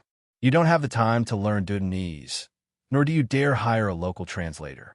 All you can do is seek help from them, hoping to obtain a few language proficiency charms. During this process, you have to show that you know many languages in the northern continent. Let the missionaries know that it's not that you don't have the ability to learn Dudanese, but that you don't have the time to learn it. Then, they will set up a test for you. When that happens, as long as you obtain a decent score, you can obtain the charm. Test. Upon hearing this familiar word, Don's forehead twitched involuntarily as he forced a smile. It's because you're afraid of the test that you don't dare to go yourself, right? He had only casually said something to hide his discomfort, but he saw Anderson's expression freeze for a second. From the looks of it, you still have things you're afraid of. Don is secretly chuckled as he was suddenly filled with confidence. He strode into the ordinary building and realized that it was more like a collection of classrooms than the Church of Knowledge's proselytizing grounds in West Balham. Then he saw a white-haired elder. Although this gentleman wasn't wearing the clergyman's attire of the Church of Knowledge, his unique scholarly bearing made Donis believe that he was at least a bishop. He had experienced a similar feeling from his captain. "Hello." Without a shadow cloak, Donis, who was dressed like an ordinary person, forced a smile as he walked over. The elder silently watched him approach and slowly said, "Hello, Donis." Donis paused and froze on the spot. His mind was filled with, "He knows me. How does he know me? Could it be that my arrest warrant isn't only circulated on the sea?" The old man glanced at him and asked, "What is it? You're here for the language proficiency charm?" "Yes." Donis nodded blankly. He suddenly had a feeling that he had no secrets in front of the other party. The scholarly old man nodded slightly. "Are you going to place rule by Cathami and May Sanchez?" "Yes." Donis was still in a daze. The scholarly old man took out 4 brass talismans from his pocket and said, "That's right. I can use it for 2 months. It should be enough." Donis took it blankly. After a few seconds, he asked, "That's it? So simple. Didn't he still have to take the exam? You don't want it?" The scholarly old man smiled. "No, it's not." Donis shook his head violently. Before his brain could react, he had already asked, "How do you know me? How did you know that I wanted a language proficiency charm?" There was a hint of pity in the scholarly old man's eyes as he said slowly, "I'm afraid that you won't be able to escape. Your captain contacted me. She said that when you got off the boat, you didn't stop no matter how she shouted. You just charged into the dock. Actually, she had already prepared a language proficiency charm for you." As he spoke, the old man shook his head. His gaze was rather complicated, as if he was looking a very careless student in his class. "I should have known. Captain is such a meticulous person. There's no way he didn't consider the language barrier." Donis wanted to slap himself. When the old man saw the change in Donis' expression, he shook his head and asked, "You didn't come here to ask for help yourself, did you? I was planning to use divination to find you." "Ah, yes, it was Anderson Hood who suggested it," Donis immediately replied. The scholarly old man was taken aback for a second before his expression sank. At that moment, Anderson was sitting in the shade outside the house. He had snapped a tree branch and was casually drawing a pattern on the bare patch of grass, leisurely waiting for Donis to come out. He didn't have any doubts as to whether this unqualified hunter could obtain a language proficiency charm. This was because as long as Donis mentioned Vice Admiral Iceberg Edwina, everything that followed would become simple. The only difference was how many rounds of tests he had to take. Just as he finished drawing King of the North Ulyssen's head, familiar footsteps sounded from inside to outside, approaching from afar. Anderson's hand that held the tree branch froze for a second. He looked up and turned towards the door. He saw Donis holding a thick stack of paper as he walked over with a complicated expression. "You failed the test?" Anderson revealed a smile that came from the bottom of his heart. He wasn't worried at all if he didn't obtain a language proficiency charm. Donis shook his head in a daze. "I didn't take the test." Anderson was first taken aback before he asked in enlightenment, "Did you provide help to Captain?" Donis tersely acknowledged as he handed the stack of paper to Anderson and said, "The bishop inside wants me to tell you that a true hunter doesn't just rely on instinct. The bishop inside wants me to tell you that a true hunter won't just rely on instinct. They won't just focus on the prey's information. They also need to understand their psychology and know a lot of additional knowledge. This is the information he gave you." Anderson's expression turned a little complicated for a moment before he returned to normal. He chuckled. "Thankfully, it's not much." Donna's lips quivered a few times before he finally held back his sudden smile. He said in all seriousness, "This is only a table of contents. The bishop said that you should try to finish reading all the books with the names mentioned on it within 2 years." Anderson's smile finally froze on his face. Desi Bay, Eskelson Harbor. Klein was like an ordinary tourist heading for the southern continent. He bought a ticket to East Balham and boarded the liner that was a mix of steam and sails and had many cannons. With a whirring sound, the ship left the dock and quickly entered the Berserk Sea. On the way, Klein discovered that the Desi fleet of the Kingdom of Rouen had been cruising along a safe sea route, as though they were on guard against something. From the looks of it, the abnormal changes in the Berserk Sea have garnered the attention of the Rouen military. This way, the charismatic order probably won't be able to investigate these waters without any qualms. Of course, a fleet can't monitor all the sea routes here. Klein stood in his cabin and looked out the window as he thought wistfully in enlightenment. At this moment, he heard a series of illusory pleas. He hurriedly went above the gray fog to take a look. This time, the one praying was the hanging man. He had requested Mr. Fool to inform the hermit that the artisan was suspected to be under the control of a cult or secret organization. He hoped to receive some help. Chapter 928. The artisan is already suspected to be under the control of a cult or secret organization. So why is he still seeking the hermit's help? To seek out the world directly? Who knew which sea the future was currently floating on, or how long it would take for it to arrive? As for the world, he could teleport. After hearing the hanging man's prayer, Klein subconsciously refuted his request, believing that it would delay the timing and cause unnecessary losses. He then calmed down, believing that with Mr. the Hanging Man's prudence and experience, it was impossible for him to make such a simple mistake. Since he believed that getting the hermit's help was better than getting the world to resolve the problem, there had to be a reason for it. This also means that Mr. the Hanging Man has determined that the situation isn't urgent enough to immediately take action. He even wants to observe a little longer to find more clues and confirm more details. Furthermore, since Mayam Hermit has taken the initiative to offer help, it means that she believes that the area she was recently active in overlaps with Mr. the Hanging Man's. If anything were to happen, she would be able to rush over at the fastest speed possible. Or perhaps she also has powers similar to teleportation, but that's extremely unlikely. Klein wrapped the edge of the long, mottled table with his fingers, feeling that he should trust Mr. the Hanging Man's experience. Of course, this was also because the other party hadn't described in detail what they had discovered or what was suspicious, preventing him from guessing or divining the truth. As his thoughts raced, Klein threw the image of the hanging man's prayer into the crimson star that symbolized the hermit. Just as he was waiting for Admiral of Stars' reply, he suddenly saw the star representing sun begin to shrink and expand as it emitted stacked prayers. The City of Silver's exploration of the former chief's mausoleum has some preliminary results. With a guess in his mind, Klein emanated his spirituality over. Just as he expected, Little Sun described everything that had happened after the three elders of the six-member council opened the former chief's mausoleum.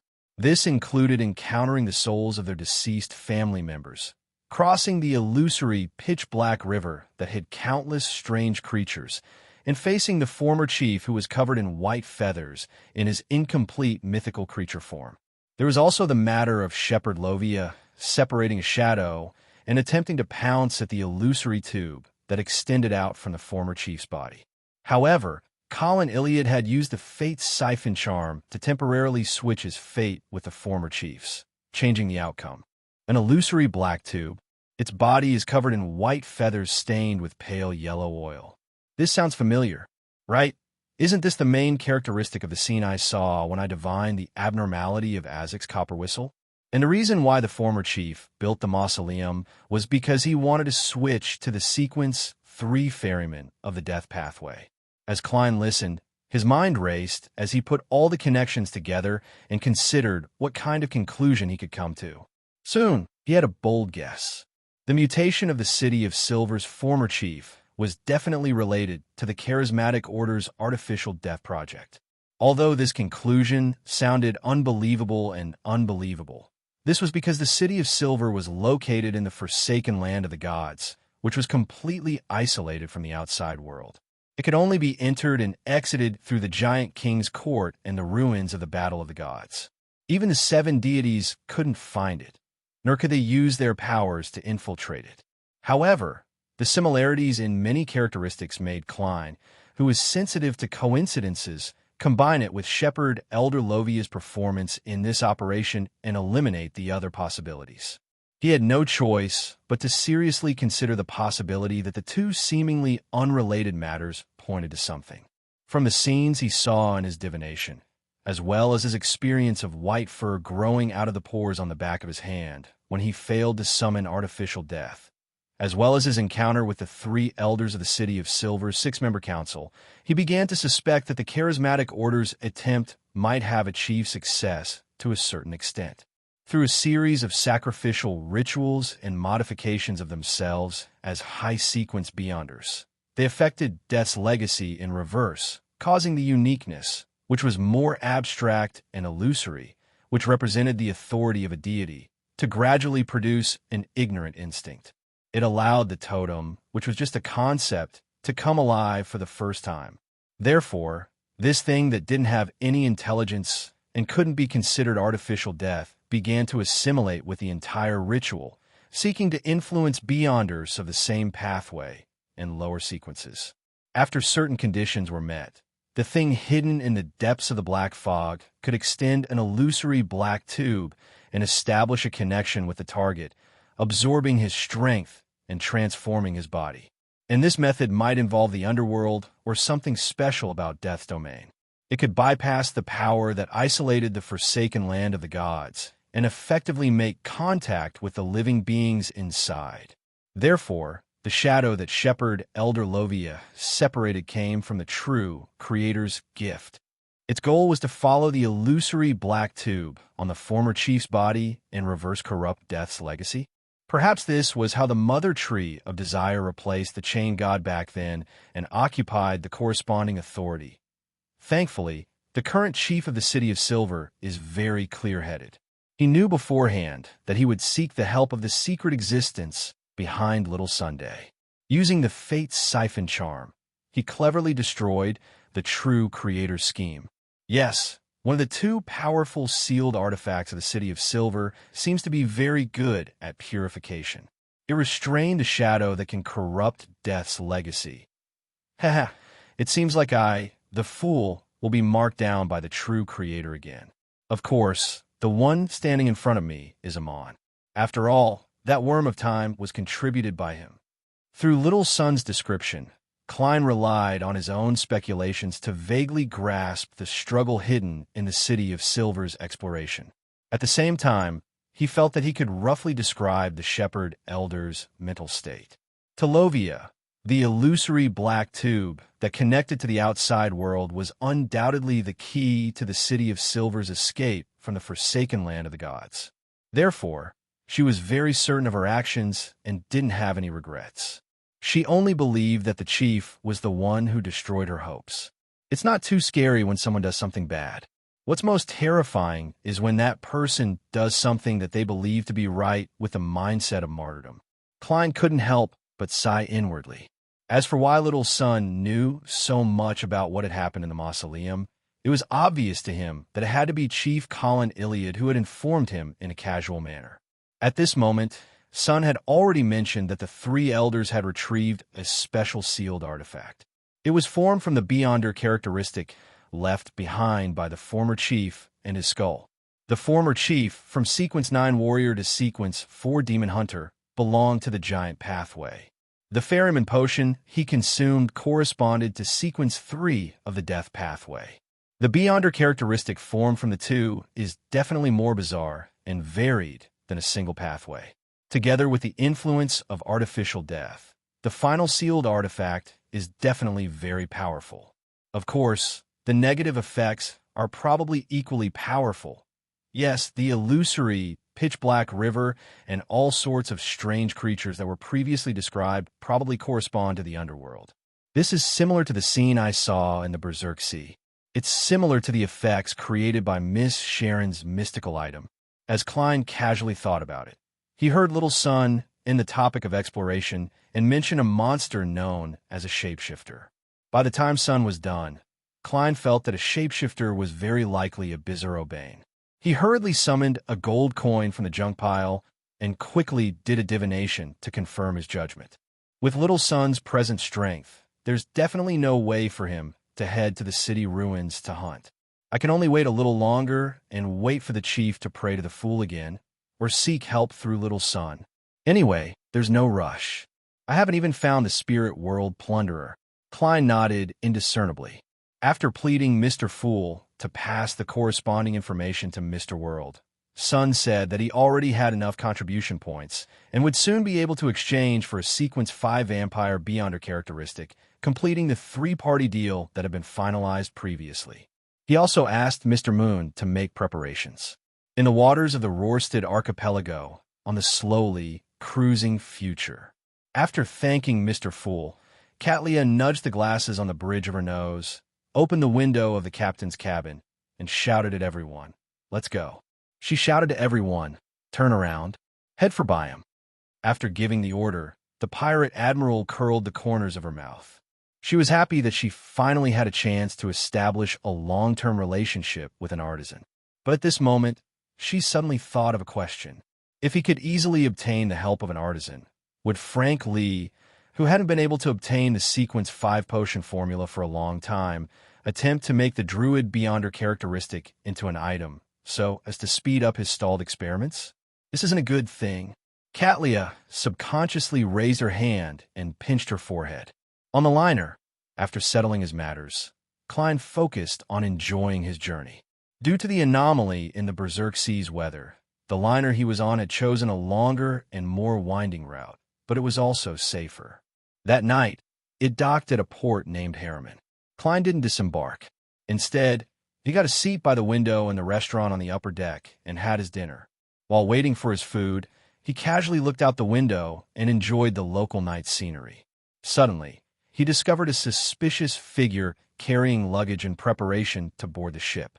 The reason why it was suspicious was that the man was not only wearing a black coat and a tall top hat, concealing his figure, but he also had a scarf wrapped around his face, revealing only a pair of eyes. And that pair of eyes was constantly staring at the ground, preventing others from seeing him clearly. Chapter 929. According to Klein's experience of watching so many detective movies and animations, there was likely something wrong with a person who covered their face with a scarf and used a coat to hide their body characteristics. There was a high chance that they were hiding an unspeakable secret, especially since it wasn't winter yet. The temperature in the Berserk Sea was far from cold. However, this has nothing to do with me. Even if there's a murder in a secret chamber, the one having a headache should be captain. I'll do a divination above the gray fog later to see if the journey will be smooth. Klein thought indifferently, but he didn't neglect it at all. He retracted his gaze and looked at the Desi grilled fish that the waiter had brought over. After dinner, he returned to his cabin and completed a divination above the gray fog. He received the conclusion that the environment wouldn't change much and that everything would be relatively smooth. This allowed Klein to easily fall asleep without using cogitation. He slept all the way until dawn. The steam whistle sounded as the liner turned and slowly left Harriman Harbor.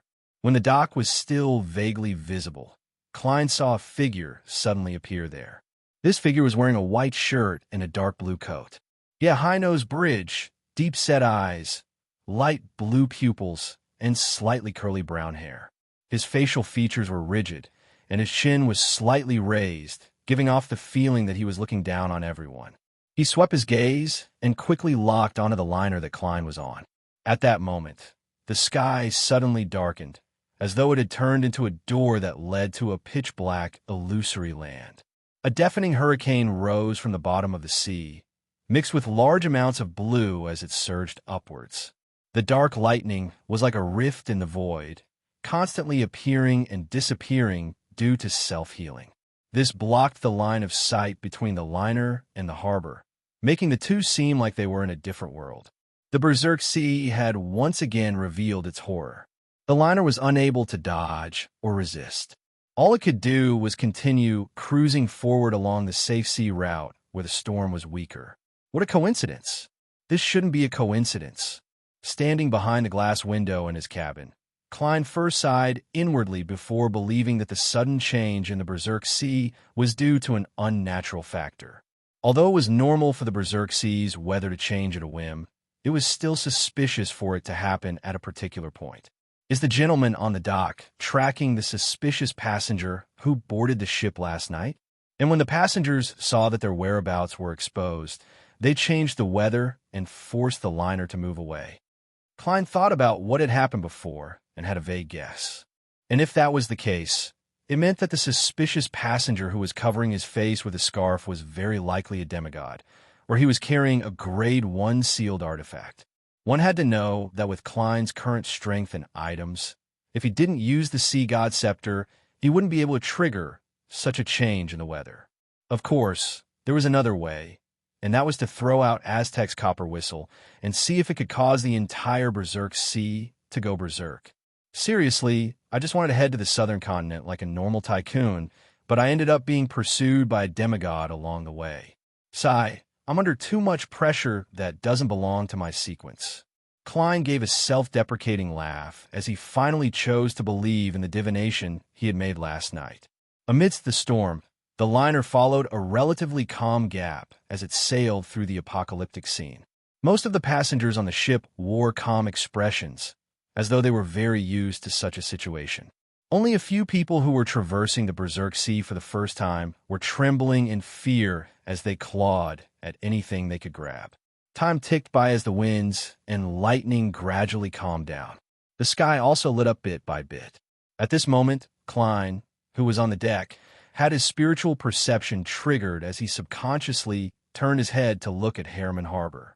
Above the undulating dark blue seawater, beneath the dispersing white clouds, a blazing white flame approached from afar as it flew over at high speeds.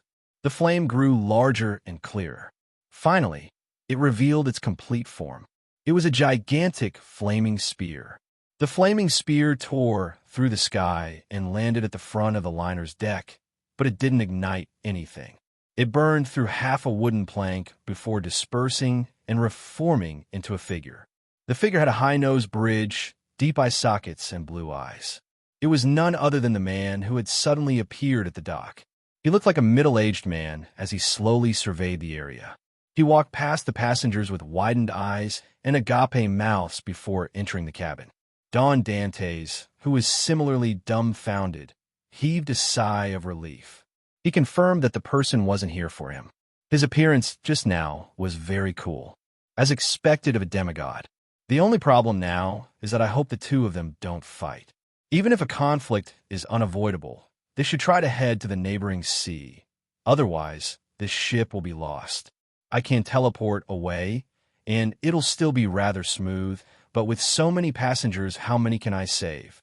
Klein habitually drew a crimson moon on his chest, praying for the goddess's blessings. Just as he had this thought, he saw a figure fly out of the cabin door and land heavily on the deck. It was the suspicious passenger who had covered his face with a scarf. The gentleman had revealed half his face. The front of his nose was red, and he had a thick beard by the side of his mouth. There were still remnants of saliva. His nearly triangular eyes were filled with horror as he pressed his hands against the deck, constantly moving his body backward. Who got you to wear that thing and dress up like that? The middle-aged man with the high-nosed bridge and blue eyes slowly walked out from the cabin's door and asked Anantis. The suspicious passenger shook his head frantically. No, I don't know. He was also dressed up like that. He gave me £100. He got me to take this ship to the southern continent and then return by myself. The middle-aged man watched in silence. His gaze was sharp, as though he could see through a person's soul. This made the suspicious passenger sweat profusely as his body trembled violently. He stammered as he tried to explain once again, but the contents of his description didn't change at all.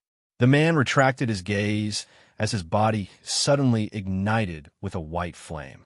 Following that, he transformed into a gigantic flaming spear and threw it towards the area where Harriman Harbor was. The flaming spear flew further and further away, and before long, all that was left was a tiny spark. During this entire process, apart from the very beginning, the demigod didn't even glance at the surrounding passengers, as though they didn't exist. It's a very simple but ingenious scheme to get someone to pretend to board the ship and leave, and then use a certain method to control the weather to create evidence that the person is on the ship. In fact, they would remain at the harbor, waiting for the enemy to pursue them before finding another way out. Klein came to a realization as he made his judgment. This made him suspect if the person being chased was once a conspirer, magician, or some other beyonder who was good at scheming. As for the person from before, from the fact that he transformed into a flame, had a blazing white spear, acted arrogantly, infuriatingly, and spoke in Intis, Klein believed that he was a demigod of the hunter pathway, possibly an iron-blooded knight. I wonder why they got into a conflict.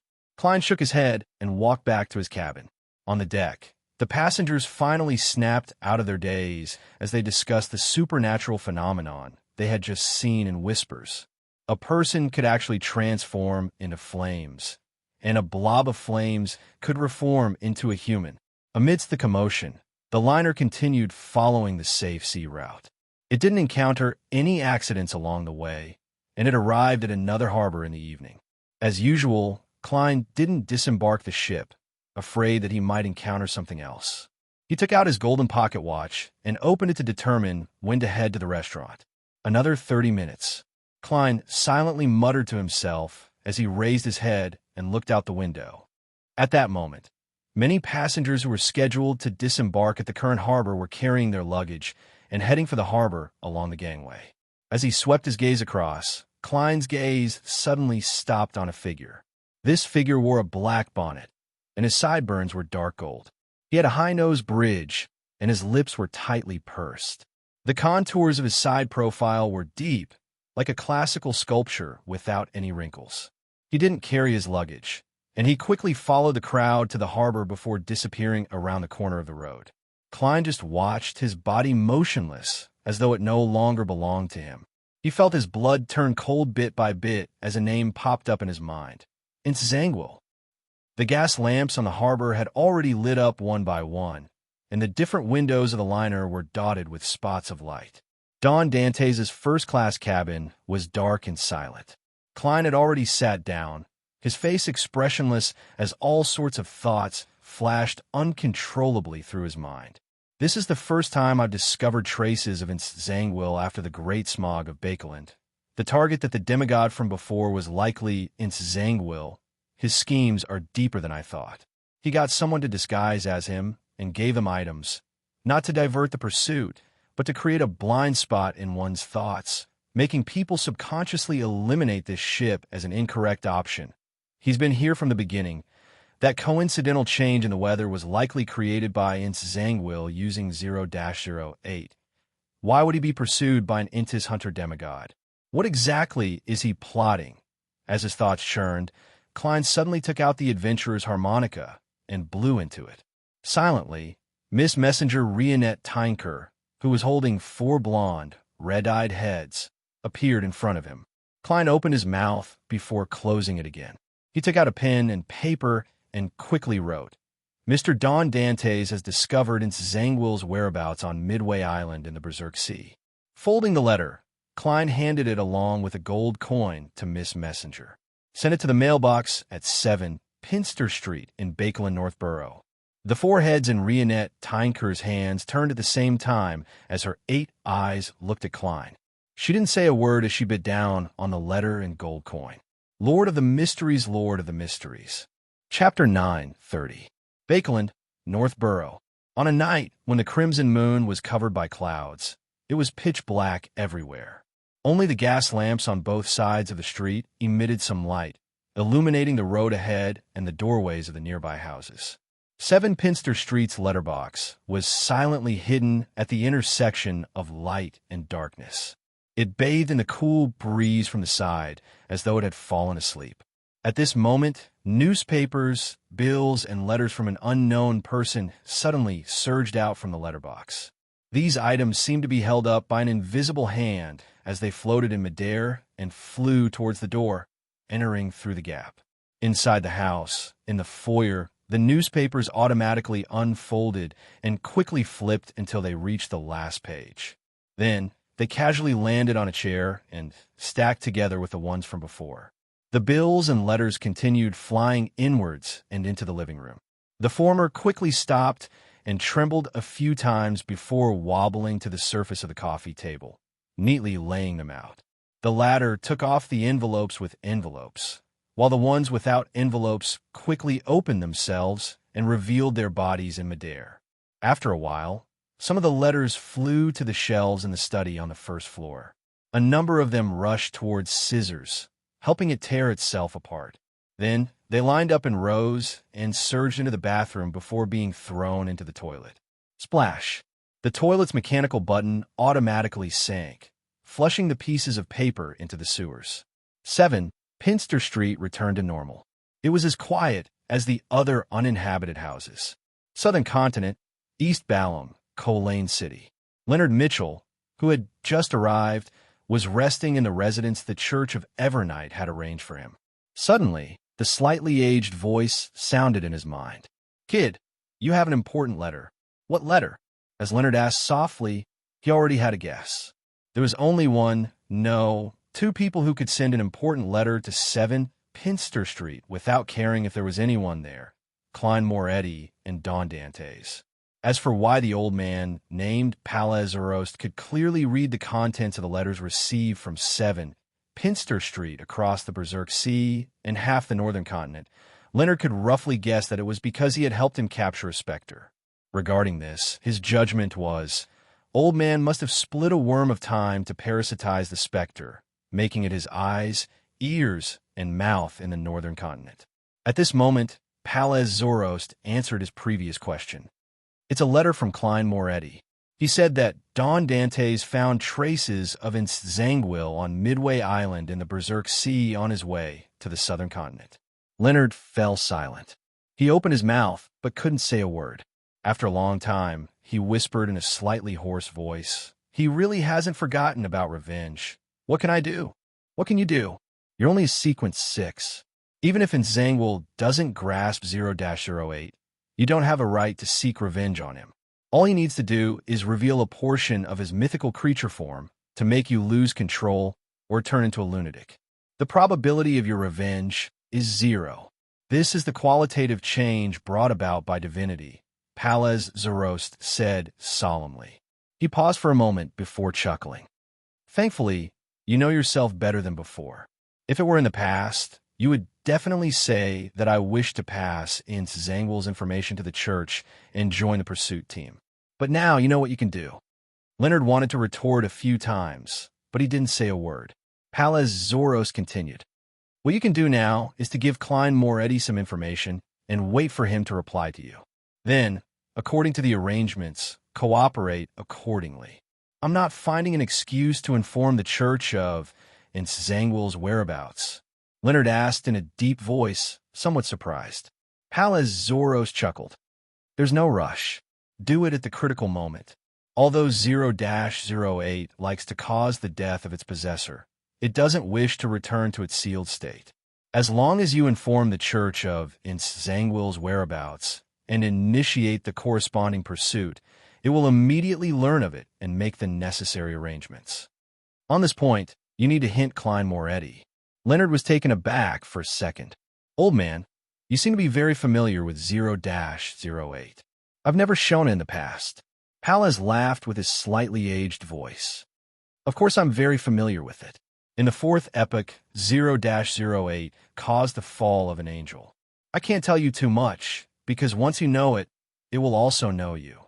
The more you understand it, the more likely you are to become a part of the story." From old man's vague words, Leonard could truly sense the horror of 0-08. This had already exceeded his understanding of mysticism. After some thought, Leonard habitually asked, "Then how should I hint to Klein Moretti without letting 0-08 know? Then how should I give a hint to Klein Moretti without letting 0-08 know of it? Or, even if it knows of it, it would only be a superficial understanding. It would only let me be a passerby in the story." Before he finished his sentence, Leonard clenched his fists and gritted his teeth. Without waiting for old man's answer, he continued, "Then, how should I hint to Klein Moretti? Side hints? Tell him that I won't hand over Zanguil's whereabouts to the church for the time being. I believe he should be able to understand that there's a problem with this situation and understand that we have to be more cautious than cautious. And even if he can't decipher it, his secret organization has enough members who understand the fourth epoch to provide help.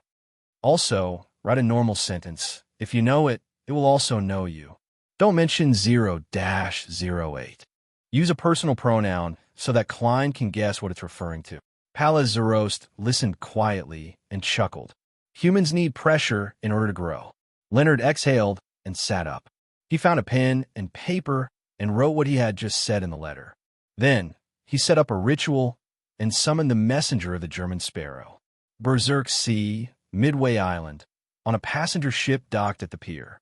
Many tourists didn't disembark. They were curled up in the passenger cabin at the bottom, waiting to arrive at the southern continent to begin a new life filled with hope. Even if it was only a few days' worth of travel, it was still extremely difficult for them to scrape together the money. They were Rouen citizens who had been forced to take such a risk. Klein, who was acting as the tycoon Don Dantes, was different from them. He lived in a spacious, clean, and luxurious first-class cabin. Under the light of a candle, he opened the letter that Rionette Tinker had just delivered. I won't inform the church of Zangwill's whereabouts for the time being. To Leonard, although the source of the intelligence will put him at a certain level of risk, it's not to the point where he can't do it. Didn't he join the Red Gloves for revenge?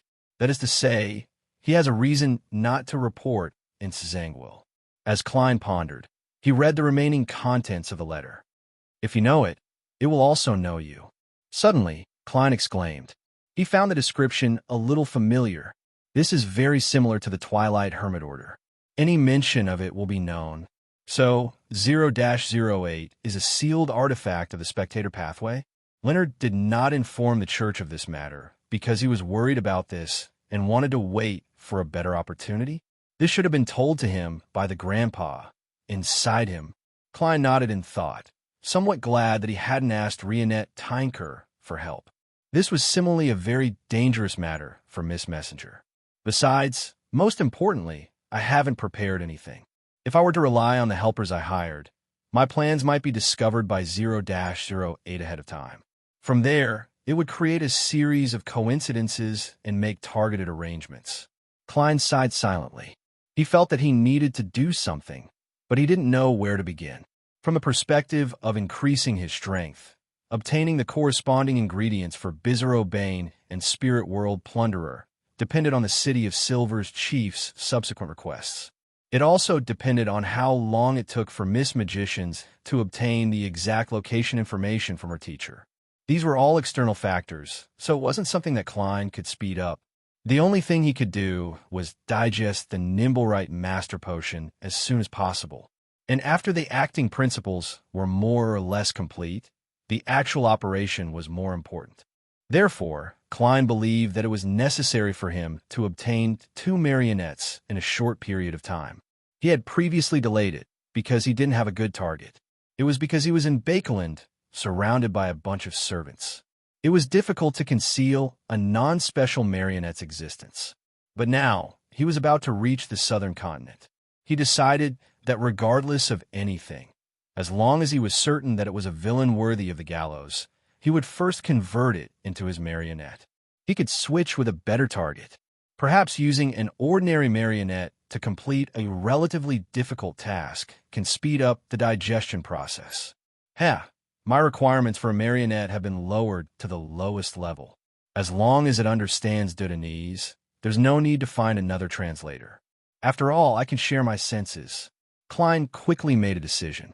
He planned on writing to Leonard Mitchell once he had a further plan. East Balham, Colane City.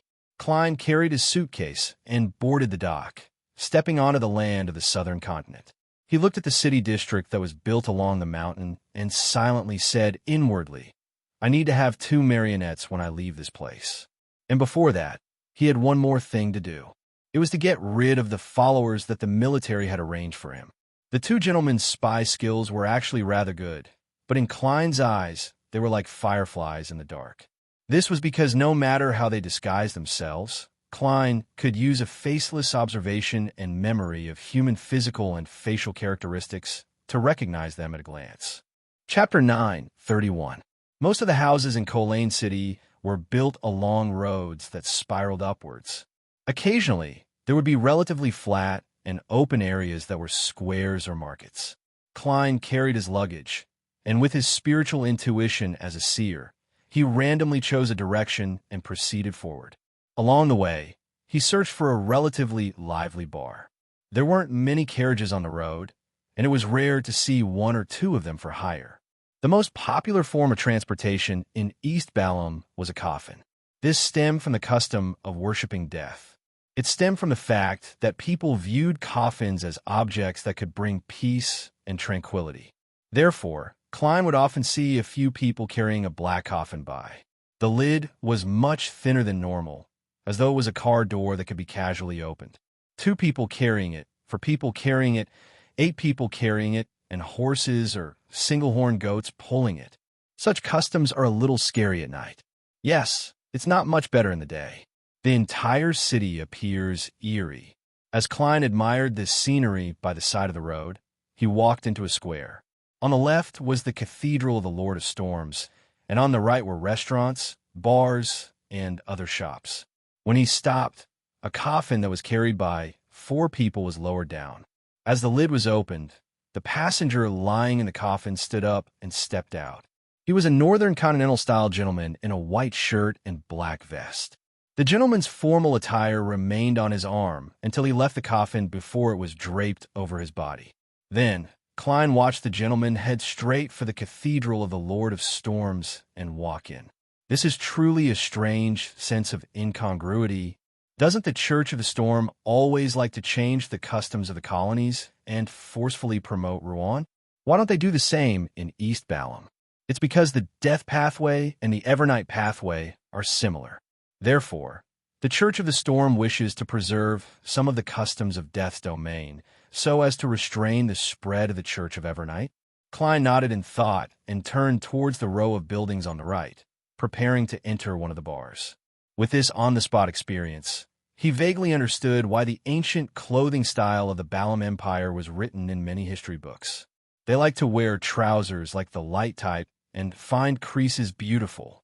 Isn't this so that it's convenient to go out and lie in a coffin? Klein smiled and shook his head. He pushed open the heavy wooden door of the bar, squeezed past the drunkards, and walked towards the bar counter. At that moment, the 2 military stalkers distanced themselves from Don Dantes for fear of being exposed. They had just walked to the door. Seizing this brief moment of respite, Klein suddenly changed direction, slipping through the crowd like a fish and sprinting toward the back door of the bar. Although he did not know Dudonese, he could read the signs and knew where the lavatory was and where the customer stopped. After going around to the area where the door was out of sight, Klein shook his shoulders, quickly took off his jacket, and put it on the crook of his arm. Then, he clamped his golden-laid cane, covered his face with his palms, slowed down his pace, and changed directions again, heading for the entrance of the bar. When he was about 10 meters away from where he had taken off his coat, Klein put down his right hand that was pressing against his face. His entire appearance had changed. His white sideburns, deep eyes, and refined temperament had all disappeared, replaced with the appearance of a Rouen person that could be found everywhere in the northern continent. Carrying his luggage and holding his cane, Klein walked steadily towards the 2 military stalkers. As they looked around for Don Dantes, he brushed past them and left the bar. Be it stalking or anti-stalking, they were the forte of the faceless. Returning to the square, Klein turned into a small alley that sloped to higher ground, intending to find a hotel somewhere else to stay. As he walked on the secluded path, he suddenly heard a woman's terrified cries. This voice only lasted for a short period of time before it came to an abrupt end. Although he couldn't understand what the other party was shouting, Klein could sense the fear, and panic. Hence, he took a wrong step and entered a narrower path without any pedestrians. In less than 10 seconds, he saw a brown-skinned local man in his 30s in a hidden corner. He had soft facial features and was pressing down on a girl who was at most 13 or 14 years old. He was violently assaulting her. Klein took a glance, slowed down, and stopped in the shadows nearby. At that moment, the girl's face was already distorted from extreme panic. However, no matter how she struggled, she couldn't escape. She even ended up getting beaten up. Her tears and snot were flowing down her face. Her mouth was stuffed with a rag. so she could only whimper. At that moment, she was surprised to discover that the bad guy's attempts to take off her clothes had slowed down. She didn't even have the time to consider what had happened.